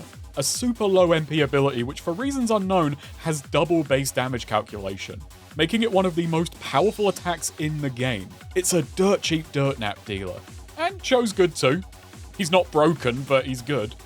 The pacing of content can wind up really working against these lads. They arrive at a point in the game long after a majority of optional content has been made available, meaning the player may have exhausted or grown exhausted of a majority of what there is to do, giving these two even less overall time in the party and a greatly diminished presence overall, which is worsened by them being absent from a great many group cutscenes beyond this point. As such, they never quite manage to entwine themselves with the party. My usual playstyle with these games is to do content as it comes, and when I start, I ain't stopping till it's done or I'm done. I'll be the first to admit this is not the best approach, as it makes a great many Yakuza entries feel incredibly front-loaded. I believe the more intended experience is to follow your nose and bounce from one diversion to another, but that's never quite been how I do things, and in this instance, it wound up really biting me. My first time playing this game, I skipped the 2's drink links, something I made certain to rectify on this playthrough. This time I made sure to leave myself things to do so I had things to do with these two Johnny-come-latelys, and even then I had to blow a lot of money on the cabaret club to get these two sourced and ready to talk, having to drink with them in order to drink link with them later. You gotta live a little, even if the liver will be a little less lively down the line. Having now seen these drink links through, I'm sorry to have missed them, as they wound up being my favourites of the bunch, and they are best played as the last two in the set. The way they relate to Ichiban and each other provide fantastic parallels and builds on the conflict of nature versus nurture we see between Ichiban and Masato. Han Joon-Gi, real name Yonsu Kim, was turned into a body double by his father. This was done without Kim's consent or the real deal's knowledge. He was then offered up to Han just so Dad could ascend the Jingwon ladder. The real Han seemed genuinely disturbed by this, but accepted the gesture and wound up treating his double well. Han reflects on Han quite positively. It's an unexpected and weirdly humanizing reveal. There's something really crafty in the idea that even in 6, we never saw the real Han. And now we're getting very guarded snippets of the man from his fake, who's trying to conduct himself based on what he knew, while preserving his legacy, while also occasionally letting little bits of himself show as he opens up to us. He's a literally layered character, one which could easily fall into being jumbled or clunky, but actually comes across as rather effortless and believable. I love that no matter what, even when trying to be natural, even this Han is almost accidentally flashy and suave, a switch he can't turn off, assuming he even wants to. In an interview, Yokohama said that if the Jingwon were back, Han Joon-Gi would have to be there, and having a body double of their leader felt in character for the group. It's surprising because reading about it in the abstract, well, it sounds simultaneously barbaric, yet pandering. Especially since, while I didn't mind Han Joon-Gi, I'm nowhere near as smitten with him as some fans were. The very idea of him returning sounds desperately contrived, which makes it all the more surprising that the result is this sympathetic and surprisingly nuanced, working in tandem with the themes of the narrative and the new tone Ichiban brings. The question of why he chooses to remain as Joon-Gi is the central arc of his drink link, and the answer is a happier ending for the Jingwon than I'd have thought possible. When he learns some older hands are hunting him for failing to save the boss, Han draws them into the open not to eliminate the threat, but to invite them to a new home among the Geomijul. At this point, they're all long-forgotten castaways from the mainland mafia, further estranged for their failures in 2006 and 2016. Time is doing a better job destroying the Tojo than they ever did, and the time for revenge has passed. So what does this Han do? He beats permission to let go into them. The real Joon-Gi had to put up with a legacy that was handed to him. His body double can do more for who's left by finally cleaning their hands of it. He opts to remain as Han Joon-Gi in the hopes that the Jingwon's last dark secret can instead be their guiding light. It's such a hopeful note to possibly end this group's long, bloody history on. I say possibly because I can't tell with this series anymore. I'll just say, I hope it is, because that's a very nice note for them to end on. If Ichiban is to be a catalyst for change in the series, and if 6 had the theme of the old stepping aside for the new, I'm okay with the series embracing a more optimistic direction, with a younger cast who can bring with them new solutions the older generation couldn't conceive of. In this case, putting a bloody past behind as best one can, and working towards not just a better future, but the hope of a future at all. It's sappy, but the game makes it work really well, and it doesn't do this weightlessly. And I love the irony that as much as Han Joon-Gi wants to carry the torch of the original, he just can't help but be his own Han. Meanwhile, Cho, who I just didn't care much for the first time around, wound up becoming just as well realised as the rest of the lads, genuinely let down by a lack of mandatory screen time. He and Ichiban have a more bantery rapport. Cho likes to crack jokes and mess with people. It's a shtick that could be annoying and shallow, and I definitely mistook it for such the first time around, thinking him nothing more than a hollow jokester. What's great is he actually is, but only on the surface. Nanbaにはすでに刺客を放ってある。なんだって？刺客って誰だ？はーい、うちが引き受けました。 He's introduced as callously indifferent, and as he joins us at Survive, he doesn't stop joking, acting exactly the same whether it's a whiskey or a weapon in his hand. But as Ichiban starts matching him jab for jab, the tension melts away. でも俺は脱いだらすごいぜ。どうする？今ここで見せようか？脱いだらすごいのは俺もだよ。でも二人して今脱いだら店に迷惑だろ。 We learn he was born and bred to be leader of the Lumang. As a kid, he was exceptionally talented at whatever he set his mind to. He could have been whatever he wanted, but he was destined from birth to be a crime lord. It's as you get to know Cho, his joking takes on an air of him distancing himself from the violence he was born into, from the life he never had any say, much less stock in. He's not a monster, but he had to look like one. And while he never stops joking, he does at least become jovial.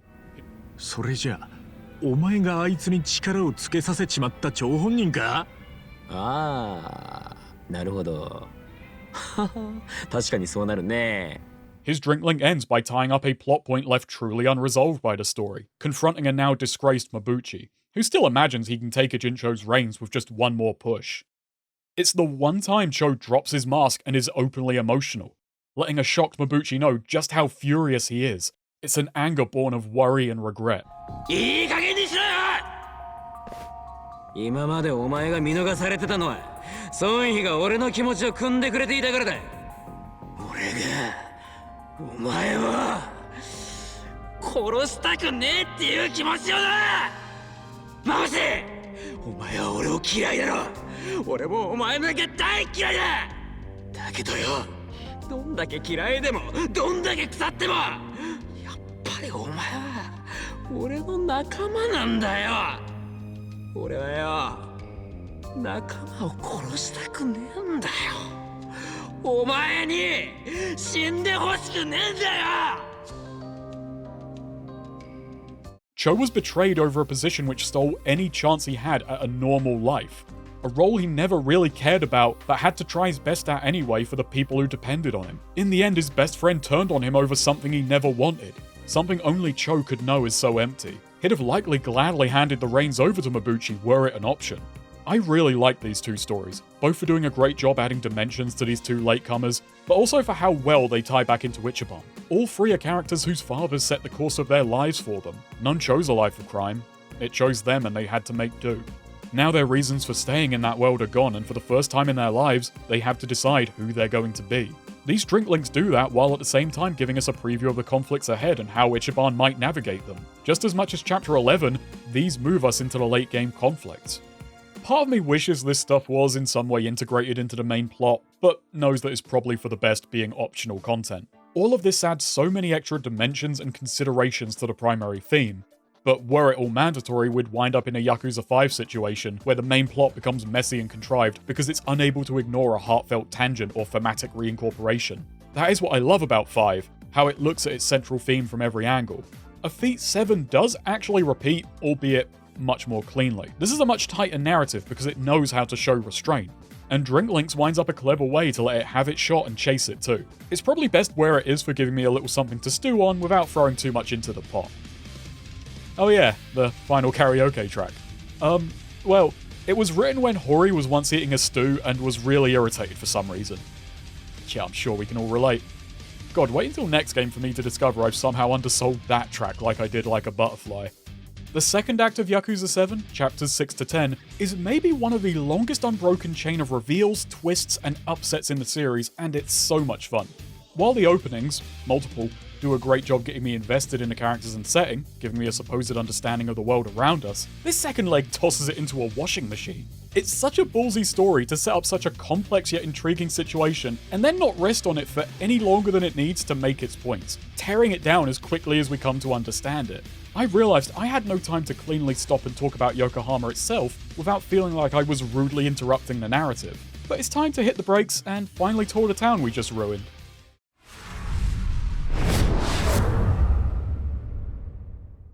Another parallel between Kiryu and Ichiban is Kiryu was born in Yokohama before moving to Kamurocho, while Ichi is the exact opposite. And that's a pure coincidence, absolutely nothing to do with why they chose Yokohama. So why did they? The practical reason is it needed to be close enough to Kamurocho that a wounded Ichiban wouldn't die in transit. Initially, the team had set their sights on the Kamata district of Tokyo, as it had long been Seiga's favourite drinking spot, but it was dropped for the rather depressing reason that it lacked landmarks. Yeah, get your shit together, Kamata. It's then Yokoyama remembered living in Yokohama, and realised how well it worked for the story he had in mind. I think his old apartment is somewhere around here.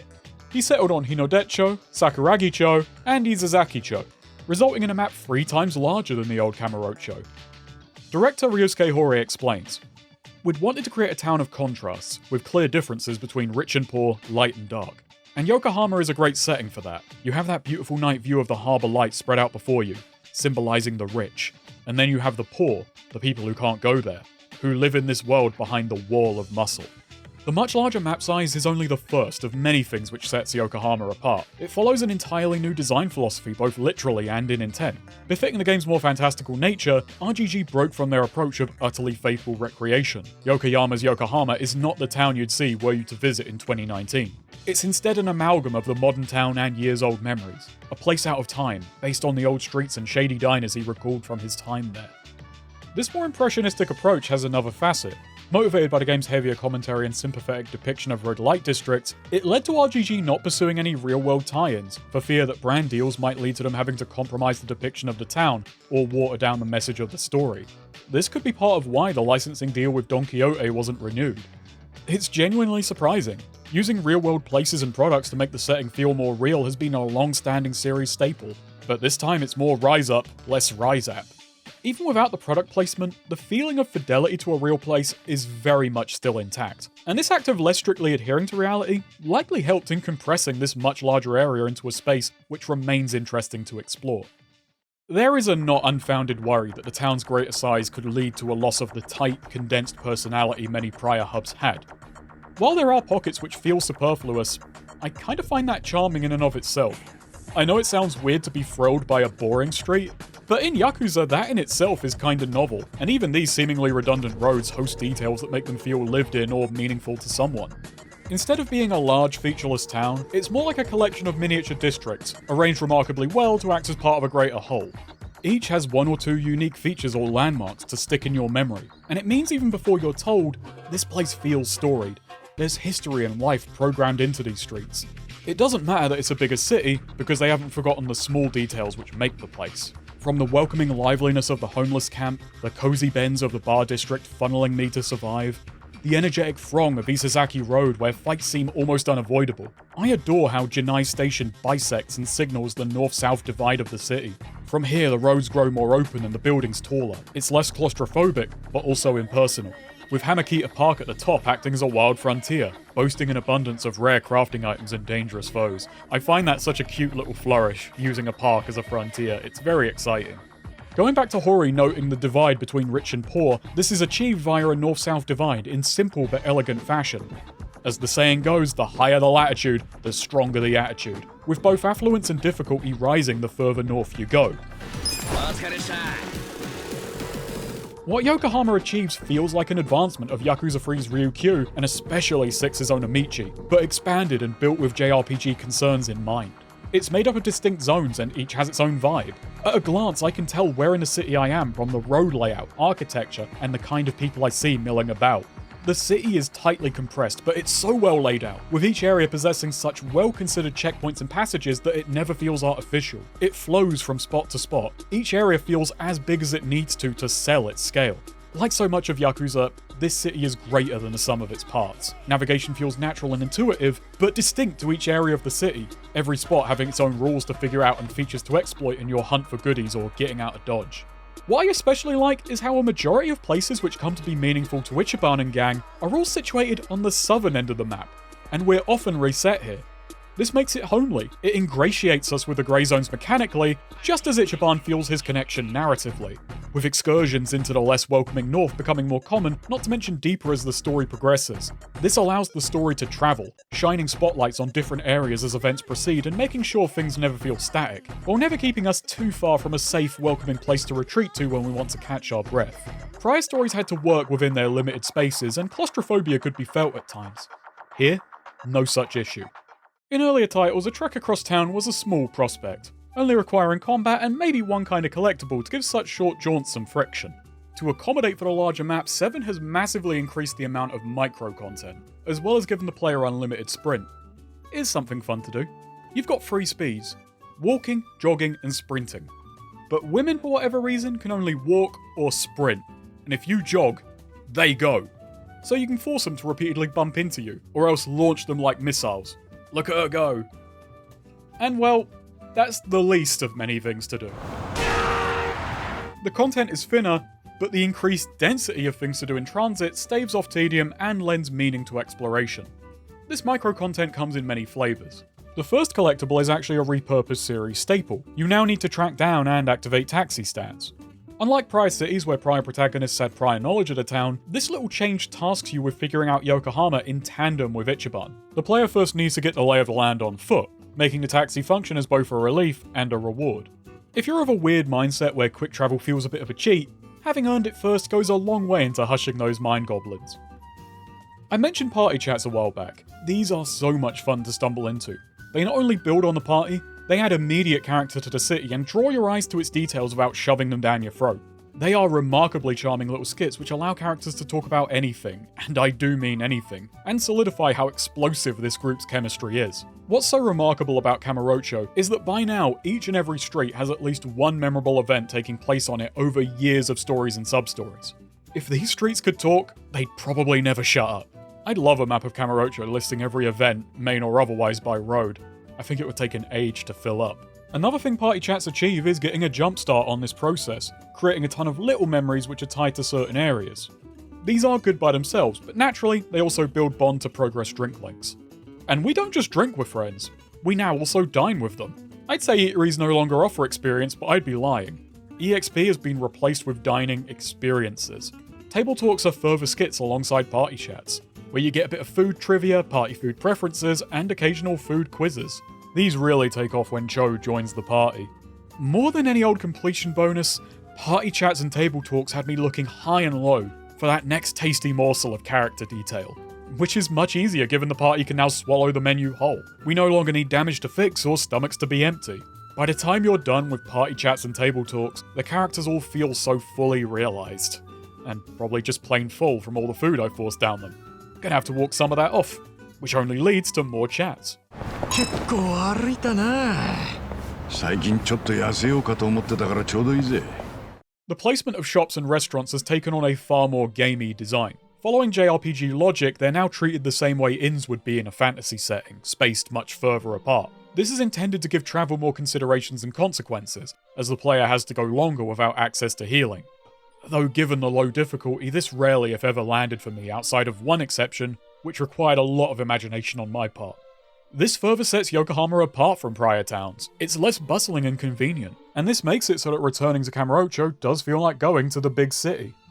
And there's so much more besides. We talked about treasure hunting, which I'm still doing by this point in the game.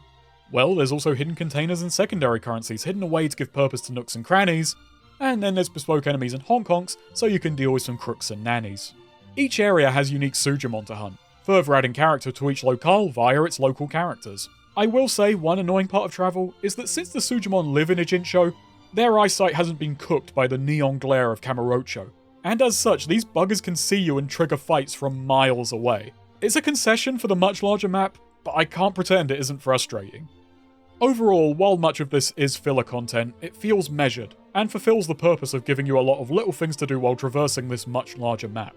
It doesn't feel like cynical padding, just a way to add fun to cyclical plodding. It's a lot of little stuff to keep you occupied and keep the much longer travel times from creating a feeling of empty space. Breadcrumbing rewards for the various mechanics like bonds and crafting. And a ton of little side activities remain. As ever, there is so much to do off the beaten path. Gambling games return, but they're now hidden behind personality checks, which is an awesome use of the system. You gotta be cool enough to join. I wish there was more stuff like this hidden around the city, which makes you feel like you're really becoming part of the place and getting to be in the know. You can play baseball and even golf.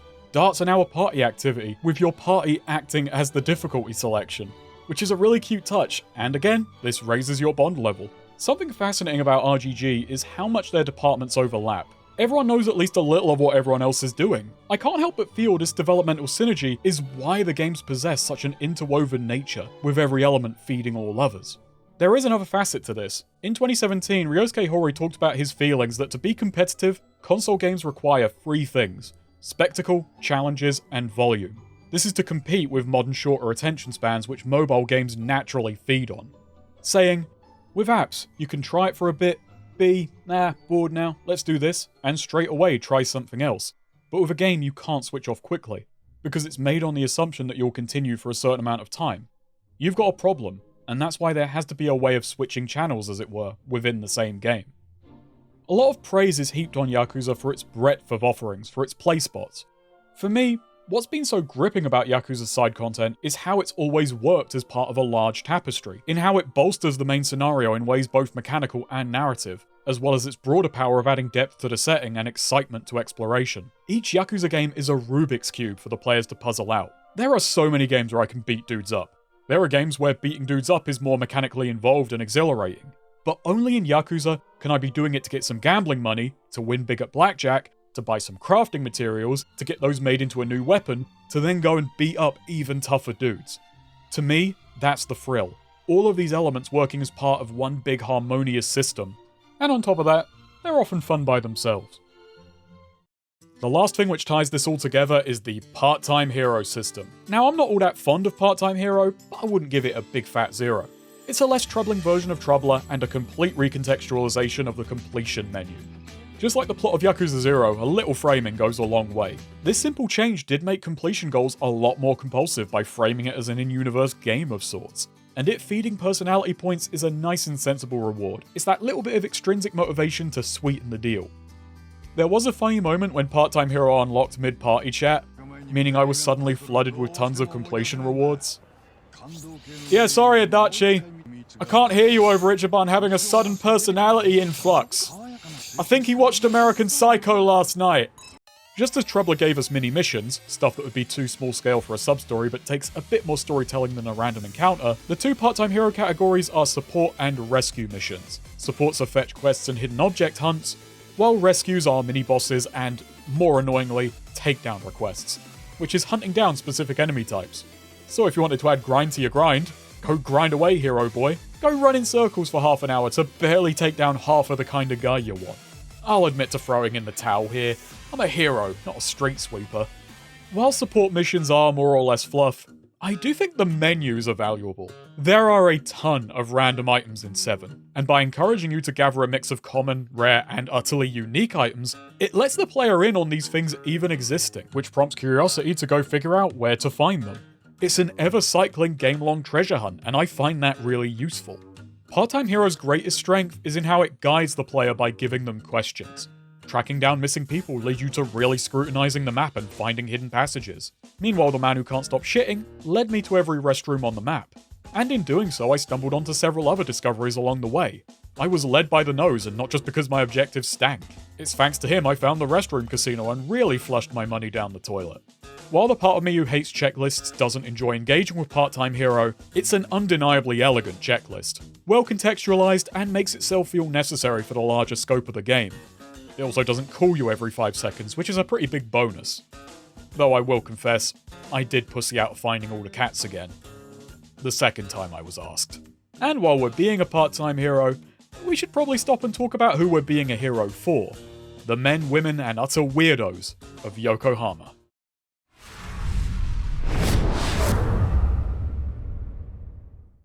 Much of the fun of Substories up to this point was the world taking a pickaxe to the ever stone-faced Kiryu. Obviously there were Substories from many emotional flavours. The funny, the heartfelt, the thriller, as many colours as the rainbow. Regardless, it allowed us to see a whole other side of his character by putting him in situations you wouldn't normally find him in and showing how he'd respond. With Ichiban, who as I mentioned feels like a sub-story character thrust into centre stage, this dynamic winds up inverted. It's far less surprising for him to get involved in the low-stakes zaniness sub-stories often feature. He's far more extroverted, not to mention proactive than the reactive Kiryu, often taking it upon himself to figure out solutions to problems and step in even before he's explicitly asked. Instead of revealing a hidden side to him, because little of Ichiban is hidden, it's more adding dimensions to what we already know of him and reaffirming just how deep his well of kindness runs. We've had other playable characters with sub-stories before, but since these were bit players, these diversions would zero in on their gimmick. Akiyama had applicants, Haruka had idle conundrums, Shinada had balls, and so on. But Ichiban isn't a bit player, he's player number 1. So we gotta stress test him in a variety of scenarios and see how he plays. For all we joke that Ichiban Kasuga is a madman, it's pretty common for him to react to weirdness by throwing his hands up and going, "This is too stupid, even for me," before getting pulled in kicking and screaming. It's a gag I find far more stock. While there are still moments which get a laugh out of me, it tends to be when Ichiban is on the insanity's wavelength instead of above it. Though my favourite joke of the game is one that's weird but grounded. It's when his good nature backfires spectacularly, leading to him and Mr. Masochist sitting together in abject misery.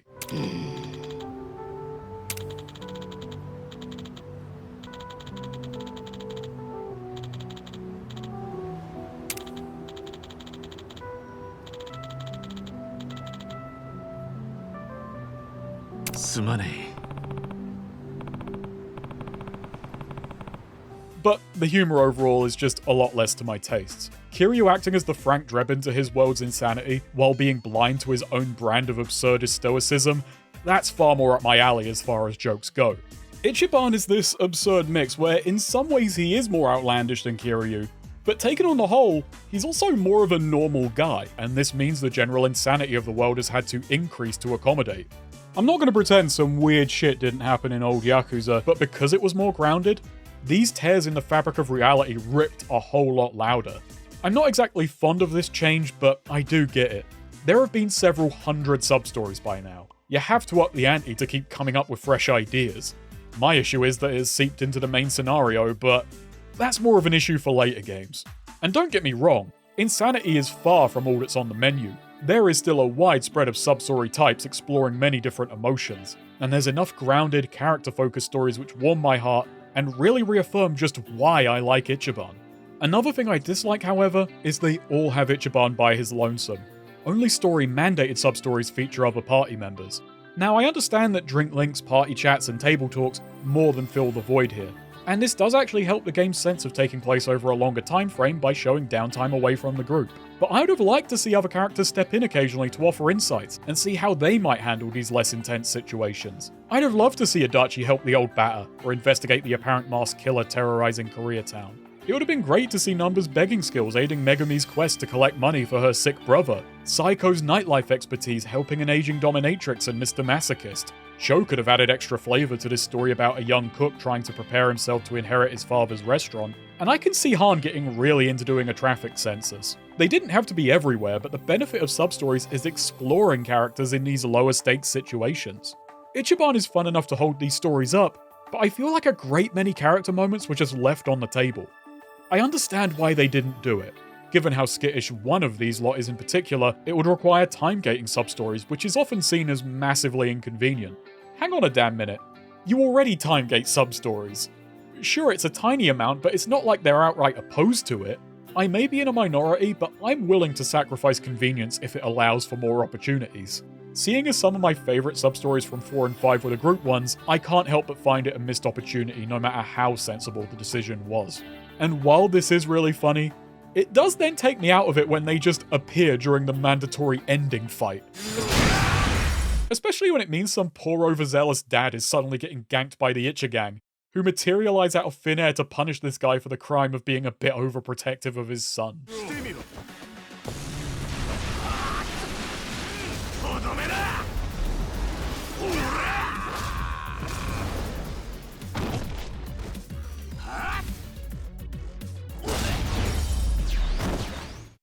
Let's go back to where Ichi's new life began for a moment. I personally feel we leave the homeless camp a little too quickly. It's one of the most detailed spots in Yokohama. It clearly has a rich history and unique social structure, yet the story spares no time getting us out of there. To make up for that, it's also the only area in the game which gets focused expansion in sub-stories. We even find a body in the garbage tens of hours before we learn about the deal they've got going on. Hey, idiots. Don't you know this is an Arakawa operation? Oh wait, shit, forget I said that. Nanba yelled it's not as simple as dragging everyone to hello work, and having taken that on board, Ichiban actually mucks in, getting down and dirty with solving some specific problems. In the process, the game not only explores some of the hardships they face, but how much motivation it takes to fight the uphill battle to escape on top of that. From how limited their opportunities are, to how difficult it even is to grasp those opportunities when all of your energy is spent just trying to survive, to the mockery they then get for daring to take those opportunities. While Ichiban will step in to fight their literal battles, when it comes to getting them out of their funk, he takes the approach Nanba preached. He doesn't force anyone's hands or merely try and shout them out of it. All he does is give them the direction and prodding they need to start facing their problems. And the game doesn't say this is an easy fix, but the start of a long process. Like many Yakuza games do, the sub-stories re-examine the core themes through as many lenses as possible, which makes a great many in 7 about people fighting their way up from rock bottom. And the way it's presented is great. It offers a hopeful message that while there are many ways one can hit their lowest, there's just as many ways to climb back out. One sub-story in particular really grabbed me this time around, though it took a lot of legwork, both literal and imaginary on my part. Ichiban, after chucking a hobo's pet crawfish into the river, goes to great pains to return it, only to learn he's merely delivered the guy's dinner. Having formed a connection to the poor thing, the crawfish not the man, he winds up cutting a deal. Her life for a sushi box. Now, at this point, I couldn't actually remember where to get one, but I knew it wasn't in any part of town I was yet leveled for. I could have held off, or been lame and retreated through, but I decided sod it, we're going on an adventure. Now, the quest to the corner shop may not sound like a fantasy epic, But it wound up being an unexpected highlight of my playthrough. I somehow wound up in this perfect emotional flow state. I bought into the adventure I made up on the spot as I trekked deeper into the city, not entirely sure in which shop I'd find this mythical sushi set. I genuinely can't tell you why this happened. All I know is, I would be a lot happier if I could enter this headspace more often. And that brings me to the fact that during the making of this video, I thought it only sensible to go on my own dragon side quest, and play the game which not only captured Ichiban's imagination, but has clearly held it hostage since. I went and played Dragon Quest. Now I'll confess, I didn't finish it, as should be obvious by this stage I'm not a JRPG guy, but I will say, I actually rather enjoyed it. Why is this relevant now? Well, it got me in this headspace with much greater frequency than far more advanced titles have ever quite managed. The simplicity is charming and the combat delightfully Moorish. The thing that took me most, however, was how in lacking certain conveniences the genre gradually developed, it wound up pronouncing the feeling of adventure in a way more forthcoming games can't do. You can't see monster health bars, your spells don't have their MP or effects readily listed. You can't even tell how much of an upgrade equipment is until you've tested it in battle. From a certain angle these are all negative, but it led to a game where I had to actually feel out monsters, remember roughly how much it takes to slay them, and in turn get an idea of how dangerous they are, figured out over multiple encounters. When my new sword suddenly felled them much faster, or my armor turned a grisly blow into a mere glancing one, it was a genuine tactile surprise. It felt rewarding in a way it couldn't have done if the shop had told me up front. All the while I have to remember what my spells can do and how much I can afford to spend at any one moment. It was on me to remember what both I and my foes were capable of. By putting the responsibility on me to learn, retain, and effectively apply knowledge instead of having it easily supplied, it forced me to give the world weight. This weight is multiplied by the distance between very expensive inns and the singular place I can save. This turned every expedition into the wilds into a proper journey. I need to have an idea where I'm headed and what I'm trying to achieve. Going out without an objective puts me in needless peril. The greatest threat is never any one monster, it's me overextending. If I have a lapse in judgment or get cocky, I could be doomed several battles before I realize it. That's unless I've bought a very expensive item to escape, which is rewarding in and of itself because it's an item I had to first buy and experiment with. Using it correctly, therefore, has an adventurous quality. All of this gives Dragon Quest a compelling and addictive loop. More than once I returned to the castle thinking I'd save and put the game down only to go, nah, you know what, one more trip. It's not only my stats that grew, but my experience, my confidence, that I can hold out just a little bit longer and make it a little bit further in the wilderness. And I never knew what I'd find. I went into the first dungeon expecting an experience bonanza.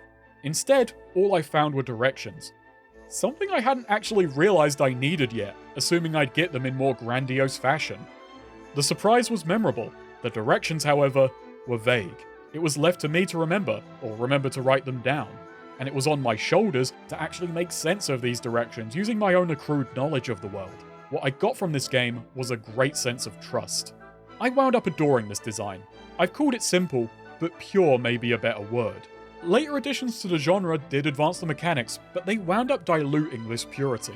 There's always a little give and take. What would lead some to call this game antiquated, in actuality led to me having a truly fresh experience. Though I do understand why it was phased out. The only reason it can get away with telling the player so little is because there isn't much to tell. As games got more complicated and the mental load to play them greater, providing such information kept the experience from being frustrating. And the key skill games challenged moved from exploration to system mastery, with exploration being rewarded in secondary fashion. The reason Dragon Quest worked, and the reason this moment in Yakuza 7 worked, is because the distance of an adventure can be measured by how far you make it from the closest thing you know. Too many games nowadays tell you everything, which snubs adventure before it can even get out of the Shire. But for these few precious minutes, Yakuza 7 somehow had me right where it wanted me. I didn't know where the sushi was, nor if I was ready for the foes who stood in its way, but I pushed on regardless. That's not bad for what was in reality a trip to the shops. And this is how we saved Nancy. Now for the opposite, a sub-story which totally took me out of the experience. Picture it, Yokohama, 2019. A former Arakawa grunt with a heart of gold stalks the streets to root out evil, and he finds it in abundance. A merciless Yakuza trying to make off with milk from a helpless new father. He steps in to send the villain packing and we learn this man's story. A new dad struggling to keep things together. And just as he learns Ichiban's, it looks like history is repeating. A cry rings out from a nearby den of iniquity. The two join forces to help this new life, only to find an old, dead joke. From formula to formulaic, all in a moment. We got the big Gondawara on our hands here. You know how I feel seeing these guys 15 years on doing the exact same thing? I feel depressed. We've hit a very odd point in the Yakuza series. There's a downside to it realizing its own longevity and level of popularity which floats between cult and mainstream. It's not only becoming more self-referential, but pretty self-reverential too. Way too gung-ho about not only repeating standout moments, but trying to downright force iconography. Now I'm jumping ahead, but it's an issue which incubated with the response to Zero, starts really taking form during the Kiwamis, and is truly cemented by Infinite Wealth and the Guidance, with certain characters or groups being artificially contrived into ongoing importance when they were at best one-note gags. We've got the Gondawaras, the Business Chickens, Onamichio returning as a nationwide icon, the Robots, and worst of all, the Obitarian. It comes across like they're trying to recreate the Nugget moment, and I do understand that. This had a profound impact on the series' popularity, but by getting progressively more wacky to try and synthesize this response, it feels desperate, and it only dilutes what possible impact each can individually have. Nugget worked because, well, it was a genuinely surprising and unique moment. But now I can't help but eye every sort of quirky character or event as if RGG is going, "Ooh, do you like 'em? Do you like 'em?" Well, post about them online and don't worry, because they'll be back to make the same joke next game. And I don't like being this cynical, but I can't help but feel condescended to by this kind of pandering. It may seem like I'm treading a fine line, as I've praised returning characters in the past, but there's a world of difference in the handling. In the older titles you had Date's daughter Saya, the florist's son Takashi, Emoto, even the leaders of the color gangs. After their main story introductions, you'd get sub-stories to check in with them in the following titles. These were nice and low-key. You'd get a few jokes, but more than that, you'd get some character development. Then come Yakuza 4 when it seemed like the series was trying to move on, they all got a conclusion. Except you. Yeah, you. You needed a little longer to cook. But we won't hold that against you, yeah? The problem now is, the series is not only much less grounded, but it's hitting a cyclical point. There is no more moving on. Recurring elements are not going to be played the same way. They're not going to be treated as characters to advance with jokes acting in service of said advancement. They are icons or jokes first and foremost.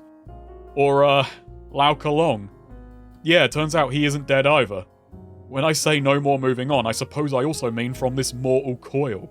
Is there a single real bullet left in this universe? The point I'm trying to make is, I don't want to be questioning if I'm playing Like a Dragon or watching Little Britain. I'm not against fan service or returning characters in general, as should be plain by now. Look, this is a series where asset reuse is one of its virtues.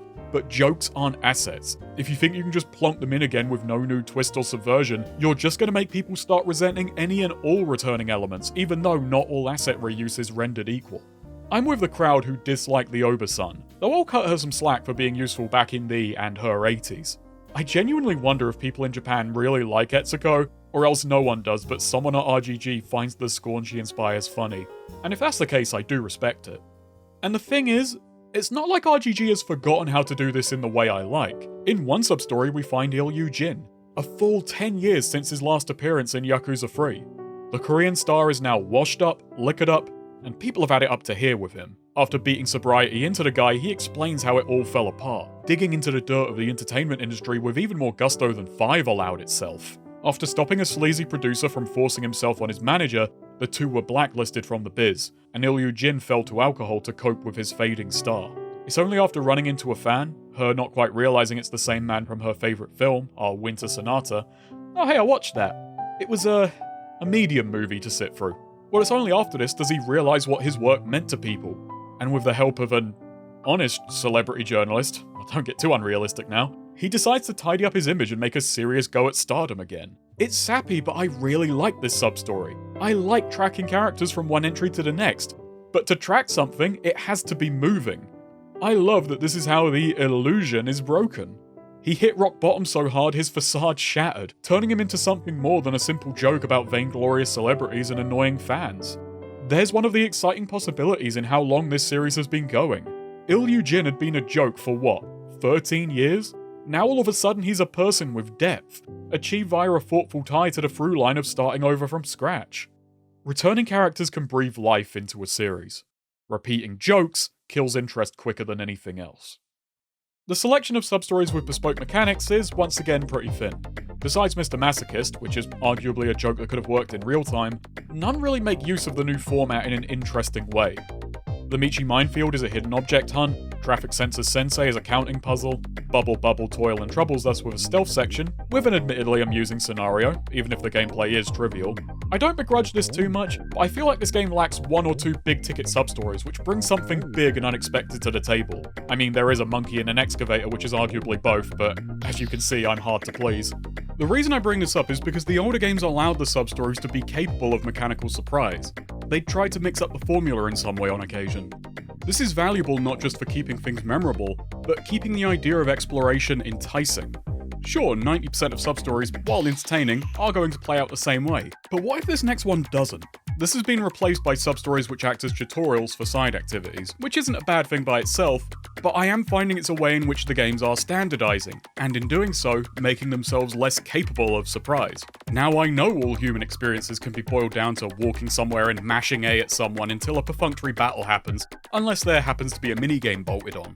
Part of this does come down to the shifting scale and cost of development, and this series going on for so long that coming up with new things does necessarily get trickier. Now if a mechanic is going to be produced, it's going to have to justify its time, effort, and imagination. One substory highlights something I definitely have liked more of. The Miracle of Spice has Ichiban solving a series of mundane or cliched scenarios with the aid of a super spicy kimchi a failing salesman just can't shift, saving the man's business and unlocking a unique vendor who sells this miracle grub.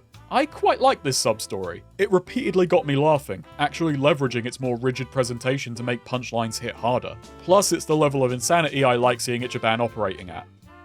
But as to what this side quest uniquely has, while this isn't the only instance of a substory unlocking a vendor, it is the one truly unique item I'd argue you can find, the miracle kimchi affecting your turn order.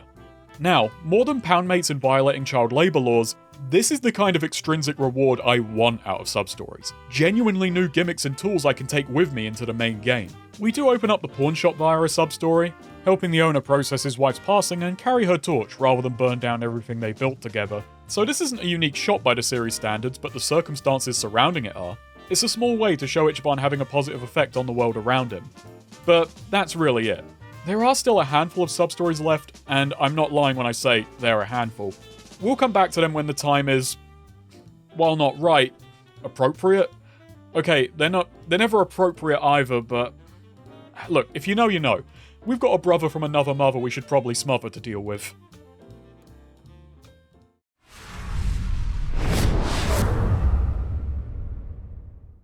So, Chapter 11, The Odds. This is a transitionary chapter, moving us from the fall of the wall to the end of it all. True to its name, it's about establishing just how imposing Ryo Aoki is, and it hits rock bottom running. To start with, the Ijin 3 are in utter disarray. Bleach has spun the Geomijul fire into a massive success, them achieving what the police could not. And they've killed Ogasawara, claiming he perished in the blaze, turning him into a martyr and further galvanizing their already massive public support. In a sane world, I figure this kind of thing would be treated with far greater scrutiny than Bleach is receiving, but I'm starting to doubt I live in a sane world, so yeah, go ahead, Yakuza. Han straight up advises the group to just pack it in and run, which Ichiban can't afford to do. So, rooted in place, all we can do is prepare for the attack, and their first blow hits low. Hey Hamako, need me to beat up Totsuka again? Taking out the trash? Totsuka again, got it.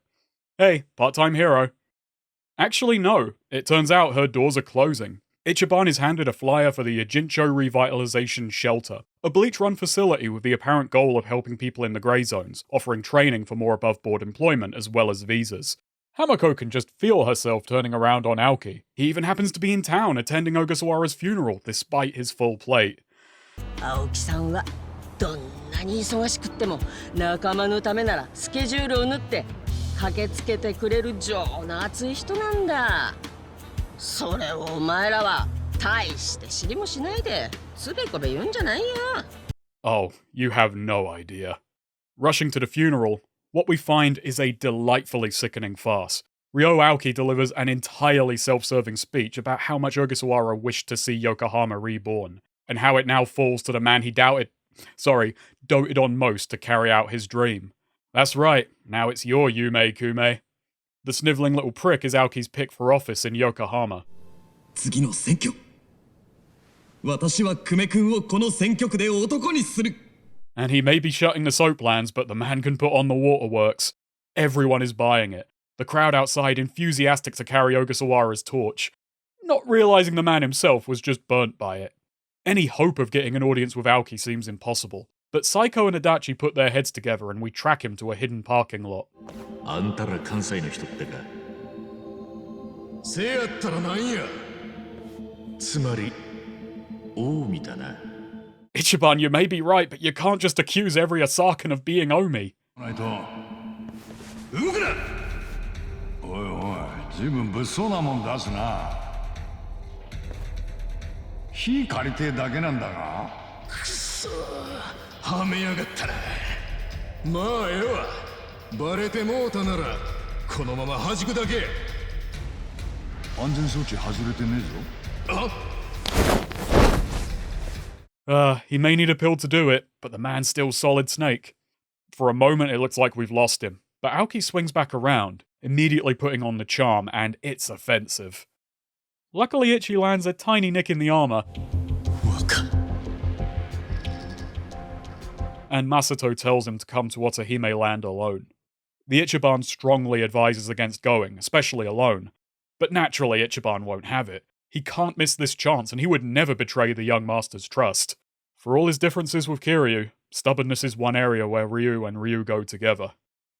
We arrive at the abandoned soapland, and like father like son, Masato has a taste for the theatrical.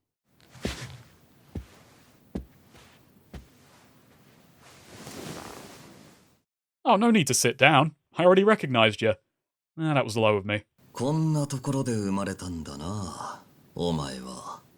Oh, well, never mind. It's not like you ever needed legs to run your fucking mouth, now did you, dickhead?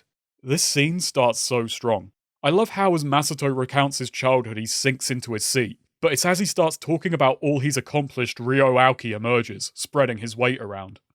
I'm going to compare this moment to the reunion between Kiryu and Haruka in 6. It's a meeting we spent much of the game waiting to see, with many words built up from the truths we've uncovered along the way. Only now being face to face, there's a gulf of painful emotions which need to be crossed to even find the right words. I was a bit overly harsh and pedantic on that moment last game, but I still find this one works a lot better. Where I felt that scene in 6 left a lot unsaid in a very wobbly attempt at drama, rejecting an easy slam dunk in service of botching a Hail Mary emotional scene, this reunion is brilliantly tense. The two are here at cross purposes. Ichiban wants to talk to Masato, but Aoki is here to establish dominance.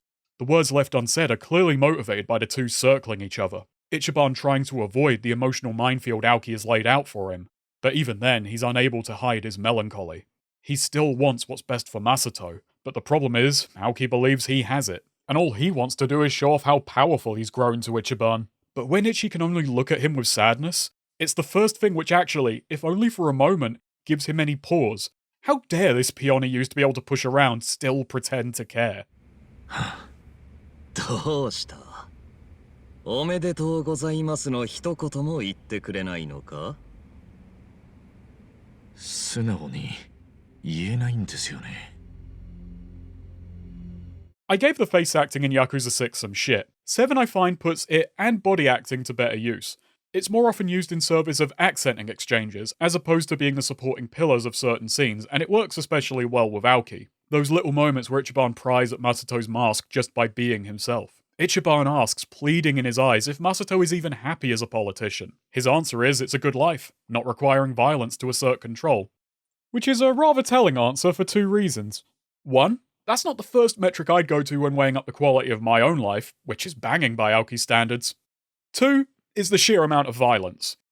I guess he only said you don't have to use it. Politics! You don't have to use violence, but it sure does help. This quickly brings them to Ogasawara. Aoki talks about disposing of him with a smile. リスクマネージメントさ。 Ichiban condemns him for murdering the man without even knowing if he talked. But it takes very little effort for Aoki to suss that he did. そりゃ。ほら見ろ。リスクマネージメントというのはそういう危険を事前に。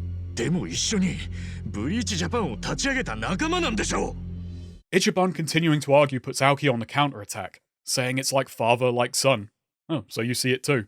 It's just the same as Ichiban being cut loose from the Arakawa, and it turns out we weren't given the whole truth. Sawashiro was not the one who killed Suzumori. 覚えてるか？大晦日に行ったカムロ町のクラブ。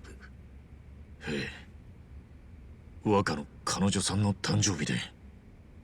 あの夜は散々だったな。Flashing back to 2000, we see Masato stumbling back to his chair as the ephedrine leaves his body. At his lowest ebb, hating every fibre of his being, help is the last thing he wants, screaming at bystanders for even daring to look at him. This is the moment Walt becomes Heisen. Adding insult to injury, he finds his chair, tipped over and slapped with a label for fly tipping. He passes out, only to be awoken by Suzumori, thinking him utterly legless. こんなとこで寝てんじゃねえよ。酔っ払いが。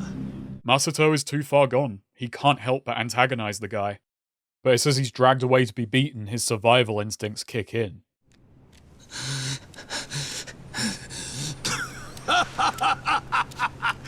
素人がモデルガン出して生きがってんじゃねえよ。おもちゃだと思ってんのか。本物なら撃ってみろよ。Fuck the Game Award to you, pal. Gotta respect the balls on this guy, yelling at a quaking Masato that he's a punk who doesn't get it until Suzu becomes the punk who does. The new year rolls over, and so does he. All along, Ichiban went to jail for his brother's sake. I like how strengthening the Yakuza 1 connection is employed as a twist, not to mention we now have all of the parallels between Ichiban and Masato. Both hit rock bottom and had a symbolic death, only to be reborn elsewhere. Now outside of the Yakuza they could seize a new life which better fit their talents. Masato as a politician, Ichiban as a hero. While Masato used money and manipulation to buy easily discarded allies, Ichiban won irreplaceable friends with no guile and even less green, just by being a good guy. Aoki cuts people loose the moment he even senses insubordination, while Ichiban bends over backwards to understand and forgive everyone their plight. Masato preyed on hatred of the underclass while sanitizing it into a noble-sounding goal. Ichiban has at every point stood up for the downtrodden, using empathy and straightforward truth to unite seeming enemies. And as it turns out, we've played right into Masato's hands, granting him the opening he needed to move on Yokohama. But while he's broken the town, he still fails to break Ichiban. なんとか言えよ、イチ。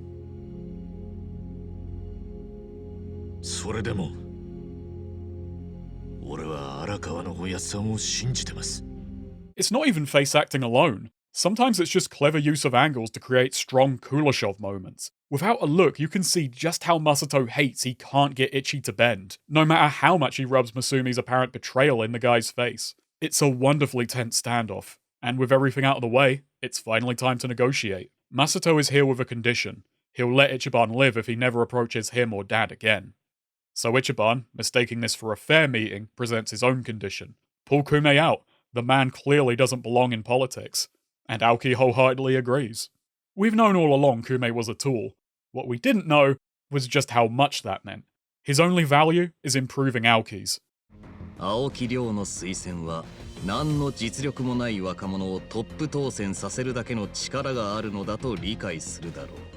Kume is such a fascinating and loathsome character, one of the most pathetic to ever do it. Or not ever do it in all likelihood. And as for those revitalization shelters, well, they're even more useful. A way to round up and deport immigrants. Oh. それじゃ彼女たちを騙したのか。犯罪者を一掃してイジンチョを再生するシェルター。 Oh, that's sick. You are a fucking politician, mate. And as should be obvious, he's not taking the deal. He's taking it all, our life included. さっきも言ったろ。お前を生かしておいてやるのは俺からの情けだ。それを無下にするなら好きにするがいい。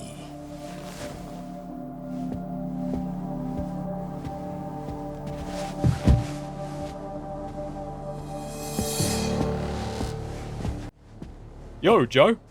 こっちは約束通り一人なんですよ。こっちだ一番。 And save. I love these guys. That's what's great in a story like this. The party still feels like a group of actually autonomous characters. They respect Ichiban's loyalty and honor, but they're not going to share his blind spots. They're ready to push the story forward in their own ways. Still, we run into yet more Omi, and Sawashiro leaves us to face the Horde. 頭は帰るんですか。お前らの汚い血でスーツを汚したくないからな。So we're put against Officer Matoba, perhaps the least characterful boss in the game, though he tries hard for an immediate impression. Problem is, my bat makes a bigger one on him. It seems we've won a moment of respite, but then Hamako comes running, having only just learned the truth of the shelters. あの子たちは自分が生まれた国に頼れる人間なんていないんだ。だから偉人帳に身を寄せていたんじゃないか。私はね、私はあの子たちの幸せだけが生きがいだったんだ。I wouldn't be surprised for someone thinking Hamako's actions in this chapter seem far too naive for her, but that's why I find this moment actually hits so hard. In each snippet, we see how she's both determined and wise to the world, and she uses those qualities to stand up for those around her, holding out in the hopes of giving people a better life. It's a hope which Aoki expertly exploited. You can fault her for her short-sightedness, but the fault lies with those who put the blinders on, for disguising a trap as the opportunity she's been waiting on, playing on her good nature. As the group sits alone, defeated, Nanba repeats what Han advised. Perhaps it's time to get out of here. So, Ichiban asks a pointed question. ちなみにナンバはどっか行くあてがあんのか。いや、すぐには思い浮かばないけどよ。足立さんは親もとっくに亡くなってるし、今さら行くあてって言われてもな。最後はとてもじゃないけど、妹とお父さんを置いて出ていけないわ。じゃあ決まりじゃねえか。決まり？何が？みんなここから出ていけるような状況じゃねえ。そりゃ俺たちもコミジルもリューマンもみんな同じだ。だったら抗うしかねえだろ。取り返しがつかねえってんならなおさら取り返してやろうじゃねえか。でも賞賛があんのか？そんなもん必要ねえ。昔荒川のおやっさんに言われたよ。賞賛があって殴りに行くのはただの弱い者いじめだってな。 That's a pretty strong condemnation of the game's balancing, Ichi. Jokes aside, I love this speech. I love this chapter. It tells a great little, almost isolated story, bridging the twist-heavy middle into the deep character refocus of the ending stretch. True to its name, it not only shows us the odds, it shows us the various ways Ichiban and Masato are at odds. By this point, I'd happily call Masato not only a really deep character, but one of the series' best schemers. And I love how his brilliance in that regard ties so deeply with his core motivation of punishing the Grey Zones for how pathetic they once made him feel. He's instilled in his followers the very thing that drives him, a deep hatred dressed up as a righteous crusade. And at this point, our lead's backs are to the wall, and if there's no choice but to fight, they're going out swinging. 日本の表と裏の頂点に喧嘩か。な？さすがに足立さんもビビっちまってんの？バカ言え。相手に不足はねえ。やってやろうじゃねえか。ただその表の頂点ってのに警視庁も加えてくれねえか。そうだった。もちろん分かってるって。よっしゃ。ナンバ、さっちゃん、俺らと一緒に。はいはい。もう結論出てるから。決まりだな。どいつもこいつも今に見てろよ。 That's chapter 11, and Aoki should be filing for chapter 11 moral bankruptcy. Sometime later we find Ichiban meeting with the heads of the Ijin 3, no longer in the palatial Heian Tower, but chose much humbler digs. The food may be sweet, but the mood is definitely sour. 青木亮がこの偉人帳を自分の色に染める手始めが彼ってわけだね。となりゃもはや日本中がなるようにしかならねえ。 Ichiban is here to convince them not to lie down. Cho quickly agrees. 俺は半品リューマン全員の命をあんたに預けたんだぜ。このままじゃカッコつかねえだろ。 And before long, the group is talking strategy. Since killing Kume is sadly not an option, we'll just have to beat Aoki at his own game, field a local candidate and win the election. There's a few issues here, but the big one is running costs money. 3 million yen to be precise. Well, lucky for us, I have all that and more burning a hole in my pocket. But where would the #1 trash man Ichiban Kasuga ever find so much money? Well, sit down, get comfy, and let me tell you a tale. After all, I said I was cool with flashbacks. Shortly after Nonomiya's passing, we stumbled upon a mysterious, easily rattled woman rattling his doors. Say hello to Eri, president of Ichiban Confections, a once prosperous company fallen on hard times, conned by greedy vultures. Eri was about to hand the business over to the slippery soapland sod, as it was only thanks to him there was anything left to salvage. The boys are somehow surprised by this kind gesture, but Saeko explains that when Nonomiya was drunk, he'd often ramble about going legit so he could build a safety net for Ijincho. Ichiban decides there and then he's going to pick up where Nonomiya left off. And he has the gang's full, partial... he has their blessing. They'll be drinking at Survive. Yeah, future traitor. Don't go tripping over your invisible brother on the way out. At their dingy little office, Ichiban is ran through the basics of business, and basically, this business is screwed. We're in the red, investors have left us on red. We may be a confectionery, but we're not baked, we're cooked. We need capital and we need it quick. If only we knew someone who could lend us some money. Ichiban calls Ogata. Swayed by our story, he fronts us the funds with some fairly slack strings attached. Our goal is to become Yokohama's #1, no matter how long it takes. So here we go. Welcome to Yakuza 7's money game, Ichiban Holdings. It's a worse version of Real Estate Royale. I'm sorry, business just stopped being fun after the 80s. We're not even allowed to embezzle anymore. Our holdings and Ichiban holdings are separate, and never the two shall meet. I don't actually mind that, but this is the first sign the real world and the business world are now worlds apart. Allow me to quickly run you through a day at the office. We can buy and upgrade businesses. Each has different sales volumes, which is how much profit they bring in, as well as a base maintenance expense, how much they cost to run.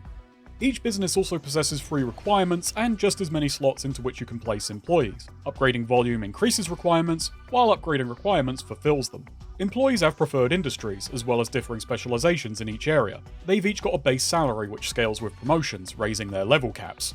Very much the opposite of the Peter principle, you can only be as good as your title permits. Their mood also drops with each shift, requiring counselling to fix them back up. The hell is this bakery putting them through? The oven itself? The core of the game is arranging all of your pieces to maximise profit while minimising expenditure. A miserly, but not entirely miserable time, and I've probably made it sound way more complicated than it is. Look, all you need to know is, put things in places where the bars get longer and the number gets bigger. That's all you need to know. You then hit go, and watch the money come flooding in. This screen is so charming at first, wears off by the 50th time you see it. Thus ends a round. There are 4 rounds in a business period, and between each there's a chance of encountering a small selection of random events. We may get approached by potential employees. Other businesses may try and poach ours, and we either have to give them a raise or let them go. And because we're apparently an ethical employer, we can't write dodgy contracts to stop this. There are seminars which temporarily buff training effectiveness, letting employees level faster. Certain industries may have booms, giving a minor bonus to their income. The jackpot are advertising slots, acting as a power-up massively boosting our profits for several turns.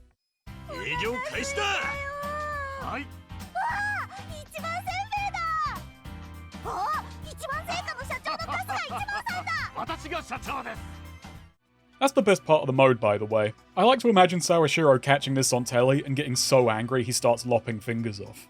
After 4 rounds, we end the business period with a shareholder meeting, another form of JRPG combat, and it's a sorry skirmish. Literally. You must lead your sales soldiers in a struggle against your shareholders' worries. This is the good Janken Yokoyama talked about. Team composition truly matters here. Everyone is strong against one business type and weak against another. Each employee also grants and costs differing amounts of command points. Some employees are best kept just for these showdowns. I love the use of time. You're very much on the clock here, so spend it as wisely as your money. Do you blow all your energy at once in big attacks or string things out a little? You gotta prioritize the big threat and talk them down first. It really does feel like you're batting aside their concerns. So short and long-term strategies are both in play, and all along Ichiban is building up a super sorry which can give you a last-second rally.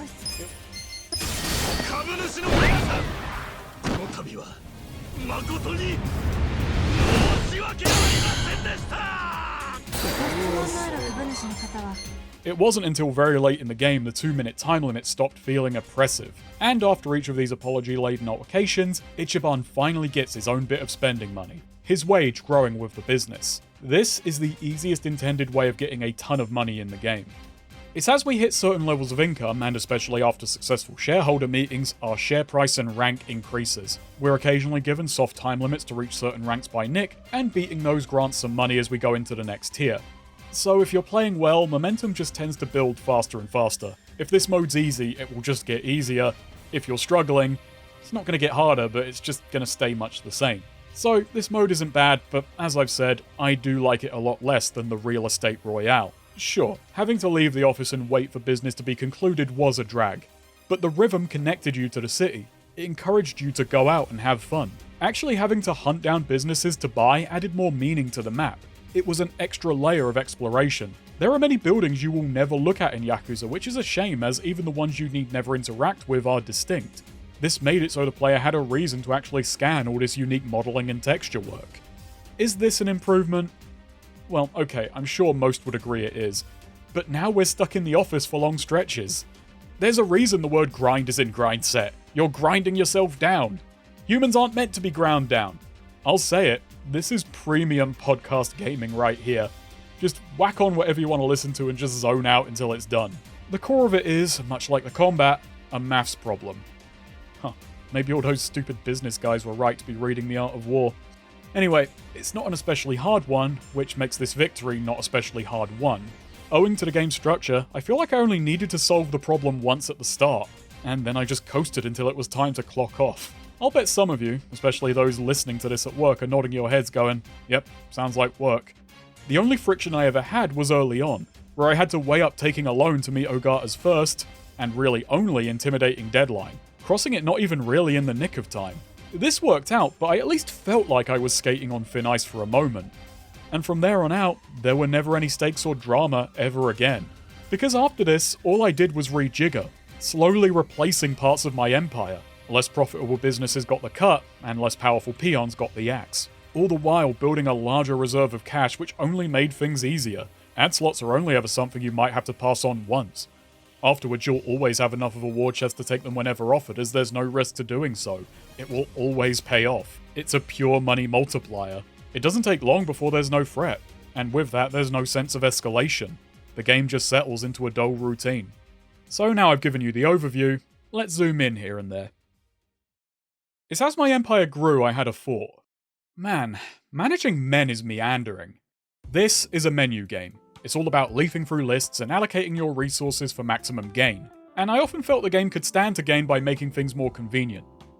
You want to know what the worst part of being a CEO is? Firing people. And no, it's not because of the emotional toll it takes to rip someone's livelihood away from them, making them a disappointment to their friends and loved ones, eventually leaving them destitute as they hit rock bottom, none of that namby-pamby nonsense. It's because finding the useless buggers gets really annoying when you're juggling so many people. I should fire all of you for hiding this guy from me. There are many sorting options to make initial placement simple, but there's no quick way to find unassigned employees who are just sitting around collecting a paycheck. You have to hunt down the man with free time, and believe me, that's a 7-hour chore. Restructuring is even worse. There's no way to easily swap employees from one post to another, leading to tons of just sifting through menus to figure out who's assigned where, who's free to be placed, who can be let go. And God forbid you remove someone from an active post when you didn't want to. You gotta go find the bugger again. Zero may have required more frequent employee turnover, but its segmented turn structure made it much easier to manage. So I don't like these menus. But I've spent enough time in and thinking about them to explore a very boring thought. Am I right to want these menus to be more fluid? Now it may sound like a no-brainer, but follow me on this for a moment.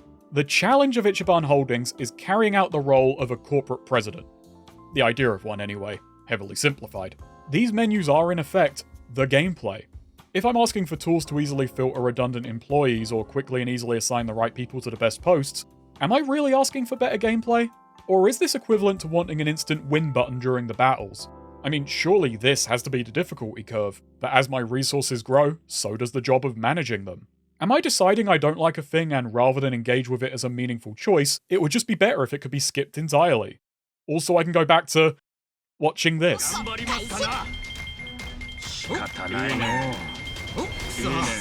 I guess watching the money roll in is the real job of a CEO and anything else is merely a distraction. There is a problem with supposing this as the challenge, and that's that there's no actual pressure. There's no ticking clock tasking me with efficient menu navigation. I mean, that would be horrible, but the point stands. If there's no risk of loss, what's lost by making this get out of the way as smoothly as possible, all while leaving micromanaging to the real number crunchers? What complicates this is there are conveniences present, which means they knew at least some of this was needless busy work. I genuinely can't recall if it was there on release, but there's an auto care button. While I've never added it up, I've always just assumed it's less cash efficient than manually assigning care per employee. But even at my poorest, this was never an issue. I could always afford to skip this gameplay. Perhaps automatically doing best placements could have required hiring consultants. Putting a price on automation may have been key here, but then there truly would be no gameplay. In a sense, the game keeping this rock paper scissors diagram on screen during the business battles is pointless. When Like a Dragon first released, the weakness indicator wasn't enabled both here and in regular encounters. I genuinely figured this was a purposeful design decision, as asking the player to memorize weaknesses isn't too tall an ask. At worst, it punishes players with a trip to the menu. Meanwhile, it rewards those paying attention, making picking the right element a little more gratifying. The pressure in these battles is making the right choice as options and complications grow, and the right choice may not always be hitting a weakness. So, I don't think the indicator is a necessity, but I didn't mind it being added because it was a minor smoothing of the experience. In business battles, putting aside Ichiban's super move, there is only one choice: who attacks who. The pressure isn't in multitude of choices, but making the right one against the clock. In this instance, the weakness indicator may be seen itself as a weakness, as it substantially decreases the difficulty and makes the rock paper scissors diagram almost pointless beyond informing a player that strengths and weaknesses even exist. You can see my playstyle is to pick the most dangerous foe and then just mash through my options until I'm told what the right one is. Looked at a certain way, I'm no longer playing the game. The UI is playing me. And let's go further with this. The biggest convenience may also be the most self-defeating. The button to end your turn and see how business plays out tells you ahead of time, with great accuracy, how business will play out. Meaning it's all but impossible to go into deficit unless you're actively sabotaging yourself. Would this mode be better if it was up to the player to break out a calculator and add it all up themselves? Even I wouldn't want that. But I also believe this makes the game far less exciting than it could have been. It'd be like if Balatro told you if your hand would pass ahead of submitting it. It would severely dampen how much the player needs to engage with mechanics and put thought into their moves. It would make the experience far more disposable because the game is essentially playing itself for you. I think that's the difficulty of putting a mode like this in what's otherwise a fairly light, casual experience. It simply can't allow itself to be too demanding. I should clarify, this section is more of a thought experiment. I actually really doubt I'd like this mode anymore if anything I said was implemented. I may have even loathed it if it came out this way. Not being in that parallel universe, we'll never know. But I was left with a lot of time to think over such inane things, as I leafed through these rather unappealing menus. While it's to a lesser extent, the game does still tie into the open world, with applicants and investment opportunities hidden all over town.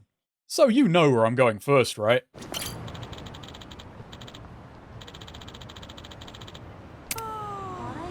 What? I can't hire this man? Come on, RGG, you had to have known people would want the book cooking bum in their employ. Oh, I'm sorry, fella. I've got my own company, but it seems I can't have yours. You can find extra people in two ways. Just like in Zero, most of your units are going to be people returning from substories to help out. Or ask for a handout in this case. Again, a fun reward, even if it feels a lot more impersonal this time around given the decreased ties to the actual town. The rest of the applicants are gathered in two ways. They either require a fetch quest to get them on board, or being up to their standards in what's a bizarre reverse job interview. This is where your personality scores really come into play. So far we've seen two ways they can be gained, via choices in drink links and filling out the completion screen, becoming a more complete person. We can also buy items from vendors. The more powerful ones are some of the most costly items in the game. You know how they say money can't buy taste? Well, Like a Dragon says otherwise. But the biggest source of personality is the Onabara Vocational School. We're inducted by Ikari, a man who isn't half as bright as the blinding torch he carries for Miyakoshi. And ironically, she's the only one who can't see it. This is another big-ticket new minigame, Quizzes. A perfectly serviceable, though not groundbreaking mode of play, again carried by Seven's ample charm. And hey, who doesn't love a quiz? I love sitting down, watching the chase and feeling clever for getting one answer right. Before Ichiban Holdings takes off, these certifications are prohibitively expensive. You're spending a lot of money to risk boosting a stats system, which has at best nebulous function before this point, and at best nebulous use thereafter. I did notice that even after earning every cert the school offered, I was still pretty far from fully rounded. Really goes to show how work and school can't complete a person. At least after 10 quizzes, Akari himself joins Ichiban Holdings as a pretty powerful employee, so that's the best I'm getting out of this. So as I've said repeatedly, I do find this thinner than Zero's Real Estate Royale. But there is still interplay between the game world and the business world. 7 does still acknowledge your engagement in other aspects of the game. Perhaps the reason I'm finding it so easy was because my investments elsewhere were paying dividends. And hey, if you really want to invest, you can just spend some real money to get the utterly broken DLC units. For how easy I've made this sound, I could have been laughing all the way to the bank. If you buy this DLC, you're essentially paying to not play a part of the game. The story of Ichiban Holdings is as thin as the chapter we're on, with a by-the-numbers plot where with each boss you go, by number. The numbers this time are the Mischievous Three, led by the malevolent money man Hosho, who crushed Eri to get back at her father for having the audacity to run an ethical business, a matter which has no effect on the gameplay despite being the motivation which led Ichiban here in the first place. I would have sold Ichiban Senbei and Eri's grandmother if the game allowed me. It's a sentimental chain around my ankle. And even then, we're not much of a safety net considering the game actively rewards us hiring the best and firing the rest, dropping businesses the moment something more profitable comes along, and cutting every corner we can get away with besides employee care, which we only have to care about because it boosts us in the shareholder meetings. And that's where the Mischievous Three and Hosho turn up as bosses. And I'm not sure if it's because I was particularly liberal about throwing my money around, but I tended to find these guys lagged behind the difficulty curve of the standard investors. But hey, I had a great moment where I defeated the Sweatshop Slayer with the power of child labor.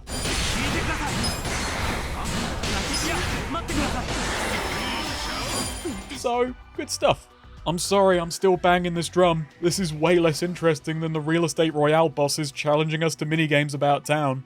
And really, the Mischievous Three? The game seems as bored by this format as I am. We have the Devil Killers, the 5 Billionaires, the 5 Stars, the 6 Lunatics, another one-note story proudly trotting out one-note characters doing one-note jokes, when really, these guys should be nothing but notes. It lacks the tactility of Zero's games and the actual plotting of 5 side stories. I miss these modes having casts with something going on under the surface, with pacing which fits how the mode develops, with actual ambition to tell a story, instead of now where everything has to fit into this tiresome mold. Eri and her grandmother Tomei are, to me, just kind of boring. They do get off one good gag, when Ichiban frets over asking them to abandon their old home office to upgrade at Nick's command, only for them to actually be overjoyed by the idea. It's the one moment which breaks from the formula of Granny insisting Ichiban is the Ichi boyfriend, Eri getting flustered and Ichiban calling her an old bat or something, and then the chicken makes a noise hoping you'll pagawk at it. It feels redundant to call this rote. As I mentioned, they already wrote this shit. It's just the second time a chicken has been involved.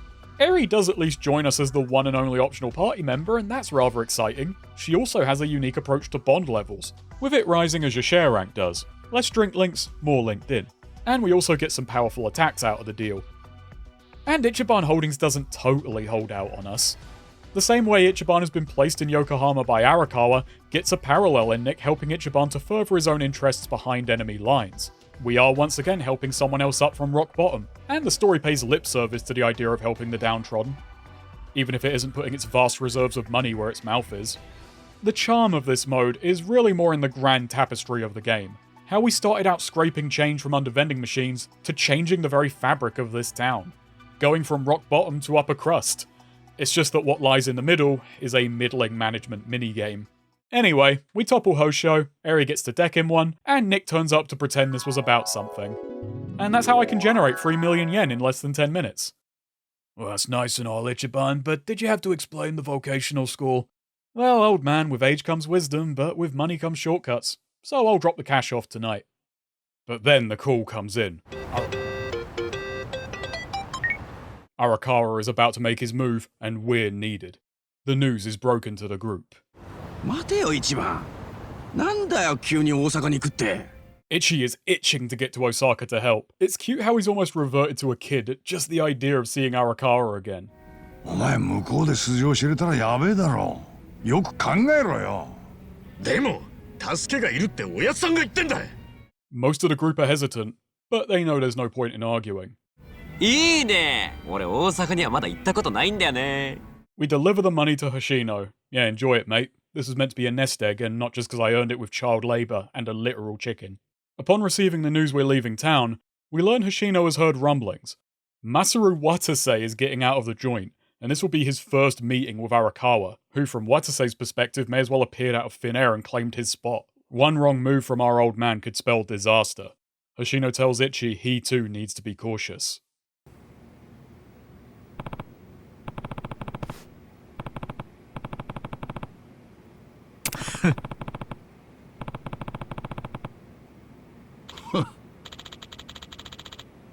Well, Hoshino, start shooting and see who sticks around. Meanwhile, Aoki is taking the news hard, because this is news to him. Sawashiro is meant to report Arakawa's every move, but it seems Dad has acted without warning.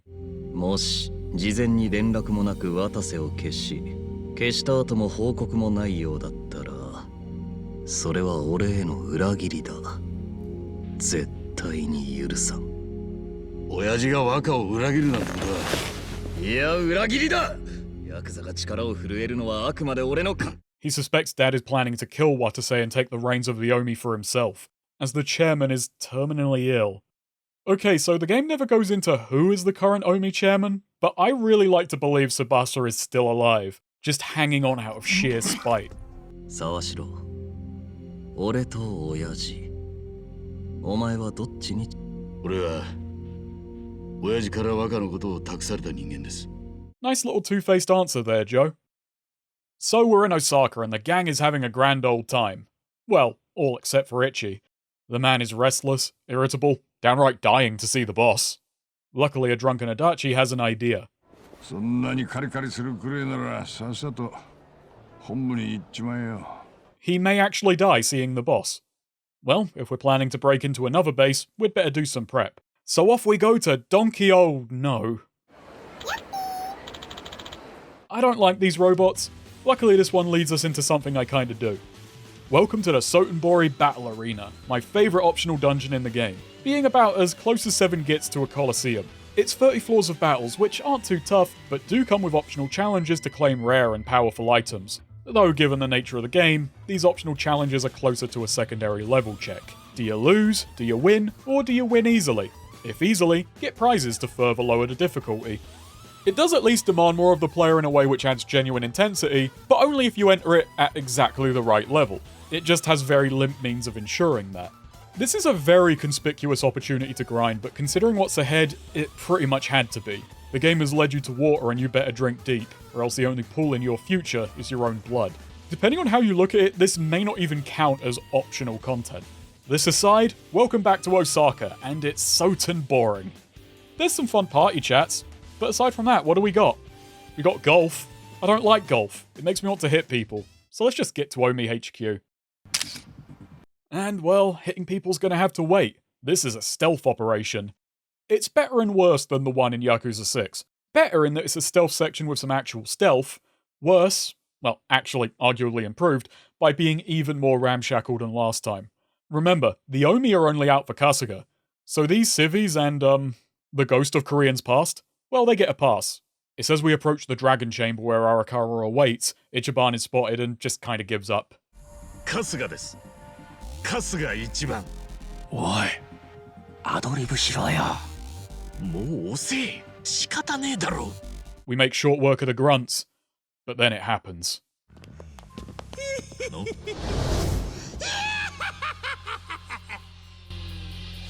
We've rustled the Jeemers. And look, I'm happy to see you, really I am, but why are you still dressed like that? I like to think he just broke out of jail again and somehow wound up with another Parker. Then again, he splashed out on a pricey one, so maybe the guy realised he's sticking with them. He has one buried outside every jail in the country. I was blown away when he wasn't wearing one in Hawaii. I need you to understand, this is the most character development the Brick Shithouse has had since 2012. It's taken almost as long for Saejima to take off his coat as it has for the series to retire Kiryu. The gang immediately senses something is off about these two. Oh, they mean their power level. Yeah, sure. And unlucky for us, they've no interest in raising the alarm.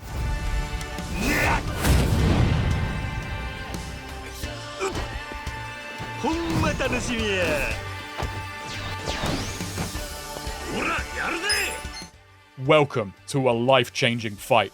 And by that I mean, it changes your life to 0. shit.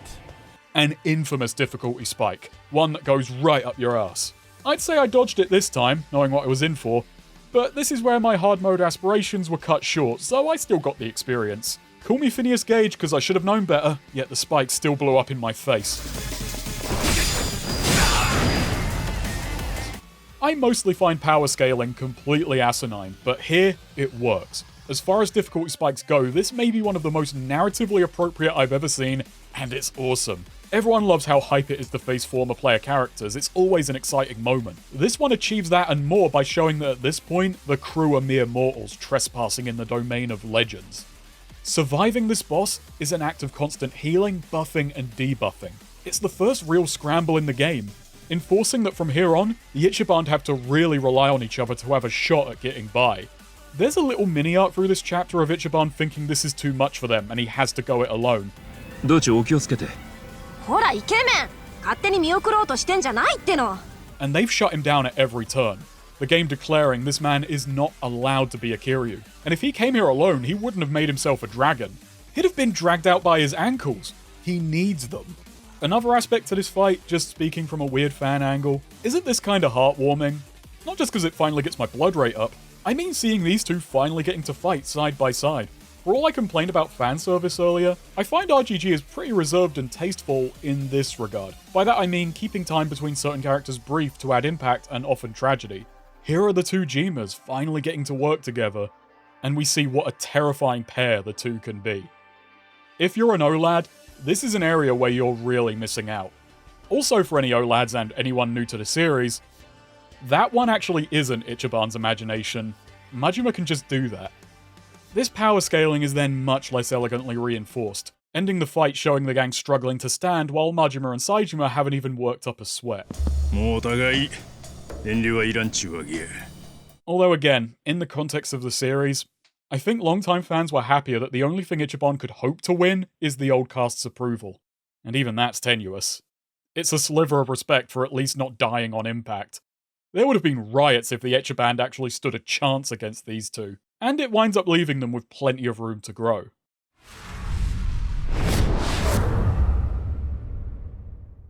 Fortunately for the gang, the fight is called off. 喧嘩の続きは明日まで取っといてくれねえか。Arakawa, followed by yet another surprise appearance. こちらは東上会6代目堂島会長だ。 A sweet moment of the group surrounding Ichiban, not sharing his blind enthusiasm for the boss. Masumi, for his part, does seem regretful. 一応撃ったら死ねえよ。だったら俺らに信じさせてくれ。 And it's upstairs we're told what's going on. Arakawa never betrayed the Tojo. When Masato demanded information for his 3K plan, Masumi was obviously hesitant. Sawashiro told him to exchange the information for being kept around. さしら、マサと俺よりも甘やかしちまうところがある。 Ultimately, Masumi went to Daigo to inform him of his son's plans, and he told him to go ahead and play the part of the traitor. 俺が頼んで、荒川さんには欲深い非情な裏切り者を演じてもらったんだ。そしてそれが結果的にお前を銃で撃たせることにもなってしまった。 I mean, he was clearly borrowing some of your accuracy. Daigo could see the way the world was going. Anti-Yakuza laws have grown so open to interpretation, the police can effectively bend them to their will.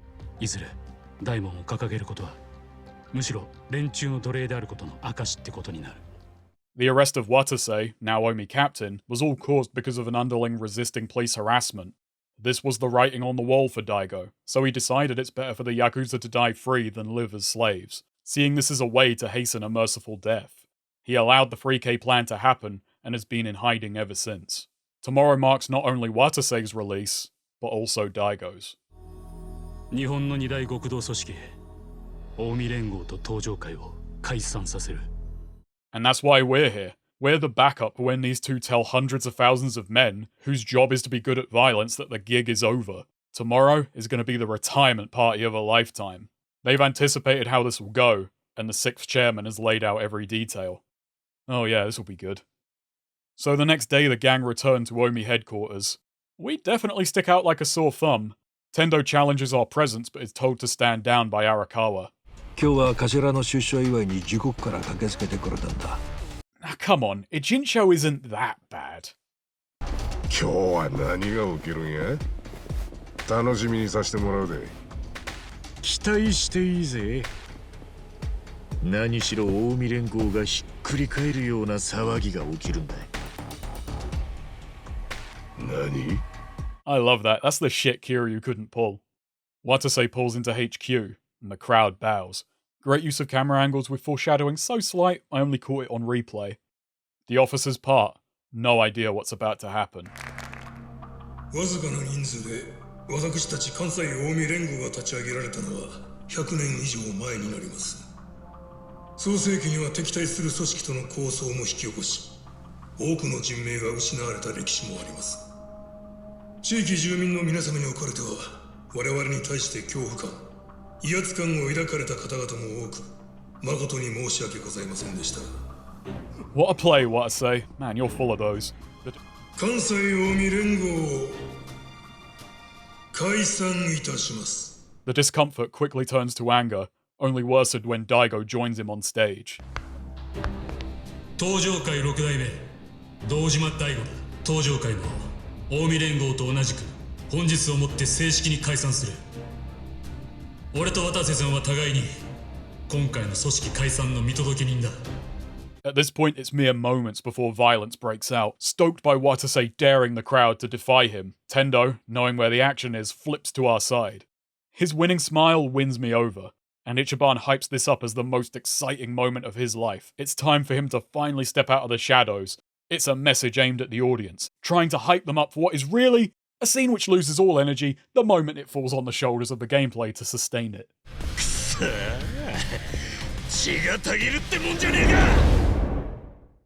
This is another instance where turn-based gameplay really works against the scenario. What's meant to look like pandemonium looks more like an awkward dinner party. The active enemies barely hiding, the legion of lads just awkwardly standing around. Life is drained from the room faster than even head trauma can keep up with.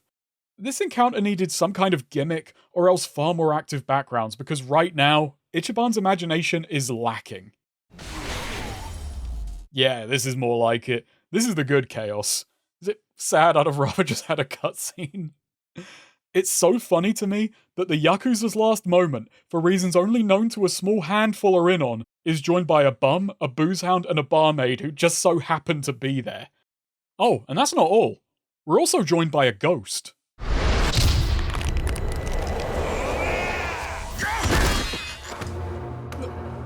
Nanda? やっぱり生きとったか。帰ってきよったな。堂島の龍が。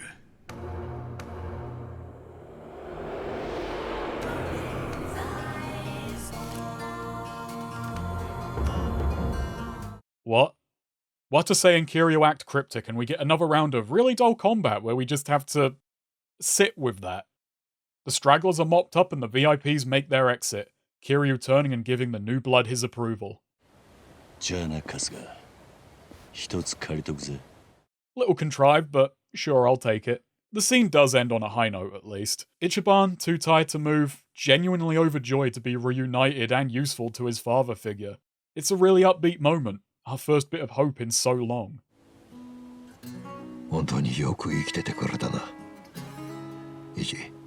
So I have some really mixed feelings on this scene, and we can't get into all of them right away. You know what I was thinking when I first played this in 2019? I was thinking of the Ham Man.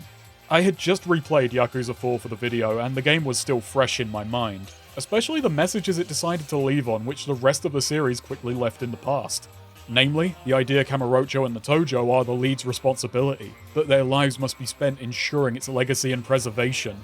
So for whatever reason, I think I'm the only person on Earth who is playing this and feeling bad for Hamazaki. Honestly, 4 is so hilariously ignored in the series chronology, and honestly, much as I like that game, it was for the best. I didn't see it that way back then.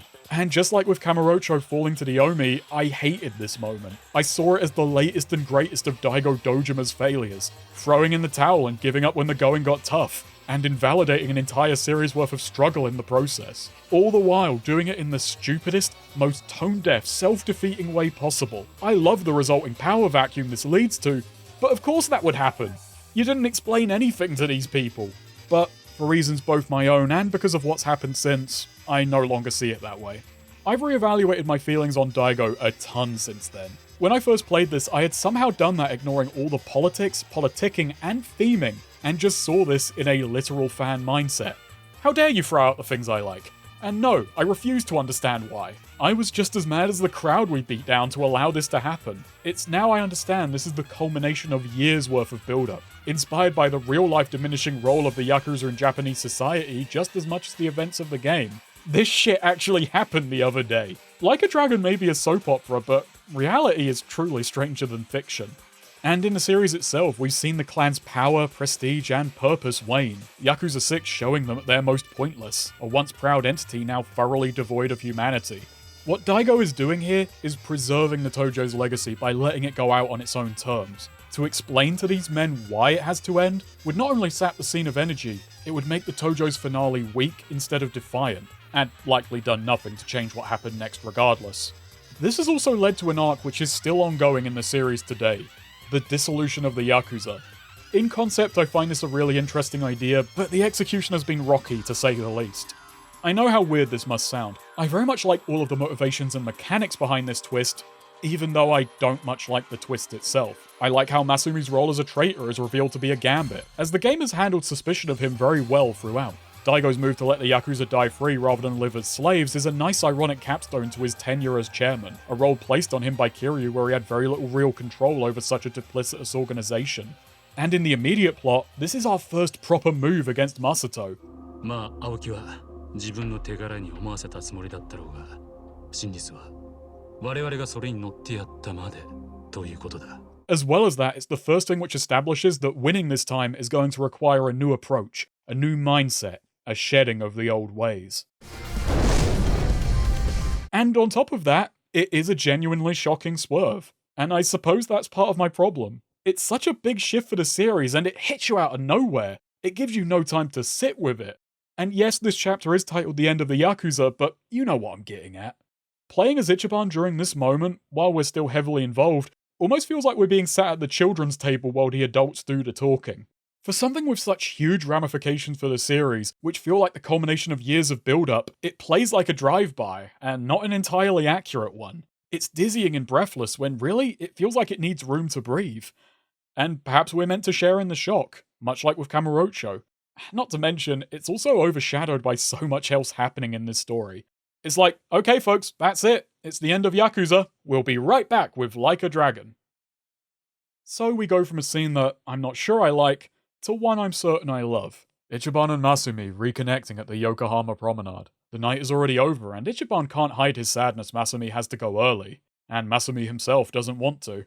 In this moment, he knows the life is over. He's trying to enjoy that fact, but he's been Yakuza for so long he can't switch it off, even as he tells himself. They talk about the ongoing confusion, and Masumi frets about Masato, because in a way, he's finally free to be a father. いい加減それがでかくなりすぎる前に止めてやらねえとあいつは身を滅ぼすそんなあいつの姿を俺は見たくねえ Ichiban asks what's next, and Daigo plans on setting up a legal means to give the former Yakuza a place to go. Now, that sounds like some kind of honest living association. I only wish I knew someone who could help. After this, Ichiban asks the big question. One which turns this scene into one of my favorites. おやっさんの子分にしてくれますか俺はお前を All the wrongs Masumi did to Ichi come flooding out of him, and Ichiban forgiving, overlooking, downright disregarding each one absolutely kills the man inside. It makes it worse to have done all of this to someone who trusted him so fully, so deeply. Everything Ichiban does in this scene to try and cheer Masumi up only makes him feel worse. Because he knows what he's done makes him unworthy of such devotion. It's fucking heart-wrenching. When the two of them were in the clan, Masumi said the only thing that mattered was one's face. You have to look stern, uncaring, unflappable. It's what allowed him to be such a great actor, what allowed him to carry out his role as traitor. Now, The job is done. The Yakuza is over. His face no longer matters. And now that he's free to laugh, now that he's free to cry, the last thing he wants is for Ichiban to see it. He recounts a dream he has, Masato being born in Ichiban's place in Shangri-La. やめてください。恥ずかしいっす。恥ずかしいことなんてね。お前は地に足をつけてしっかり生きてる。生まれた場所なんて関係ね。He asks if Ichiban ever wanted to meet his parents, which is a really on-the-nose bit of foreshadowing, but it works because of just how deep and complicated the feelings between these two are. Ichiban is thrown by the question. When Masumi backs off from the fort, he gives Ichiban an awkward smile and says there's no point dwelling. Ichiban can only awkwardly smile back, unsure how to respond. It's one of the few moments Ichi feels genuinely hard to read. It's such a brilliant note to leave these two on, because the next morning, Arakawa's body is found in the ocean.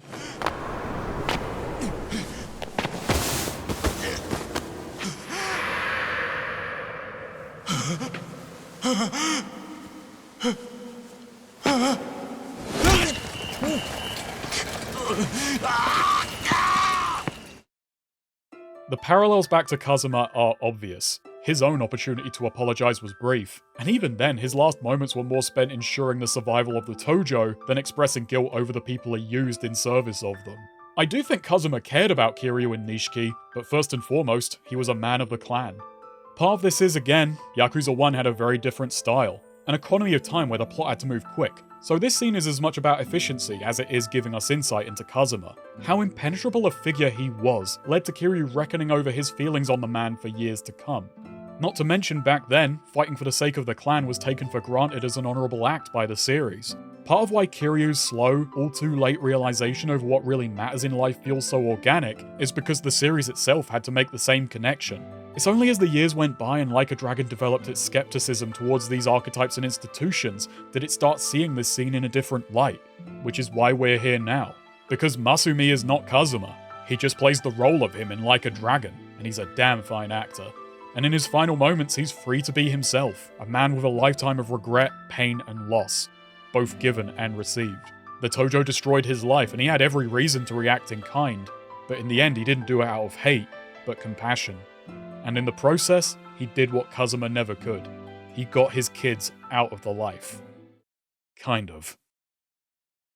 So there we go. You did it, Yokoyama. You depicted this man's life, from grisly start to tragic end. Ichiban is shattered, the killer hasn't been caught, and Takabe warns the group should be vigilant. Back in Kamurocho, the struggle to fill the power vacuum has already begun. The turncoat Tojo captain's berating Sawashiro over Arakawa's unfulfilled promises. When Ishioda tries to pay them off and their tune changes, Sawashiro takes their earful and gives them an eyeful over it.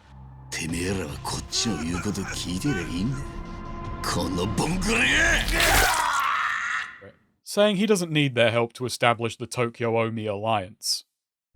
まあ、今東京にいる近江の残党がまとまるまでは待ってやる。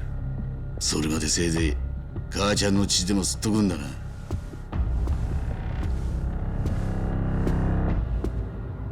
Very exciting. Everyone's racing to set themselves up as a new era dawns. A pretty realistic result coming from a very idealistic act. So yeah, I loved this bit then and now. I may now respect why you did it, but I have to say, good going there, Daigo. We rejoin Ichiban, sat alone at Survive, his friends keeping their distance, unsure how to console him.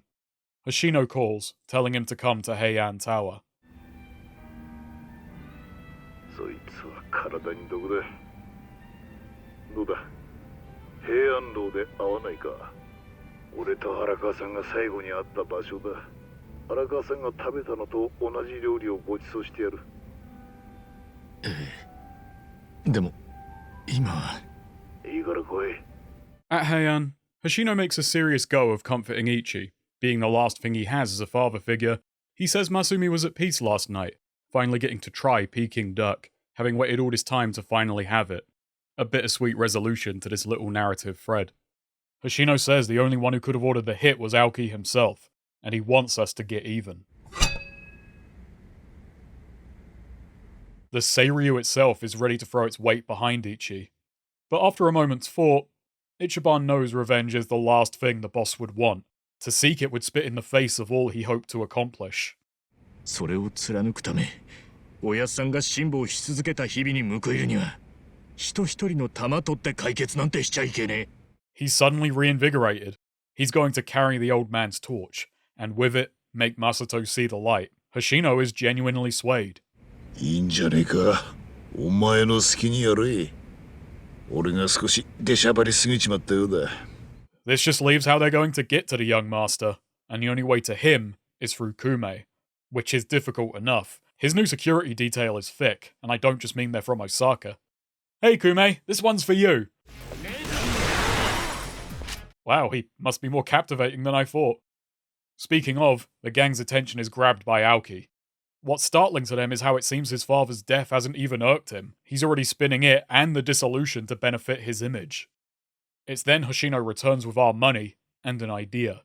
He could never find a suitable candidate, but seeing as beating Aoki is no longer an option, at least politically, Ichiban should run. If all that matters now is getting close to Kume, then this will force him to confront us. Ichiban is in. But registration is closing tonight, so Ichi better make like a board game and go. So we're on the campaign trail, and the next time we find Kume, he's already wise to us, trying to preemptively drag our name through the mud so as to make approach impossible. Airing out our past as a murderer makes him think he has us dead to rights. Unfortunately for Kume, he's forgotten just what those rights are. Ichiban rolls in and immediately hits Kume with the switch up.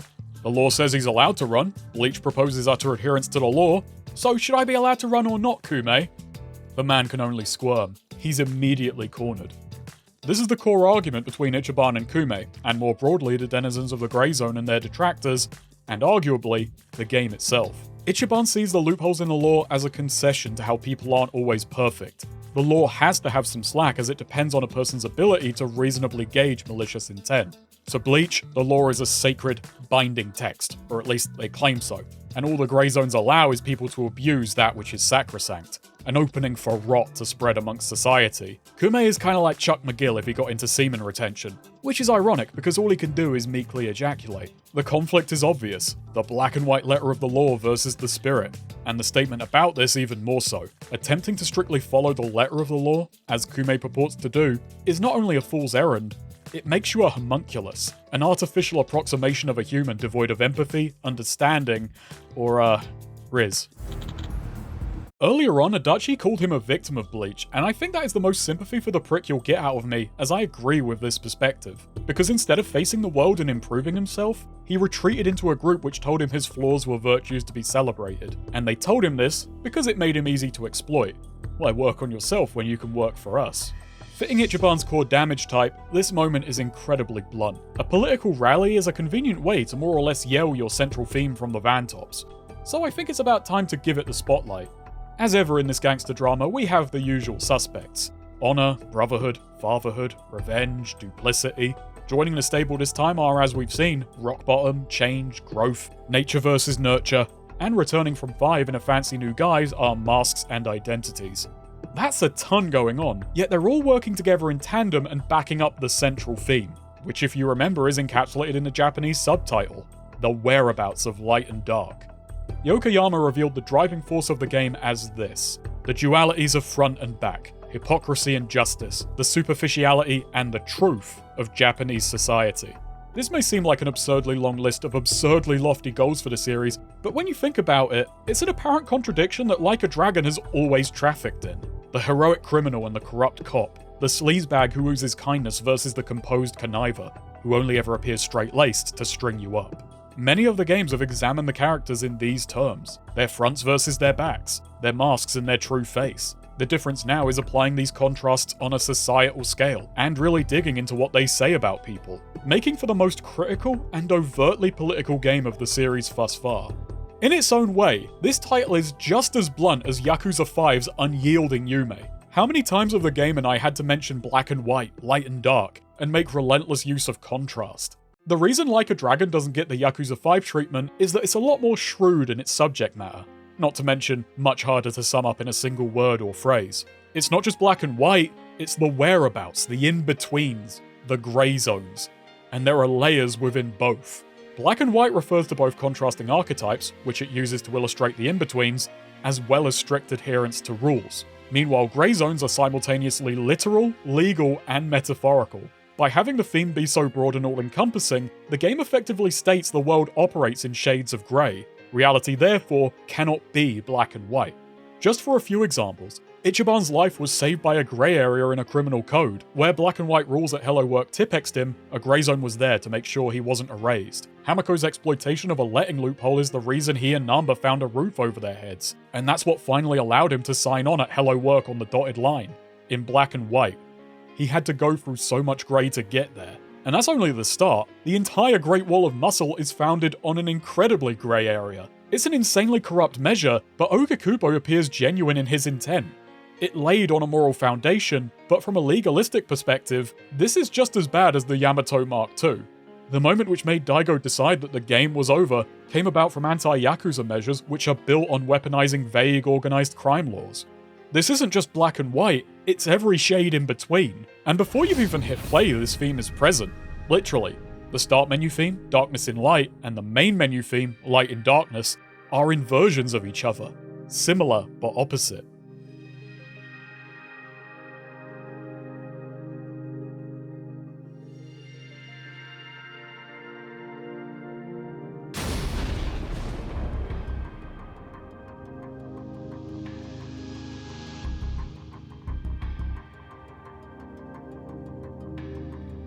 This duality of light and dark is also found in the ultimate goals of the Arakawas. Their public face is the opposite of their true intentions. Masumi Arakawa is a mob boss who had to act out the role of the traitor in order to bring the Yakuza to a merciful end, to free men who couldn't even see the walls closing in around them.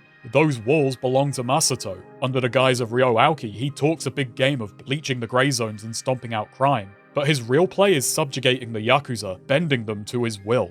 The two inverse each other. They are another example of light and dark, and how in this duality light can blind us to cruelty, while dark hides kindness in shadows.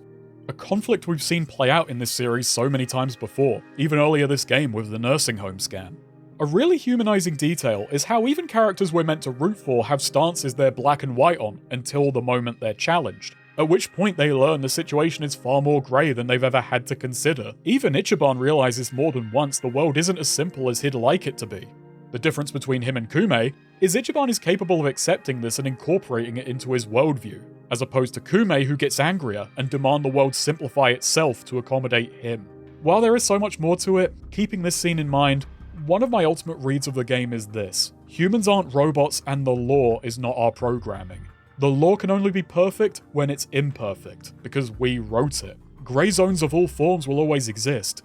What matters is them existing for the common good, to benevolently account for our imprecision. The law, in and of itself, is not a moral good. An easy path to hypocrisy is mistaking it as such. What's righteous is doing right by your fellow man, trying to understand their circumstances rather than reflexively tear them down for it. Not being Japanese, I feel it would be rude for me to presume what Yokoyama is truly getting at when he says the hypocrisy and truth of Japanese society. So, this is from an English perspective. It's me prodding at England when I say, I think the biggest hypocrisy of society, and one I'm guilty of when I'm in autopilot, is a natural drive towards solipsism. How we judge others in black and white, and ourselves in shades of grey. We think we know all of our own motives, and remember at least some of the experiences which shaped us, or we're at least capable of assigning blame. So we absolve ourselves of circumstances while holding others to theirs. The tragedy is that if you try and treat other people with the same grace you give yourself, you're at a disadvantage. You're moving at 10 miles per hour on the autobahn of public debate, and the less patient are going to smash right through you for daring to take your time. Being fair, being thorough, has always been a handicap. Let's return to Ichiban's core goodness. His kindness seems as fuzzy as the hair on his head, but that's because he's not a hardline man. He's seen and often been victim to too much of the breadth of human experience to ever completely disregard someone out of hand. The fantasy of this game is that kindness being so strong, so compelling, and so unshakable. And it's this which allows Ichiban to practically tear Kume apart the moment the two get to talking. Ichiban has real human experience. Kume has Bleach's inhuman rhetoric. Now, is Kume a straw man? More than a little bit, yes. But straw men are weak to fire, and Ichiban won't stop bringing the heat. So Kume throws what little pride he has to the wind and retreats on live television.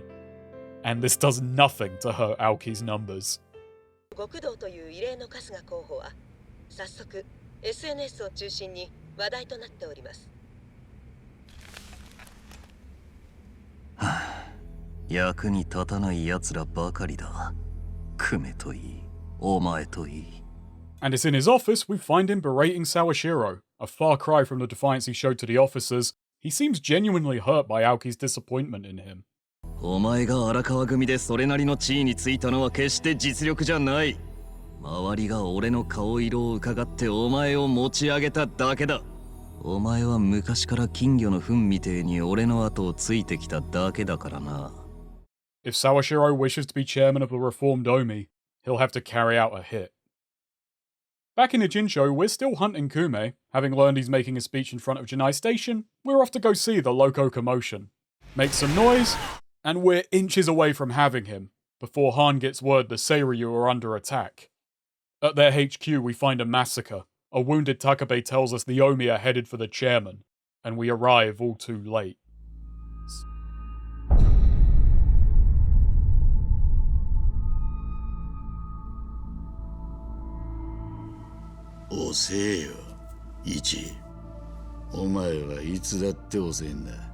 Saeko begs to know why killed a chairman.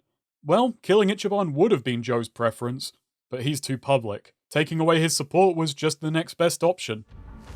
若は何かをやるとき裏から手回さずにはいられねえのか。絶対負けねえように保険かけずにはいられねえのか。いつからそんなになっちまったんだよ。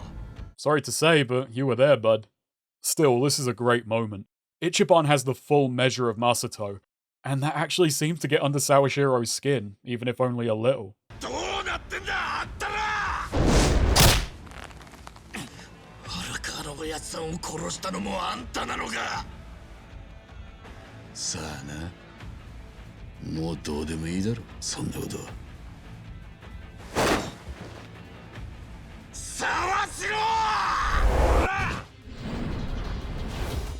So we get a rematch, second best dynamic intro in the game as he toys with Ichiban, which plays into the mystery of Joe. Was he just holding back last time? Did he let Ichiban get past him and into that officers meeting?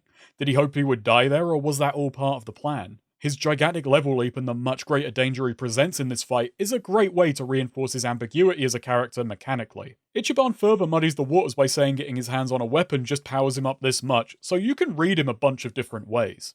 Beyond that, however, the fight remains pretty simple. After the Jimas, it will take a whole lot more to feel like another step up. His ability to regenerate hit points does force the player to prioritize damage over healing, but in a 4-on-1 you have so much more room to move compared. Defeated, Ichiban demands answers. Sawashiro tells us he wasn't Masumi's killer, Aoki made the order, but for Joe, Arakawa was a no-go. Coming here, killing Hoshino, that was a one-way trip. Punishment for his insubordination. To explain why he couldn't kill Arakawa, he tells Ichiban something he'd never told anyone. The two come from much the same circumstances, scraping by on the streets and scrapping to survive. Only he had a companion.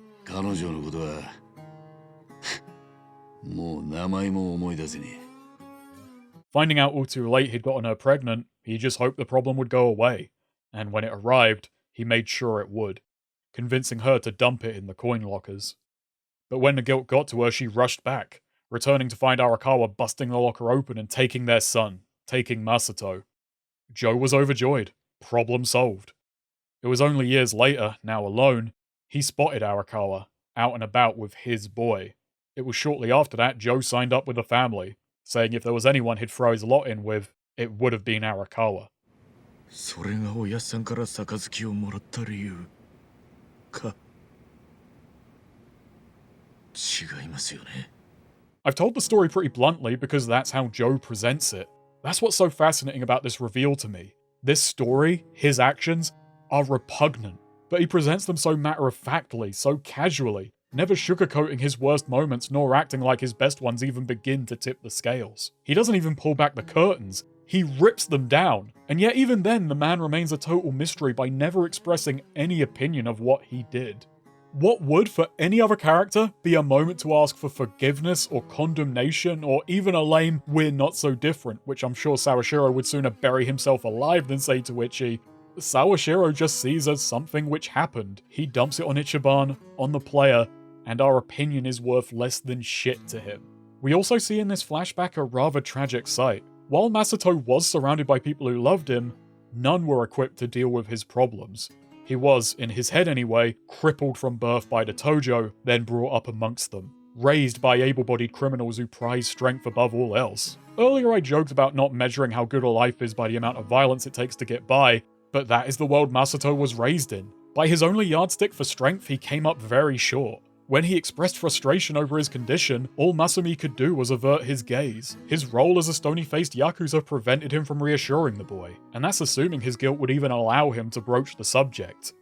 Joe, meanwhile, obviously had to keep his distance, though again, that's even assuming the man is capable of providing the care Masato needed, which I very much doubt. But this must be as close as he can come to expressing remorse, by giving up his strength to the son he stole it from. So Masato was never punished, never told no, never made to feel like anything other than a person who would fracture under the lightest pressure. On the night that pressure was finally applied, he shattered, and this birthed Ryo Aoki, a persona who had the strength Masato lacked, and turned all of that bitterness back on the world which made him. But that's not all. 親父に連れ出されたのが俺の子だったなら、親父の本当の子はどこにいた? Akane had to have made the call from somewhere, and Joe figures it would have to be the soapland in which she used to work, Shangri-La. As Joe and his girl stood by the lockers, unable to comprehend what just happened, some soapland employees arrived to rescue a second baby, the boy who would have been Masato. お前は荒川真澄の息子だ。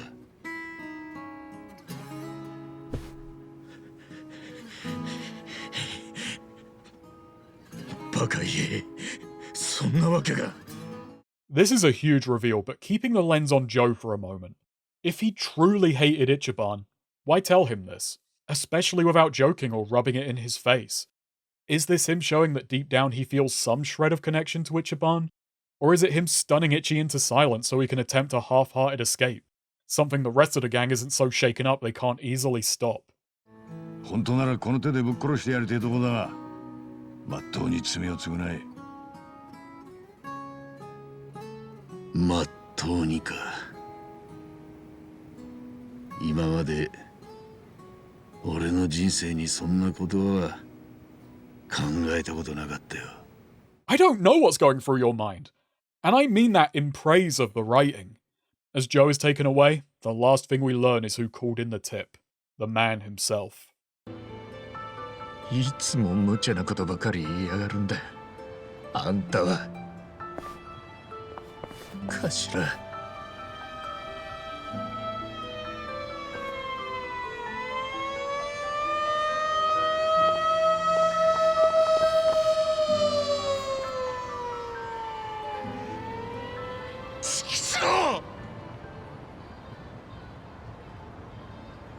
I gotta say, I love Sawashiro. We just learned his whole life story, yet he remains almost impossible to nail down to me. In a game about shades of grey, he's the greyest and greatest motherfucker there is. Words probably can express my true feelings on Joe Sawashiro, but for the love of me, I can't find them under the layers of muck Joe just spread. Having both Ichiban and Masato's origin be from the coin lockers obviously makes both of their beginnings about as close to rock bottom as you can get, as well as representing a societal ill with incredibly complicated and hard to fix root causes. Sure, the game simplifies and dramatizes the incident, but only by half. Masato's origin is practically a collage of the causes of coin locker babies. Masato's unnamed mother is one of the most tragic figures in this story, and I think keeping her unnamed was a conscious choice, making her a sympathetic stand-in for some of the hows and whys which lead to such a decision. As for Ichiban being Masumi's son, it's a truly interesting twist, both for the story itself and on Kazuma, not to mention a really tragic reveal. What's interesting is how bittersweet it is, that in all of his life, Masumi only ever showed his fatherly side to Ichiban, the kid he unknowingly shoved in the locker and later the lockup, It's ironic that only Ichiban got to see the father Masumi could have been if misplaced guilt didn't stand between him and Masato. Perhaps this is the father he was about to become. All too late for both of them. I adore how Ichiban inherited his approach to forgiveness, an almost genetic need to turn the other cheek. But with all that Ichiban has just been put through, forgiveness is the last thing on his mind. Chapter 14 begins much like the last. Ichiban sat alone at Survive, memories of the past weighing down on him. Having been pushed to breaking point, he storms the Bleach offices, demanding Kume's whereabouts from the first poor thug he gets his hands on. When his answer fails to please Ichiban, he uses it as an excuse to take out his rage on him, having regressed to the angry teenager he'd become after he lost Jiro. It's a shocking reminder of just how explosive his childlike anger can be. It's quite powerful seeing the band be genuinely scared of Ichiban, and I do wish that we saw more hints that this was bubbling under the surface along the way. And then it happens.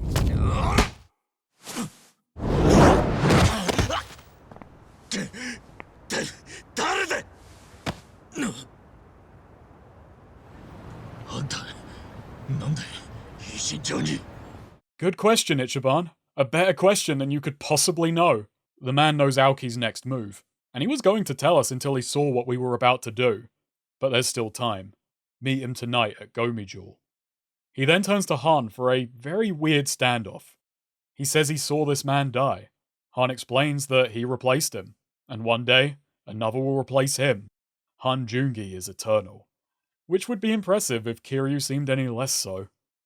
Look, I may be a little hesitant to be happy Kiryu is here, but Ichiban confronting him at Geomijul is top shelf shit. Kiryu doesn't just invite his anger, he outright stokes the fire. Being on the other side of it, I'm starting to get why some villains found Kiryu so frustrating. Even before the fight begins, you're up against a brick wall. 意外と細かいことを気にするんだな。細けえことはねえよ。普通気になんだろ。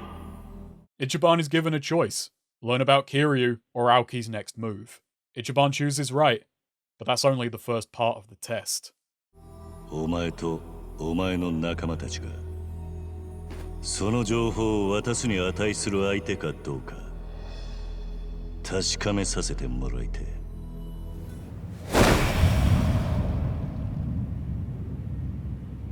あいにく俺は拳で人を見るタイプなんでな。Yeah, you know, I'm kind of the same way. Ichiban pleads to skip this part, worried his anger won't let him hold back. あんたやりかねねえよ。そりゃちょうどいいな。Kiryu is so fucking cool. And man, Ichiban, that's the funniest shit you've said all game. I love dramatic irony, especially when it's about to literally smack me in the face. 吐いた唾飲むんじゃねえぞ。お前の欲しがっている宝はこの奥にある。宝の番人は俺だ。Which brings me to a chance to return to the English dub. And returning for the English dub is Daryl Kurilo, putting on a great performance which goes to show how poor direction really hobbled him back in the old days. Listen, I could end up killing you. Good. I'll take it. An odd side note, but I've been playing a lot of PS2 beat-em-ups recently, and Kurilo's voice has that vintage tough guy quality. If you want to prove your innocence, I suggest you go find a lawyer. Which means even in a game where everyone is putting gravel in their voice, he can still rock the mic better than anyone. He feels like a piece of the old guard, and it adds a ton to him facing off against this new generation, who are voiced by a new generation of actors. Not to mention, I really like how they adapted this line. The treasure you're after is right up there. I'm the dragon guarding it. You know he'd say that shit. Sickest dynamic intro in the game, let's go! Okay, now you're just showing off. Little delayed Kamaki parry, and man. Have you ever been so excited to know you're absolutely fucked? I don't think anyone would argue if I called this the best fight in the game. I'm not going to, but you wouldn't argue with me. Hell of an exciting scenario. Kiryu is the dragon wall Ichiban needs to climb, and the taste is more than enough. Rolling Eyes Fall down the dragon wall is a fantastic boss track, which drives home just how out of your league Kiryu is. It sounds like you're fighting a natural disaster, and we're not even talking about the man's life choices. A genuine highlight, a showdown where I feel like turn-based actually shows off some of its strengths. Which is ironic, because it does this via Kiryu breaking the rules. He'll parry you whenever he wants and he can just take multiple turns. Why? Because fuck you, he's not playing your stupid game. You're merely like a dragon. This dude's Yakuza. It really sells the idea that he's beyond you. He's not bound by the same limitations as Ichiban and crew. This battle also has a genuinely unique and kind of hilarious gimmick. Nagoshi hates the idea of Kiryu hitting women, so he just won't do that. This actually adds a novel complication to your party composition, as every female party member now increases the odds of Kiryu focusing his incredibly powerful fists on Ichiban. Though in my experience, he hated Han.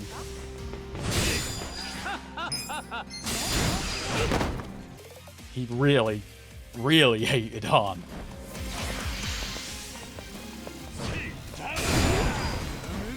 Even on a replay where I was way over leveled, this battle was still a 20-minute showdown and it remained exciting throughout. By the end of it, the entire party should be low on SP, creating a feeling of genuine exhaustion. Also yes, you can totally call Kiryu on himself.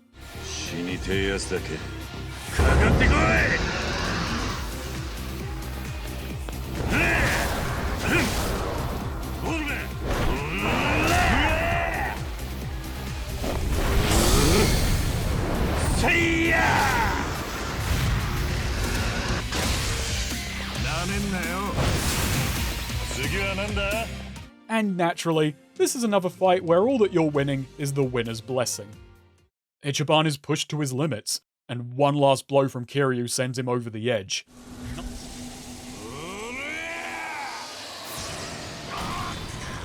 Knighting Ichiban and reigniting his imagination, Kiryu taking on the form of a literal dragon in what is one of, no matter how much I love it, one of the series' hokiest moments. Ichiban stands tall through Kiryu's fire, but then he looks back and sees his allies scattered. The horror of this gives him pause. It forces him to remember what they've been fighting for. This isn't about bringing evil to heel, but standing up for good. His anger is literally burnt away, and he slays his dragon, leveling beyond his confusion.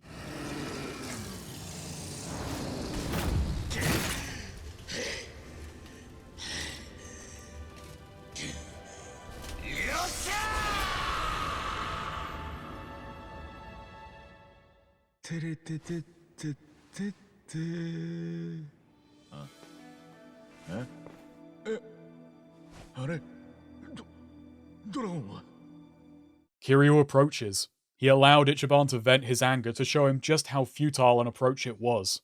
The rage having left him, Ichiban has returned to his senses.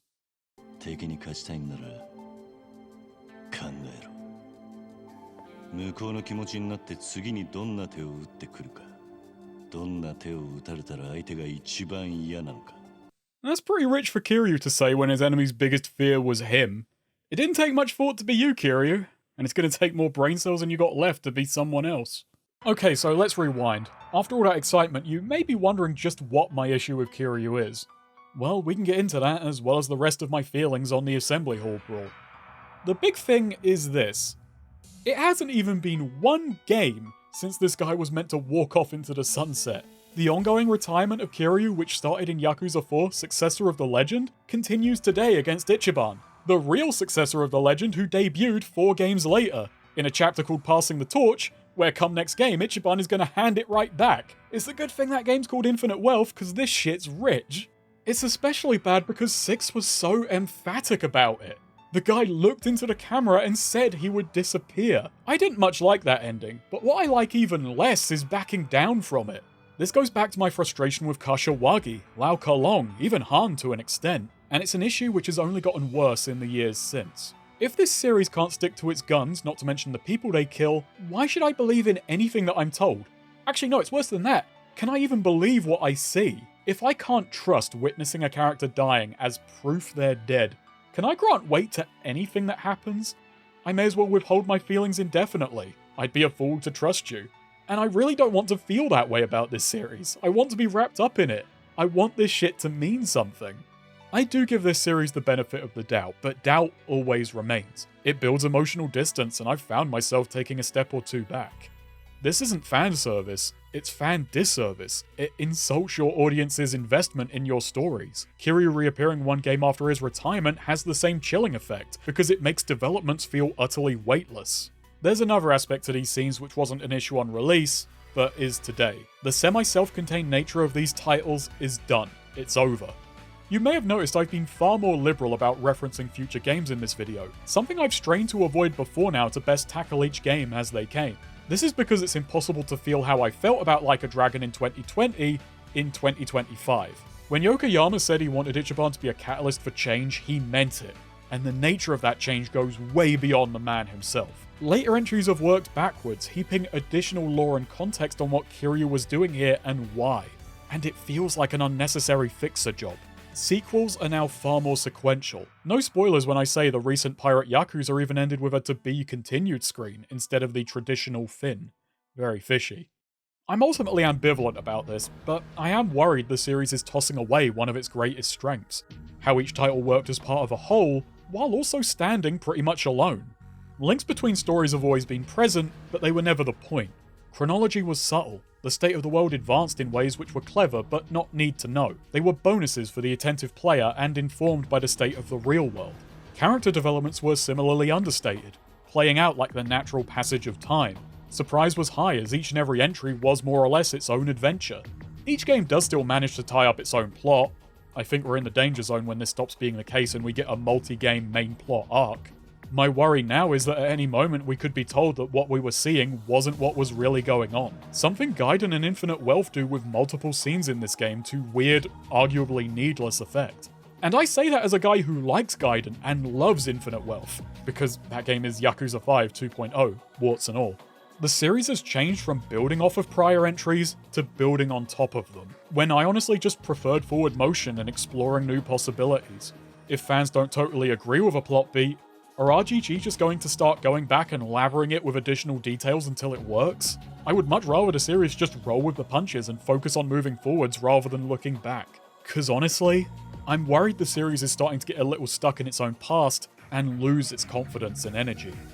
Putting this cynicism aside, Kiryu's reappearance does in some ways reflect the newfound optimism. First off, it allowed him to come back and free Daigo of the burden he placed on him all the way back in 2006. He got to be the father he talked about in his letter and finally do right by the kid. I really like that. In a metatextual sense, given the shared voice actor and similar Irizumi, Kiryu gets to save Nishikiyama. He sees a good man going down the same self-destructive path, only this time he gets to step in and correct him before it's too late. For how much the last few games have taken from Kiryu, I really love this for him. It's such a great kindness to his character and a demonstration of his growth.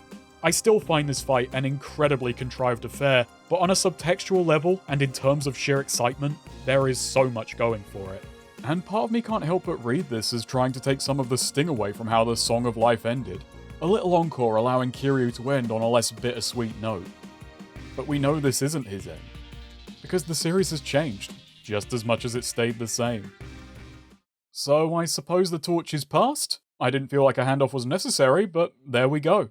Kiryu reverts to his Yakuza 4 self, and these two have a chat more angled towards the audience than each other.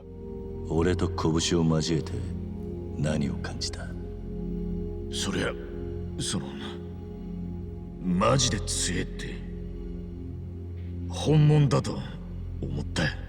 俺もお前という人間がよく分かった。今はまだまだだが、いずれは本物になれる男だと思ったぜ。With getting the dragon's approval out the way, it's now time for Like a Dragon's stupidest moment. The man tapped Geomijul for info on Aoki, and found they have an assassin en route to take out Sawashiro. So after making Ichiban face himself, we're gonna have to look into a mirror. Face. In an abandoned building, we find Ishioda, and we're ambushed by the hitman. マジかよ。力比べでも互角。Man, Mirrorface is so fucking stupid.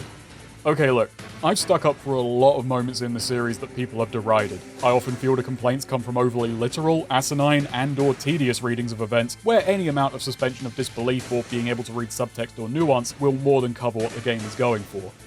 But I am not going to bat for Mirrorface, and that's not just because I've got Ichiban to do it for me. Okay, obvious complaint first. This guy should have matched your Adachi's job and level. But then I guess the cutscene showed he wasn't really up to speed on our lovable old traffic clerk. Yeah, that's the best defense I can think of for this character. That he's not really as destructive a force as naysayers say because he's got blind spots. How ironic. I mean, sure, he could probably fool the local constabulary, but it's not like he's gonna trick... Okay. Is there anyone in this series who isn't stupid? Okay, so with that I was trying to stop myself from having a second point, but... Second. We're introducing Decoy Octopus into Yakuza? I can see a handful of problems with that. The only way Mirrorface works as an entity in this story is from a thematic angle. White and black, light and shadow, a twisted reflection of someone we know. The problem is everything he could bring to the story is already perfectly served by Han Joon-Gi. The only reflective quality Mirrorface has is when the screen cuts to black and you look at yourself asking, what the hell was that about? That would be if the game wanted to ask questions with him, because he isn't a character. He is, like Nikogata, a convenience. Or an inconvenience anyway. The one stain on what will be a fantastic ending. If his quarry was the narrative, then this guy is every bit the hitman Ishioda supposes. With the two defeated, Ichiban interrogates the guy. He did go to kill Arakawa, but something, or someone, got in the way. On that night, Tendo met with Arakawa and had people in place to ambush Ishioda. He gathered them all in one place before making his own play. おもろいもんや。そうなって初めてやっと椅子が回ってくる人間もおるんやからな。こんな状況にでもならない。わしにてっぺん行くチャンスは来んかった。おもろいもんですやろ。天道。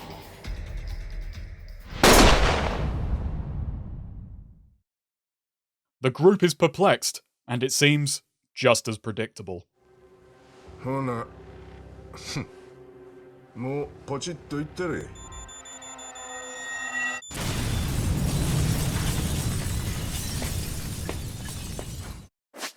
Oh, nice. Is anyone going to tell the Daidoji this guy's moonlighting? I've got to say, Mirrorface is a fitting inclusion for a chapter which feels like a failed magic trick. Kiryu is simultaneously a distraction from, yet also another reason why this penultimate chapter also happens to be the game's flabbiest. Chapters 13 and 14 start on exactly the same beat, Ichiban despondent over recent losses and revelations, before an old school Yakuza helps him remember what's important, which goes to make Kiryu's cameo feel redundant. Putting that aside, what is actually achieved in this chapter? Well, not much other than hurriedly tying up Ishioda, a man who the game has repeatedly forgot. Then again, maybe the explosion didn't kill him. Maybe he was just forgotten once again. You know, I actually tracked down Ryosuke Hori to ask if he really died here. And you wanna know his response? Naze watashi no kaida ni iru no? Which I found to be a bit formal, but there it is. And then there's Mirrorface, who exists because the game has, at the very last moment, forgotten that putting Ichiban in a corner doesn't necessarily mean it's written itself into one. One which it imagines only Mirrorface could then save it from. Chapter 14 is an awkward and unfortunate, if momentarily exciting, stumble right before the finish line.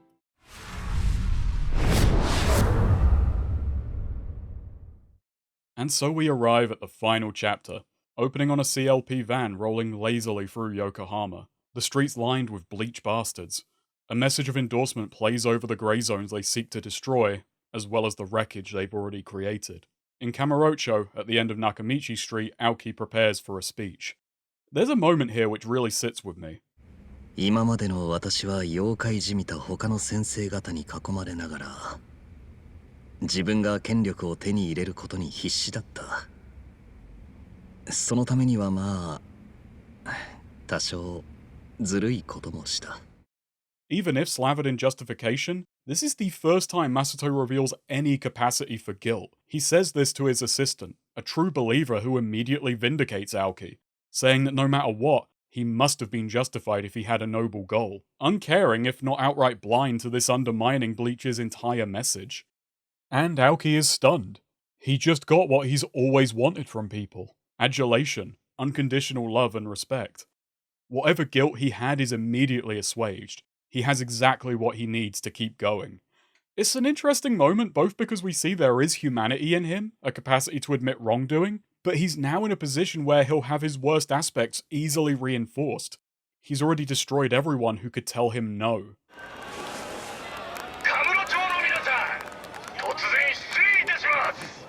Well, all but one. And he's number one. Ichiban makes an explosive entrance, ambushing Aoki atop his van. He makes an address to the crowd. Or the snipers, anyway.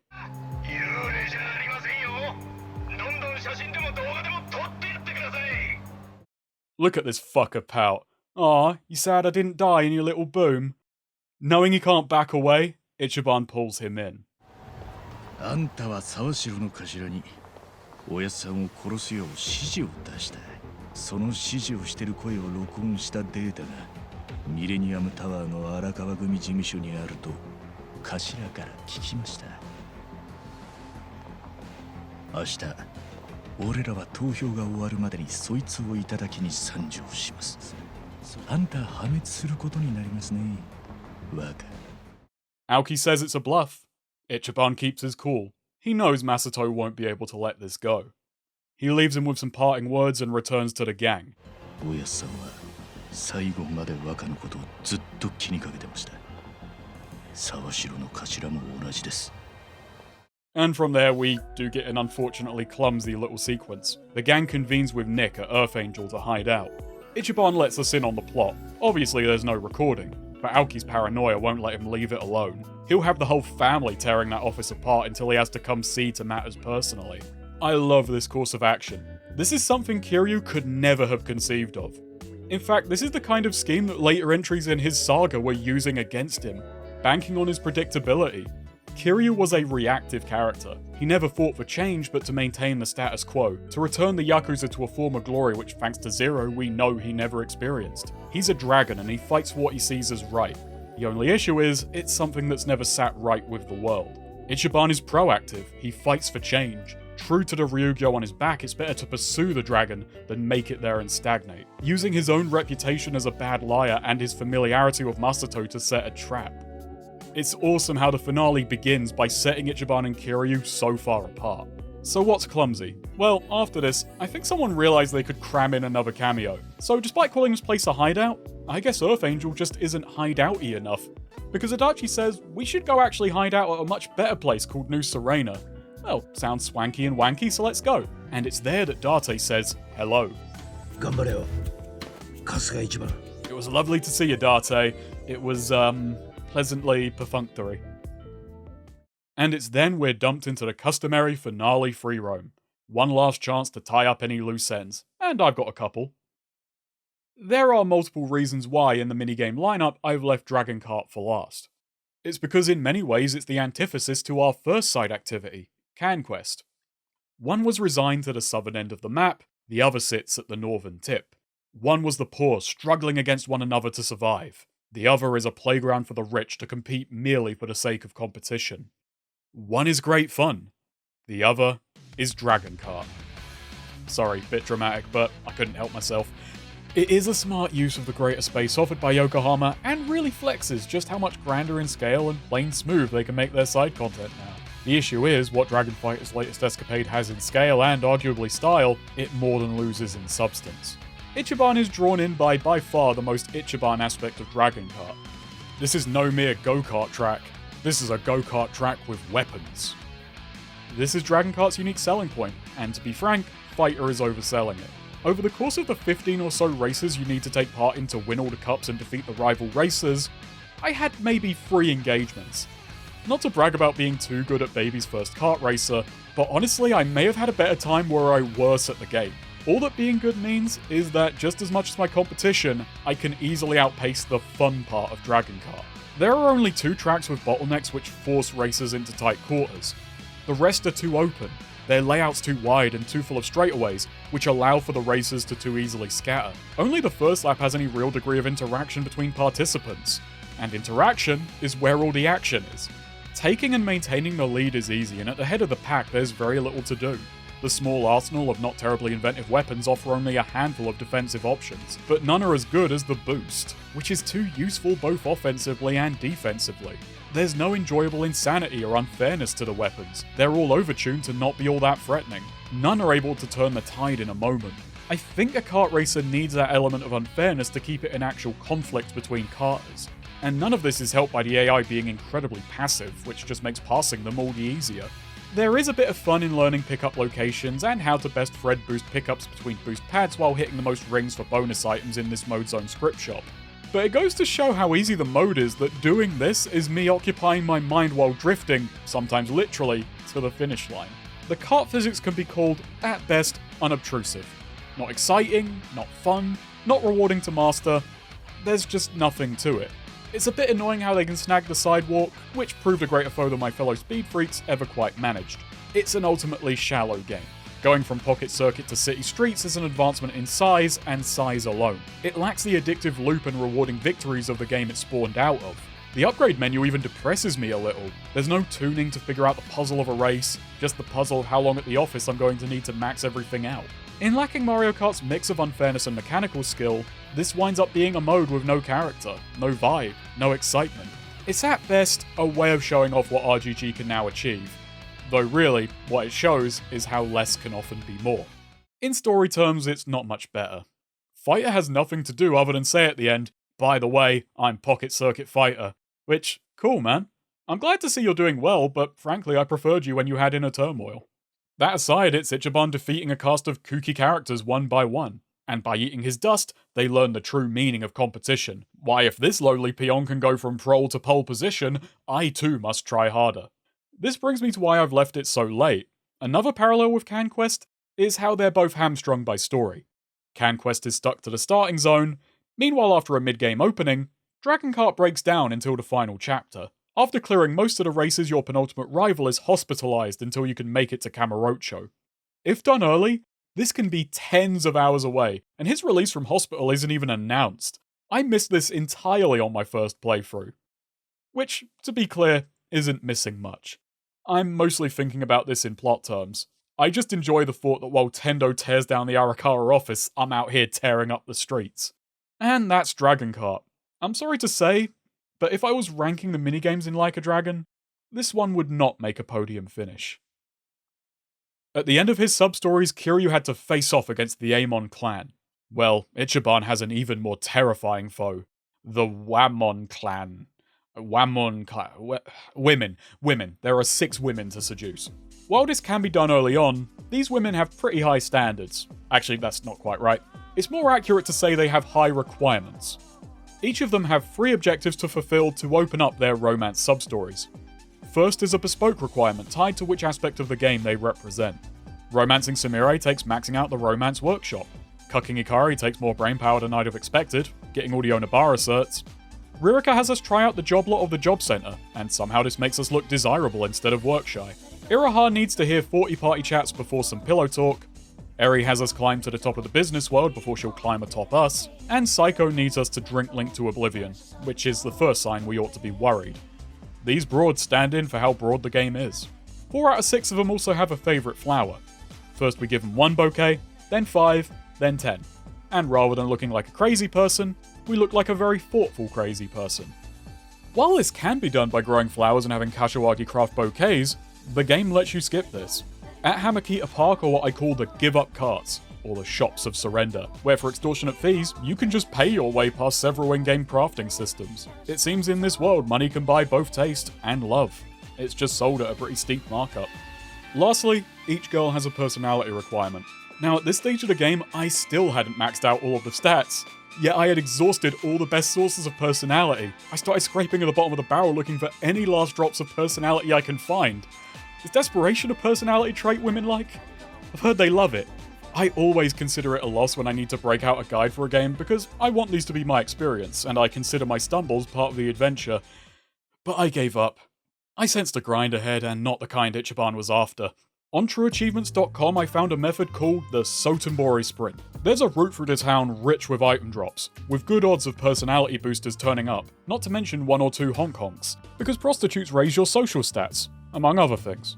I cannot believe for the life of me that Saeko still slept with Ichiban after watching this guy rail this old woman in a back alley 5 times in a single day. But then again, maybe she was impressed. So yeah, after doing laps of Yokohama and Kamurocho, I was now running laps around Sotenbori too. I've heard about birds giving you the runaround, but this is ridiculous. But it worked, and before long I had maxed out my personality. Turns out travel truly does broaden the mind, and the bloody carbs in Ichiban's case. And well, not a word of a lie, I've got to say, never in all of my life have I put so much effort into a game just so I can have my character repeatedly sexually assaulted. These are awful, terrible stories. I'll give it to Sumire, Ryuugyo, and Miyakoshi, at least they didn't jump Ichiban's bones while he was literally asleep. Which is a low hurdle to clear, but when only 50% of you can do it, you gotta give them props. After this, we get the final sub-story, where the 6 women learn of Ichiban sleeping around, half the time literally sleeping, and team up to take their revenge. It's such a vile ending to an absolutely noxious series of sub-stories. What's especially crazy is, these women are real. Contest winners where the prize was portraying themselves in the game. These lot can lay claim to Ichi banging a virtual character, and while it wouldn't literally be true, it's not technically a lie either. What's even more crazy is, I'm how many years into covering this series and only now realizing just how many real-life women can claim that they've slept with a Yakuza character. I've probably inspired some jealousy pointing that out, but I think there are fewer people jealous of those who can say, oh yeah, they put me in a video game. What did I do? Oh, well, I raped the main character. The pop cherry on top of all this is Kashiwagi stepping in to tell us lore we already know, as if it's some big reveal. He may as well say, you know what, Ichiban? Women are like miniguns. They spin around and kill you. And it would have said just as much as the game does in this moment. I never would have guessed in all of these romance sub-stories that Kashiwagi would be the biggest tease. Let's just add this to the list of bad shit in Ichiban's life he remains chipper in spite of. I am so sorry to end the side content on such a low note, but this is how the cookie crumbled for me. For a game I love, there is a lot of it that I'm indifferent towards or actively dislike, and much of that content is backloaded or optional. Speaking of, there isn't much to do in Kamurocho either. It doesn't have that air of cold or disconnect from prior games, which is because Ichiban's separation is a whole lot cleaner. Much of what I enjoyed here were party chats, the group reflecting on and bantering about the town. Ichiban may have lost all ties to the place, but the blow is softened. It doesn't have that same melancholy air it does with Kiryu, because he's surrounded by what matters to him now. なんだこのボロい建物。不気味ね。地元の人間から幽霊屋敷って呼ばれてそうだな。確かに心霊スポットっぽいな。これは俺が生まれ育ったソープランドなんだ。ごめん。I mean, okay, there is still some melancholy. So, while I can't go and get an ice cream before I face the final boss because, man, times really have changed, I can at least go back to where this journey chronologically began so many years ago. いただきます。いただきます。 As the election results are unveiled, it seems Kume is going into office. Well, congrats, Kume, but so are we.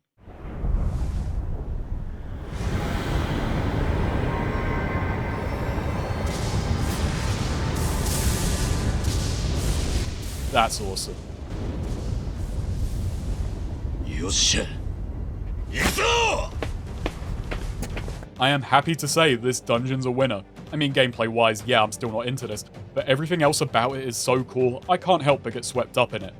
In this game's arc of power, the growth from bumbling through the Seiryu HQ to now is felt. The gang started out as a comedic farce, struggling to survive. With each battle, you do feel them becoming more of a force to be reckoned with. When they approach the Millennium Tower filled with determination and grit, they've more than earned their tower raid. The key feeling of this section is triumph, which is captured so well in the music. I love Reiwa Labyrinth.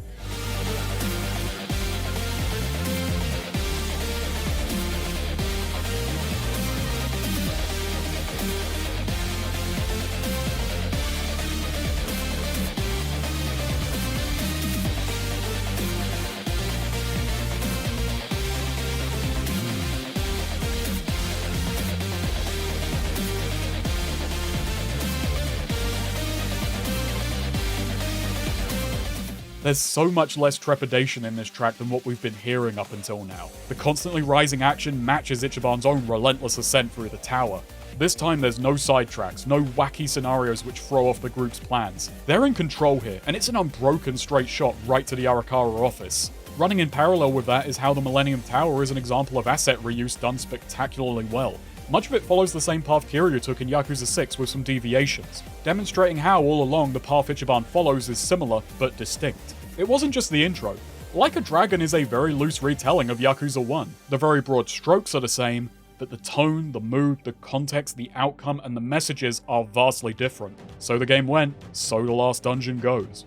And the way it ends is so understated.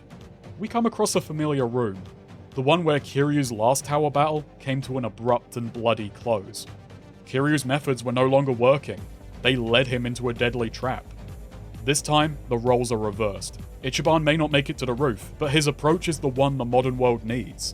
And in this moment, in this way, he can take one step beyond Kiryu.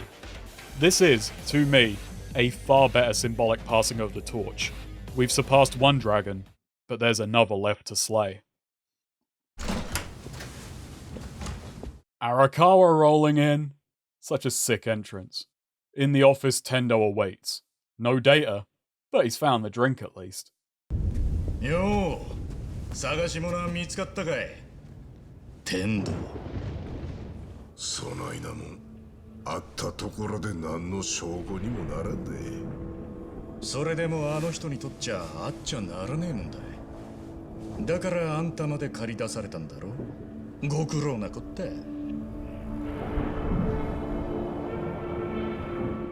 It dawns on him. He's fallen right into Ichiban's trap. As the two argue, the man mocks Masumi for not realizing he wasn't the only player in the game, stoking Ichiban's fury. 荒川がこの世の最後に見てたのはこのわしのとびっきりキュートな笑顔や。 This shit does such a great job hitting all the notes to get you pumped for this final showdown. Tendo insulting Ichiban for his beginnings is perfect. It's one last reminder of how far he's come. Meanwhile, the man's smug, cocky attitude makes you want to wipe that beaming smile right off his face. せやけどこれでしまいにせえ。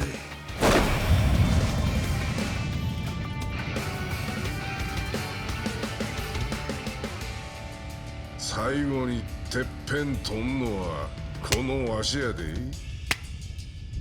踊れの成り上がり話はここまでや。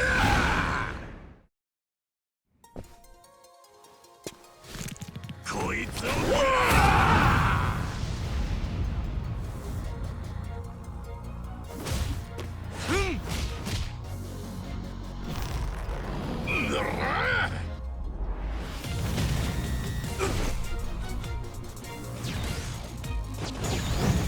Here we are. We've made it to the mechanical final boss of Like a Dragon, and sadly it's not that impressive because gameplay-wise, this guy isn't that oppressive.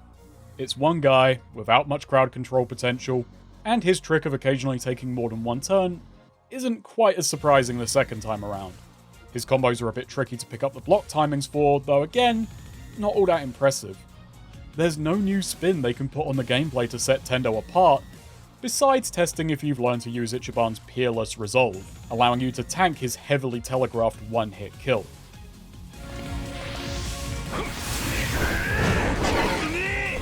The issue is, it's testing one very specific move, one which is easy to forget given how easy the game has been up until this point. I guess that could be called a skill issue, given one of the skills of this genre is memorizing your skill set, but it's still a really flaccid escalation to end on. A shame for the skill that's keeping Ichiban erect. The funny thing is, given I'd had a whole one game over on my first playthrough, I don't think I even knew Peerless Resolve existed. Yet I still beat Tendo first time thanks to sheer dumb luck. So if you're stupid like me, this fight is a roll of the dice. You're not up against a boxer, but boxcars. Narratively, I wouldn't call this fight a knockout, but I'll at least say it's a TKO. Tendo has few appearances in the game, but he does have presence. Yet he still lacks a certain level of involvement, which makes him feel a little underwhelming as a boss dramatically. But he is a suitably daunting opponent physically, and we've got no shortage of symbolism going on with his design. Tendo's exaggerated appearance is noteworthy. He's reminiscent of a classic mustachioed aristocratic type, the kind of guy who should be standing like this if he's taken up boxing. It's really distinctive and it gels with him showing his true condescending colours and reminding us of how polite society sees Ichiban one last time. We have a reversal of Yakuza's 1 and 5, sort of, in that we're now closer to a carp facing off against a dragon. And in JRPG terms, Ichiban is getting his Dragon Quest ending, an Azure dragon. So while in raw narrative terms Tendo may feel a little shaky, aesthetically he tells more than enough of a story to make up for it. There's a lot going on and it's all the coolest shit possible. His boss track triplet after triplet hits just as hard as he does.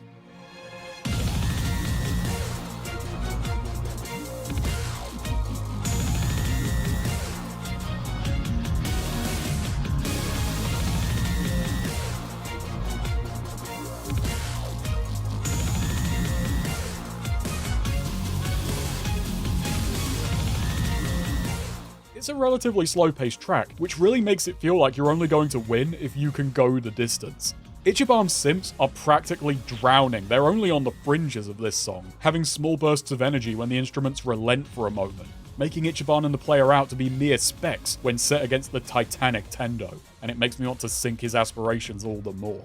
The party banter too is so good. The gang are all talking about how absolutely terrifying this guy is, meanwhile Ichiban is literally too angry to die.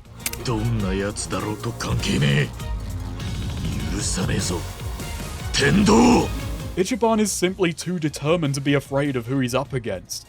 At this point, there is nothing which can possibly stand in his way, and by tricking Masato and Tendo, he's already overcome them.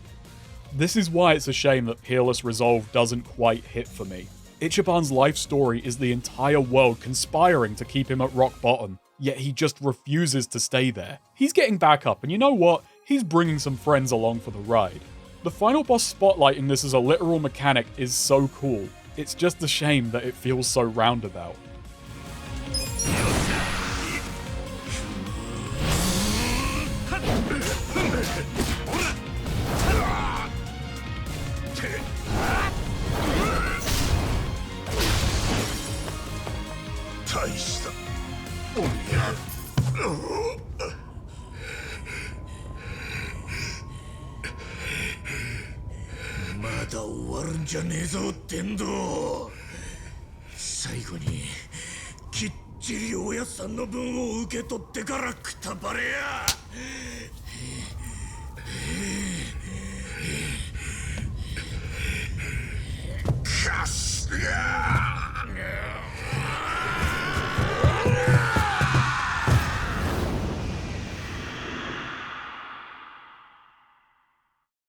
While our victory is in doubt, Aoki's appears to be anything but.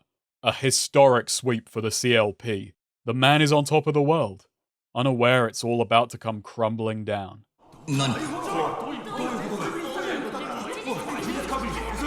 With the crowd in disarray, our man steps in to deal with a killer blow, revealing Aoki's true identity and connection to Masumi Arakawa as the man is hurried off stage. Enraged, he rushes for the office, trying to get any information he can out of a confused Horinuchi, who practically begs him to stay away from the tower. Naturally, Aoki is incapable of listening to the man who he's done so much of this to show up. All over a slight the man himself probably can't even remember.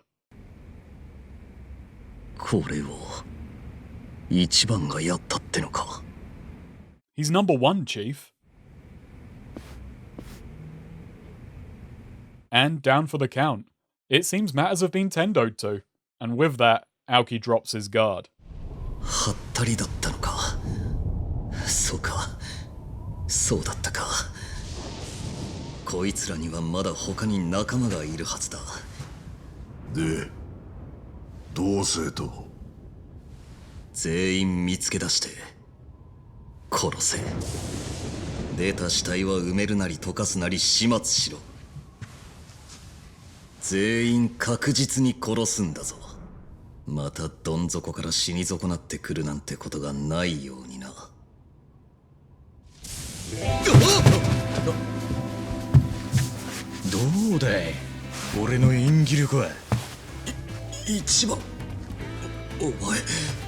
The The mastermind behind the Kamurocho 3K plan is caught in 4K, thanks to the help of... Mirror face. This is Aoki's greatest flaw blowing up in his face. It's a shame it's this character that gets us over the finish line. Aoki is flabbergasted to be outplayed by Ichiban, but as we've seen, while Aoki could only flip through the pages, Ichiban could read him like a book. Waka. あんたを止めるにはもうこうするほかなかったんです。あんたもう自分自身でも止まり方わかんなくなっちまってんでしょ。 I'm gonna be real with you, Ichi. I think the last time this guy knew how to stop himself was when he literally had breaks. One thing I really adore about this ending, Ichiban has spent the whole game tearing the mask off of every character, revealing that they're more complex than they'll ever let on. What's great is how the big mistake the villains make is assuming that Ichiban is exactly as simple as he appears until it's too late. If you think Ichiban's stupid, you're just falling into the same trap as the antagonists. Ichiban lays out Masato's every last flaw. And Aoki admits, true or not, the only way is forward. Going back to Yakuza 1 parallels, it's cute that this moment composites two of the boss fights, with the slimy politician and the brother we're fighting to save being one and the same. And just like good old Jingu, he even gave us some evidence. Far less annoying to boot, too. Hey, I saw you run into that wall. That's a failed retreat. 0 out of 10 game. The gang are on their last legs, but they urge Ichiban to go on ahead while they hold the line. ありがとよ。おめえらは最高の仲間だ。 One cheeky snap to commemorate the camaraderie, and we're off. So, the game has saved the best for last. It may seem like a backhanded compliment to call what is in essence an interactive cutscene the best fight in the game, but it's my video. First off, I need to return us to the game's opening, Masumi's old life on stage. Ichiban and the two bosses all carry a major colour motif from Kabuki. Ichiban's red representing passion and heroism. Aoki's blue demonstrates not only villainy, but sadness, jealousy, and fear. Emotions he used to rule and which in turn ruled him. Oh my god, bro, it's just like Devil May Cry. Tendo's brown, meanwhile, is the colour of ogres, monsters, and spirits, foreshadowing his grim nature and probably not the idea he's a ghost. His dragon, meanwhile, has both red and blue. Commanding fire and water communicates that this was a man playing all sides in this conflict. Much like Masumi performed under a false name and hid his scars, history repeats with Masato. In that first scrap, we fought Ryo Aoki, governor of Tokyo. Up here, his name is swapped out for Masato Arakawa, and with that, no family affiliation, no job title, no CEO of Iwami shipbuilding, and on Ichiban's end, the artifice is further stripped. Rather than whatever fantastical job you may have been playing as, Ichiban is returned to his freelancer role. Because this isn't a battle he's hyping himself up about, it's a fight he didn't want to have to pull his brother back from the brink. To him, this isn't a heroic showdown, but something he has to do for his sake. The turn-based gameplay actually takes on a new angle. It makes me feel like Ichiban is hesitant to hurt Masato and it's something he has to will himself to do. And the music is perfect. I love Ism so much. Instead of some epic sweep, it's a deeply melancholy song for a man who's thrown everything away in vainglorious pursuits and self-justification. For long stretches, Ichiban's synths and Masato's orchestra aren't even in contest. They merely run alongside each other, representing how these two came from the same place and how their lives ran in parallel. Eventually, the synthetic sounds fade as Ichiban disappeared from Masato's life, and for a moment the song spirals into deeper sadness. That's before it kicks into high gear, and in there we get some distorted guitars to give it a classic Yakuza feel. This is a tragic showdown between brothers, the kind we've seen play out before in this very tower. I've seen comments saying there are some traces of For Whose Sake in here, but I can't for the life of me pick them out. The song then returns to where it began, the orchestra and the synths in their original parallel. Just as we finally unmasked Masato Arakawa, Ichiban never truly lost himself. The illusion is further dispelled as we get our one and only boss QTE. The turn-based nature of the fight is still there. The two trading blows one after the other, just going to town on each other, and that's until they simultaneously break order, and from there it devolves into a scrap. Years of anger and frustration just exploding out of them. But this was never a contest. This is still Coughing Baby versus Crazy Baby, and I'm betting it all on red.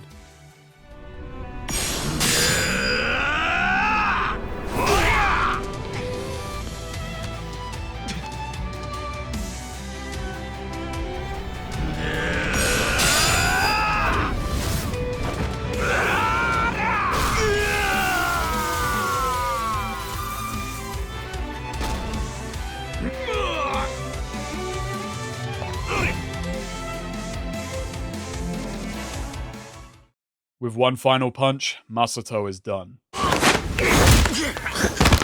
But Aoki still has some fight in him. One last desperate attempt to get Ichiban to see things his way. Ichiban is so great in this moment. You can see how tired he is of this childish, self-congratulatory parade this man has going on. And one last smug patience-testing comment is all it takes. 人間にはな、2つの種類がある。使う側と使われる側。だったら使われる側は犠牲になんのも仕方ねえってことかよ。多少は分かってきたか。ふざけてねえ! Out and out screaming in his face, we see Aoki back off in terror. Ichiban follows with a pretty powerful speech, one which I find interestingly off base. The two could only ever see in each other what they lacked and longed for in themselves. Ichiban saw Masato as having a loving family who would always look out for him. Meanwhile, Masato saw Ichiban as able-bodied, powerful, able to assert himself in the world. What Ichiban took for granted, Masato longed for, and what Ichiban longed for, Masato only ever saw as part of his restraints. When Ichiban promises to help him rise up from rock bottom, this is what rock bottom meant to him. It's something Ichi couldn't fix for him back then. In fact, he represented part of what rock bottom was. Still, Aoki is finally silenced. Though as the cops file in and are told what's going on, it's made crystal clear he isn't going quietly.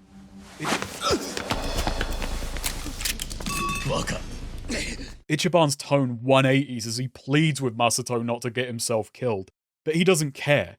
All he has left is making sure Ichiban knows exactly how much he hates him. つくづく何から何まであのクソ親父にそっくりなんだよ、お前は。そういうところが昔から好きになれねえんだよ。He drags the cop into the elevator, and as the adrenaline wears off, it dawns on him just how screwed he is.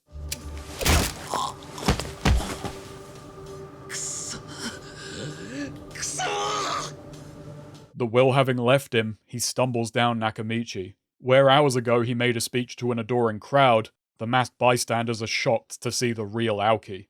So much so they can't see the shattered man himself stumbling down the street. He winds up drifting to the place where it all began, seemingly surprised by himself, but not a surprise to Ichiban. 言ったでしょう。俺は若がどんな人間か。 Now, each game in the series has a scene or two I'll just come back and rewatch occasionally. Most often it's the hype moments, the highs, the scenes I want to watch when I want to get myself pumped up. But there are a handful of emotional scenes, and it's this one I just keep coming back to when I really want to feel stabbed in the gut. Masato realizes he doesn't have it in him to kill Ichiban. He thinks on the locker, where he began, and on the night he learned Yumino's true feelings, the night Ryo Aoki began. She wound up marrying Horanuchi. A young Aoki was invited to a party to celebrate the man's promotion to commissioner. It's there he ran into Yumino yet again, totally blind to who he was. Masato breaks down at the memory of her calling Aoki bright and sophisticated. だとさ笑えるだろどうだ傑作だろ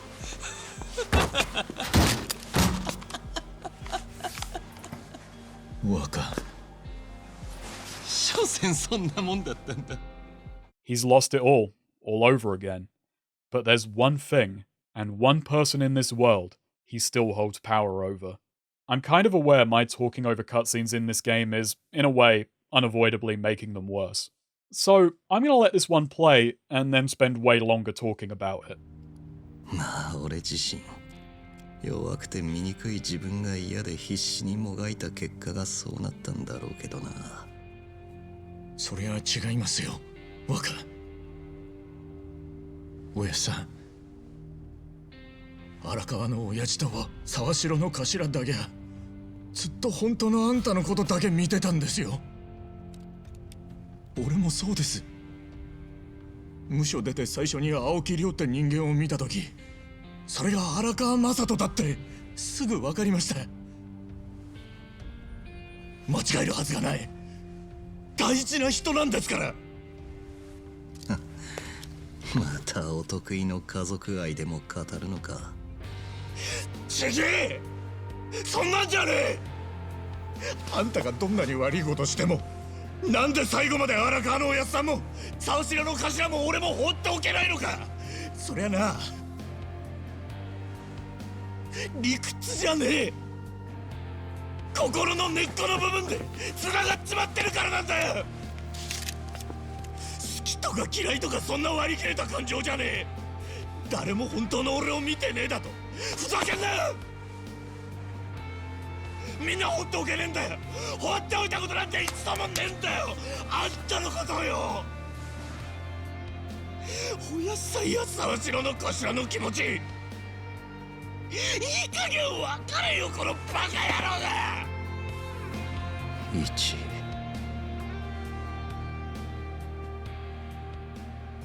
あんた嫌がるかもしれねえけどよ、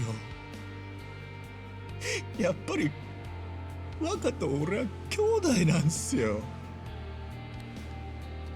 だから若には死なないでほしいんすよ。俺お願いです、お願いですから分かってください。お願いです。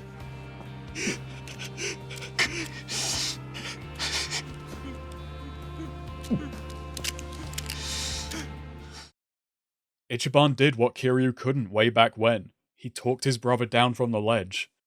There's so much about this I love. Nakaya's performance is impeccable. One of the man's great talents, which we saw him pull off back in Zero, is how he's able to weave so many emotions together. After one last snide comment causes Ichiban to finally snap, to finally let Masato Arakawa know exactly how he feels about him. So much love, anger, and pain is threaded into this speech. The way he pauses to find the right words and at times outright explodes into others, slowly losing the energy until he's just out and out begging Masato to please understand him, to not just shrug this off like he's done everything else. It's both a lifetime and roller coaster of emotion in what is some of the series' best acting. If the player has been invested in the story, they've likely experienced a ton of frustrations towards Masato. Seeing Ichiban share that frustration before bringing it back to just how much he cares is such a great way to handle it. The reason I believe this finally gets through to Masato is twofold. Ichiban forcing Masato to realize his, Masumi's, and Sawashiro's love was never founded on logic fundamentally rattles his worldview, his conception of himself that he was kept around out of obligation, and that Ichiban's devotion to him was only ever out of devotion to someone else. What finally makes it sink in, however, is the fact that Ichiban is begging for his life here.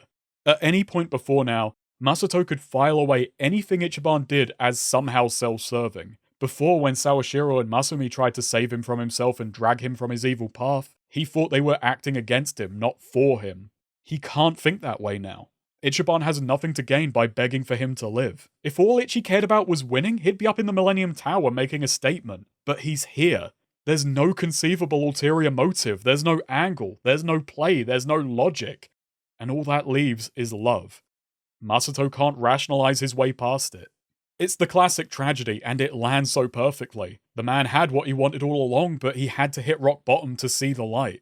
I even like the English dub of this scene, and it brings with it its own dramatic resolution. In the Japanese, Ichiban pleads with Masato to understand he truly does care for him. But the English plays this beat differently, with Ichiban begging Masato not to kill himself because he couldn't bear to watch him die. Don't make me watch my brother die.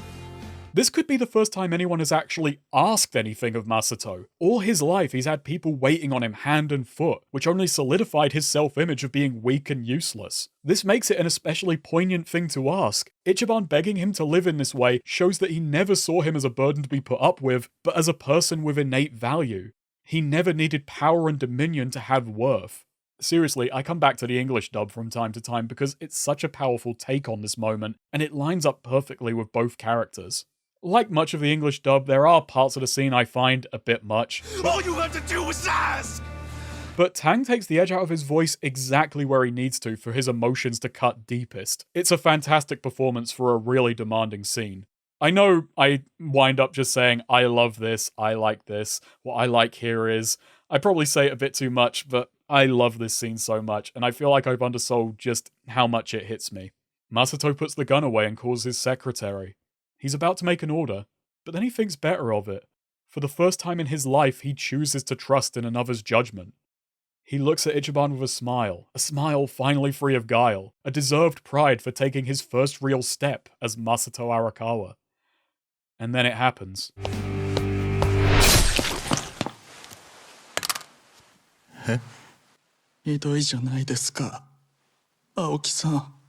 We should have killed him.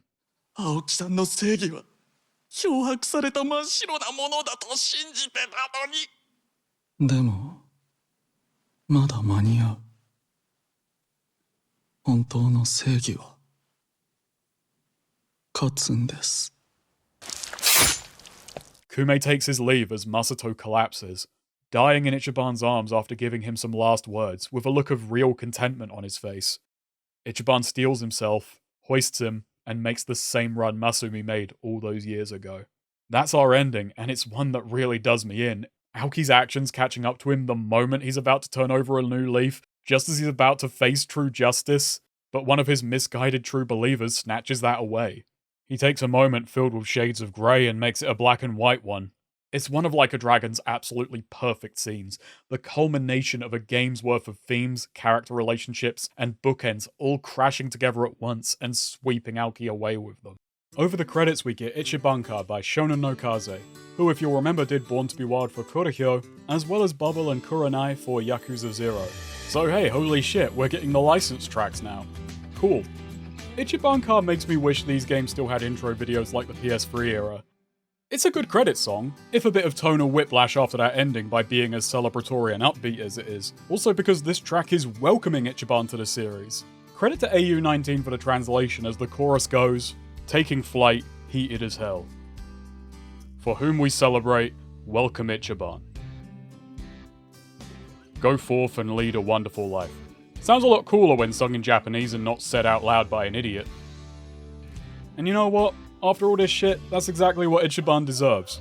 And hey, nitpicks aside, still a fantastic song, still works for credits, a perfect hype piece outlining Ichiban's determination and drive, and letting us know he's ready to deliver ruthless justice and cut through this new era. Oh yeah, god, that's another change, isn't it? Outside of the game, obviously, but this is the first of the Reiwa era. A new generation for a new era. And we're not yet done. There are some post-credit scenes. Back in Kamurocho, Adachi confronts Horinouchi atop the new police station. The commissioner tries to hurry Adachi along. Come on, out with your business. But Adachi is going to take his time. He wants to enjoy this. He produces evidence of Horinouchi's ties to Aoki, already sent to the necessary authorities, naturally, and outlines just how deeply caught Hori is, savouring every detail. ただその大義名分のついでにあんた自身も自由に使える金を手に入れてたんだろ数百万数千万いやもっとかまあデータを細かく見りゃわかる賄賂を配って治安悪化の責任からも逃れつつそこから抜いて小遣いまで手に入れるやっぱり出世する人は違うね貴様俺はなずーっとあんたのその顔が見たかったんだ As he's about to be taken away, Adachi calls out one last time. He's about to bring up Masato, how that young punk he once insulted at the club is the very reason for his downfall. But Adachi stops. He realizes how much of an insult it would be not to Horinouchi, but to all that Ichiban and the young master went through. He lets this part of his vengeance go, not tainting it with this needless bit of cruelty. It's very easy to forget that this was part of the plot, as the party's own motivations so easily fall into the background from Chapter 5 onwards. We don't see Nanba at his brother's wedding, or Saeko attempting to reconnect with her family. Of the party, it's only Adachi that gets a conclusion. But it is a sweet note to end his arc on. He hasn't become some paragon of virtue, he's still the lovable old fart we've spent most of the game with, but Ichiban and his struggle did mean something to him, and his respect shines through. Back in Yokohama, Ichiban offers a prayer to the Arakawas. Nanba asks if he wants to confirm his lineage with a blood test. When Masumi asked Ichiban if he wanted to meet his real parents, he hesitated. But now he has his answer. やだね。俺の親父は2人いんだ。And Dragon Quest. 桃源郷の店長、春日二郎と荒川真澄。As ever, the series' themes of found family remain strong. These men, and Dragon Quest, shaped him. A DNA test would mean less than nothing. Saeko rushes in to hurry them to the funeral, and thank God, he remembered to change. Talk turns to Daigo and Watase's new venture. Ichiban is invited to join them, Majima mentioning it's the boss's unfinished business. But Ichiban decides to stay. He has to repay the people of this town, and he'll finish Arakawa's work in his own way, much to Nanba and Saiko's relief. 俺が来てからこっち、カムロ町じゃ鳴かず飛ばずだった自分は、この町でかけがえのない仲間を持つことができました。けど、俺はまだその恩を一つも返せちゃいません。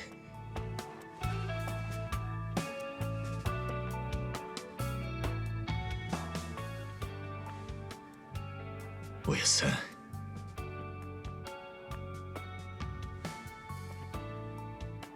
若。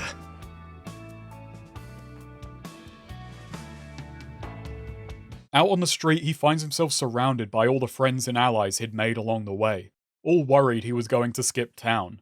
Not wanting to repeat his hokey speech, he leaves them to it.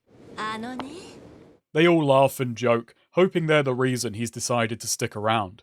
As Ichiban looks down from the bridge, Masato's last words echo through his head.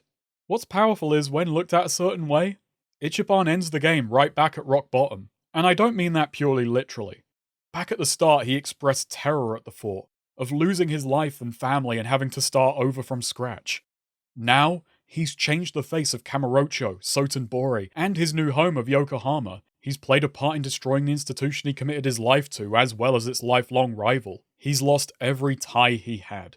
His family is gone, Masato's passing severing the one final link back to the life he started out fighting so hard to maintain and hoped to return to. Not bad going for his first time in the protagonist role. The very thing he feared all the way back in Chapter 1 has come true, and is so much more total than he could have feared back then. Yet here he is, looking up from rock bottom with a winning smile, ready to face whatever may come. And this time he isn't alone. He's surrounded by the people whose own lives he helped raise up. And now, there's nothing stopping him from climbing right up alongside them. It's an absolutely beautiful end and bookend to the story. Go on, Ichiban. Go forth and live a wonderful life. どん底まで行きゃ、あとは上しか行く道がねえ。どん底から見える景色ってな、真っ暗じゃねえ。地に足つけて上を見上げりゃ、希望で輝いてんだ。あんたの言う通りですよ、若。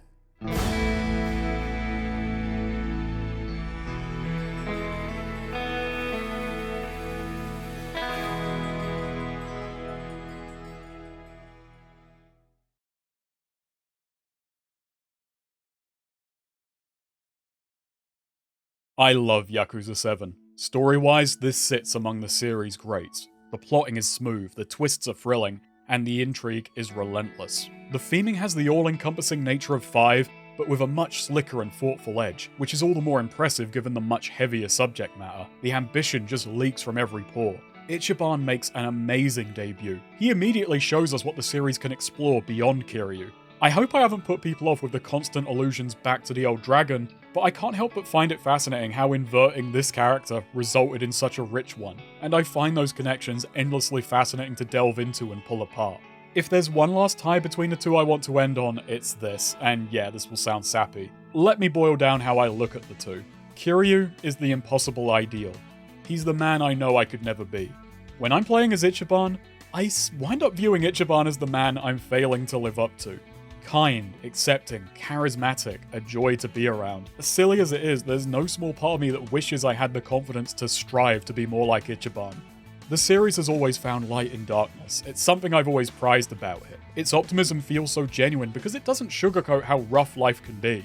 Ichiban exemplifies that. He's a man who has every reason to hate the world. And it's not that he's too stupid to realize it, but doing that would be failing himself. And that's why people gravitate towards him. The party are all lovable, building from the ensemble cast writing of 4, 5, and 6, and giving them such rich personalities. Every minute spent with this party is a joy. I just want to uncover more about them, and the game offers plenty to learn. As a game, I do find Like a Dragon lacking. I don't care for much of its side content, and its combat mechanics are real balanced and simple. I struggle to connect to the narrative via gameplay, and often find it saps energy from the moments which require excitement. I respect the change and think it was cleverly handled thematically, but man, this game for me really survives on the strength of its writing, and in that field, it's Herculean. It does help that much of its gameplay is in getting more of that sweet, juicy story and writing, because that's exactly the carrot on a stick which motivated me through it 3 times. As for writing about it, I hate to say, but this has been one of the trickiest scripts I've ever done. Granted, I kind of feel like that after every script nowadays because I'm trying to up the ante, but this one was a jump. More than ever, I felt a need for this to be perfect. I can't do perfect, but my brain will always trick me into thinking it's possible. A big part of that was that for a long time, I had been intending to leave the series here. Even if that's something I'm no longer sure about, my brain had gone into grand finale, gotta be the best it can be mode. Putting that aside, we're 8 games deep. This was in my head a far off thing that I'd never actually make it to, yet here we are, at the end of it. The goal system I used to set these videos as milestones, I blew through much faster than expected. And that system is gone now. I don't even remember if Yakuza Like a Dragon was one of them. But I do remember figuring this had to be the perfect endpoint. I naively assumed, hey, I've finished the Kiryu saga, so I can ring in a new character, and the series can go off into the sunset. And I can return to being a more casual Yakuza fan. And with the series name change to Like a Dragon, it felt even more perfect. I've done it! I've completed the Yakuza series! And I'm proud of that, or I'm trying to be. I struggle to feel pride in anything I do. I'm at the stage where I panic that each new video will be the one where I hit the wall. I'll burn out, run out of new observations, I'll get stale and boring, or maybe even come to resent the games. I would hate for the energy and passion for the series to crash and burn in that way. Writing these videos takes months. I like to take my time with a game, to let my thoughts percolate and do research. Each time, I've only grown a deeper appreciation.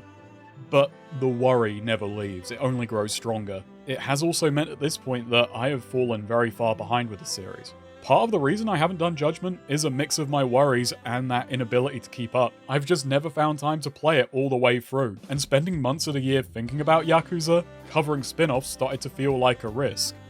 And well, when I started these videos, Yakuza wasn't as big. Want to see my earliest Yakuza-related content? Uploaded May 12th, 2014. That's 11 years ago to the day that I'm recording this audio. To anyone who got into the series in recent years, you may not know just how small this thing used to be. It was a group of enthusiasts importing copies of games Sega had no intention of shipping. The series had flopped in the West. It just wasn't connecting with us on a scale which made it worth it. It's a different world now.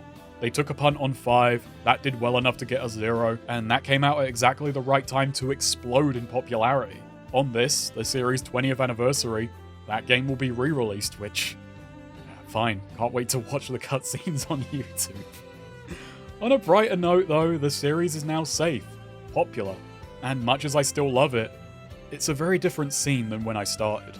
It doesn't need me saying anything about it because the conversation is pretty spirited. I hope I can still offer a new way to look at the games as well as put new eyes on the games. That's what I want these videos to do, to help you appreciate them all the more. Not just in the way I'm talking about, but to do your own digging and see there are themes to be read into and characters to be turned over and examined. If my thoughts can bolster yours, that's what I'm after. The series has changed, in some ways I like and in a few I don't. But when I look at me 11 years ago, when I look at this 11 years ago, tossing an imported copy of 5, probably my favourite entry, onto my bed, I know I should be grateful that the series has pulled itself back from that. Even if there is undeniably some romanticism in being in on something small. So yeah, the series has changed, as much as it has stayed the same. The Kiryu saga was only over for a minute, and Infinite Wealth makes me feel like I have unfinished business. I haven't completed the Kiryu saga. It's still ongoing. Maybe that one wraps it up. Who can bloody say at this point? I've slotted more thoughts on future entries into this video on the slim chance this is my last outing with the games, because more than anything else, I want to end on a high and not do these games a disservice. But, god man, Infinite Wealth is exactly my kind of heart bigger than its head entry in the series which I love, which more than the cleaner entries, I really relish talking about. That's actually a big part of what I love with these games when looked at in the bigger picture. Sometimes the stories are super clean and well delivered, sometimes they go full throttle into Stupid Town, and somehow that's often where I feel they're all the more thoughtful, even if those thoughts are scattered and messy. It's like the games are filled with so much they have to express that they're not going to waste time putting those thoughts in order. These games are human in that way. Messy and weird. They have their moments of composure and brilliance, and moments of passionate insanity, and I love it for both. If I'm not done now and I do go on to Infinite Wealth, all I ask is for some time on that. I already broke my 1 a year streak with this video. I want to apologize to the people who've asked me for judgment over the years, and I've always given wishy-washy answers before now just deciding, no, it has to be mainline. It's a strength as much as a weakness to not tie yourself down, but I get how frustrating it is to be on the other side of it. It's not a slight against judgment, it's me trying to be prudent. I did wonder if I was going to leave Yakuza what other series I'd do. Even if milestones on Patreon are no longer a thing, I figured that could be a fun thing to keep up. And Kojima was my first thought. Anyway, sorry for ending this on an awkward ramble. What I'll say for now is I don't know if I'll do Infinite Wealth, but it in all likelihood looks like it's going to happen at some point. The problem is this feels like such a clean stopping point still, and I really want to focus on Jank and take a mental breather with some easy vids for a while. I want to go back to that for a bit. Names have been scrolling by for a while now. These are my wonderful patrons, the reason this is happening in the first place. I thank each and every one of you for your patience and your faith in me. Look, at $1, doesn't matter, everyone gets thanked if you donate. At $3, you get access to scripts and notes, which are massive this time, and feature me going crazy wondering if Ijincho Fin Sake was part of the game's theming of the rich taking from the poor. And at that point, even I stopped and realized I was going slightly insane. At $5, you get access to Afterthought videos where I go over everything that didn't make it into the video, and primarily do a Q&A, answering viewer questions and so on. This is to Snakera. I haven't hit rock bottom just yet, and I wish you all much greater fortune.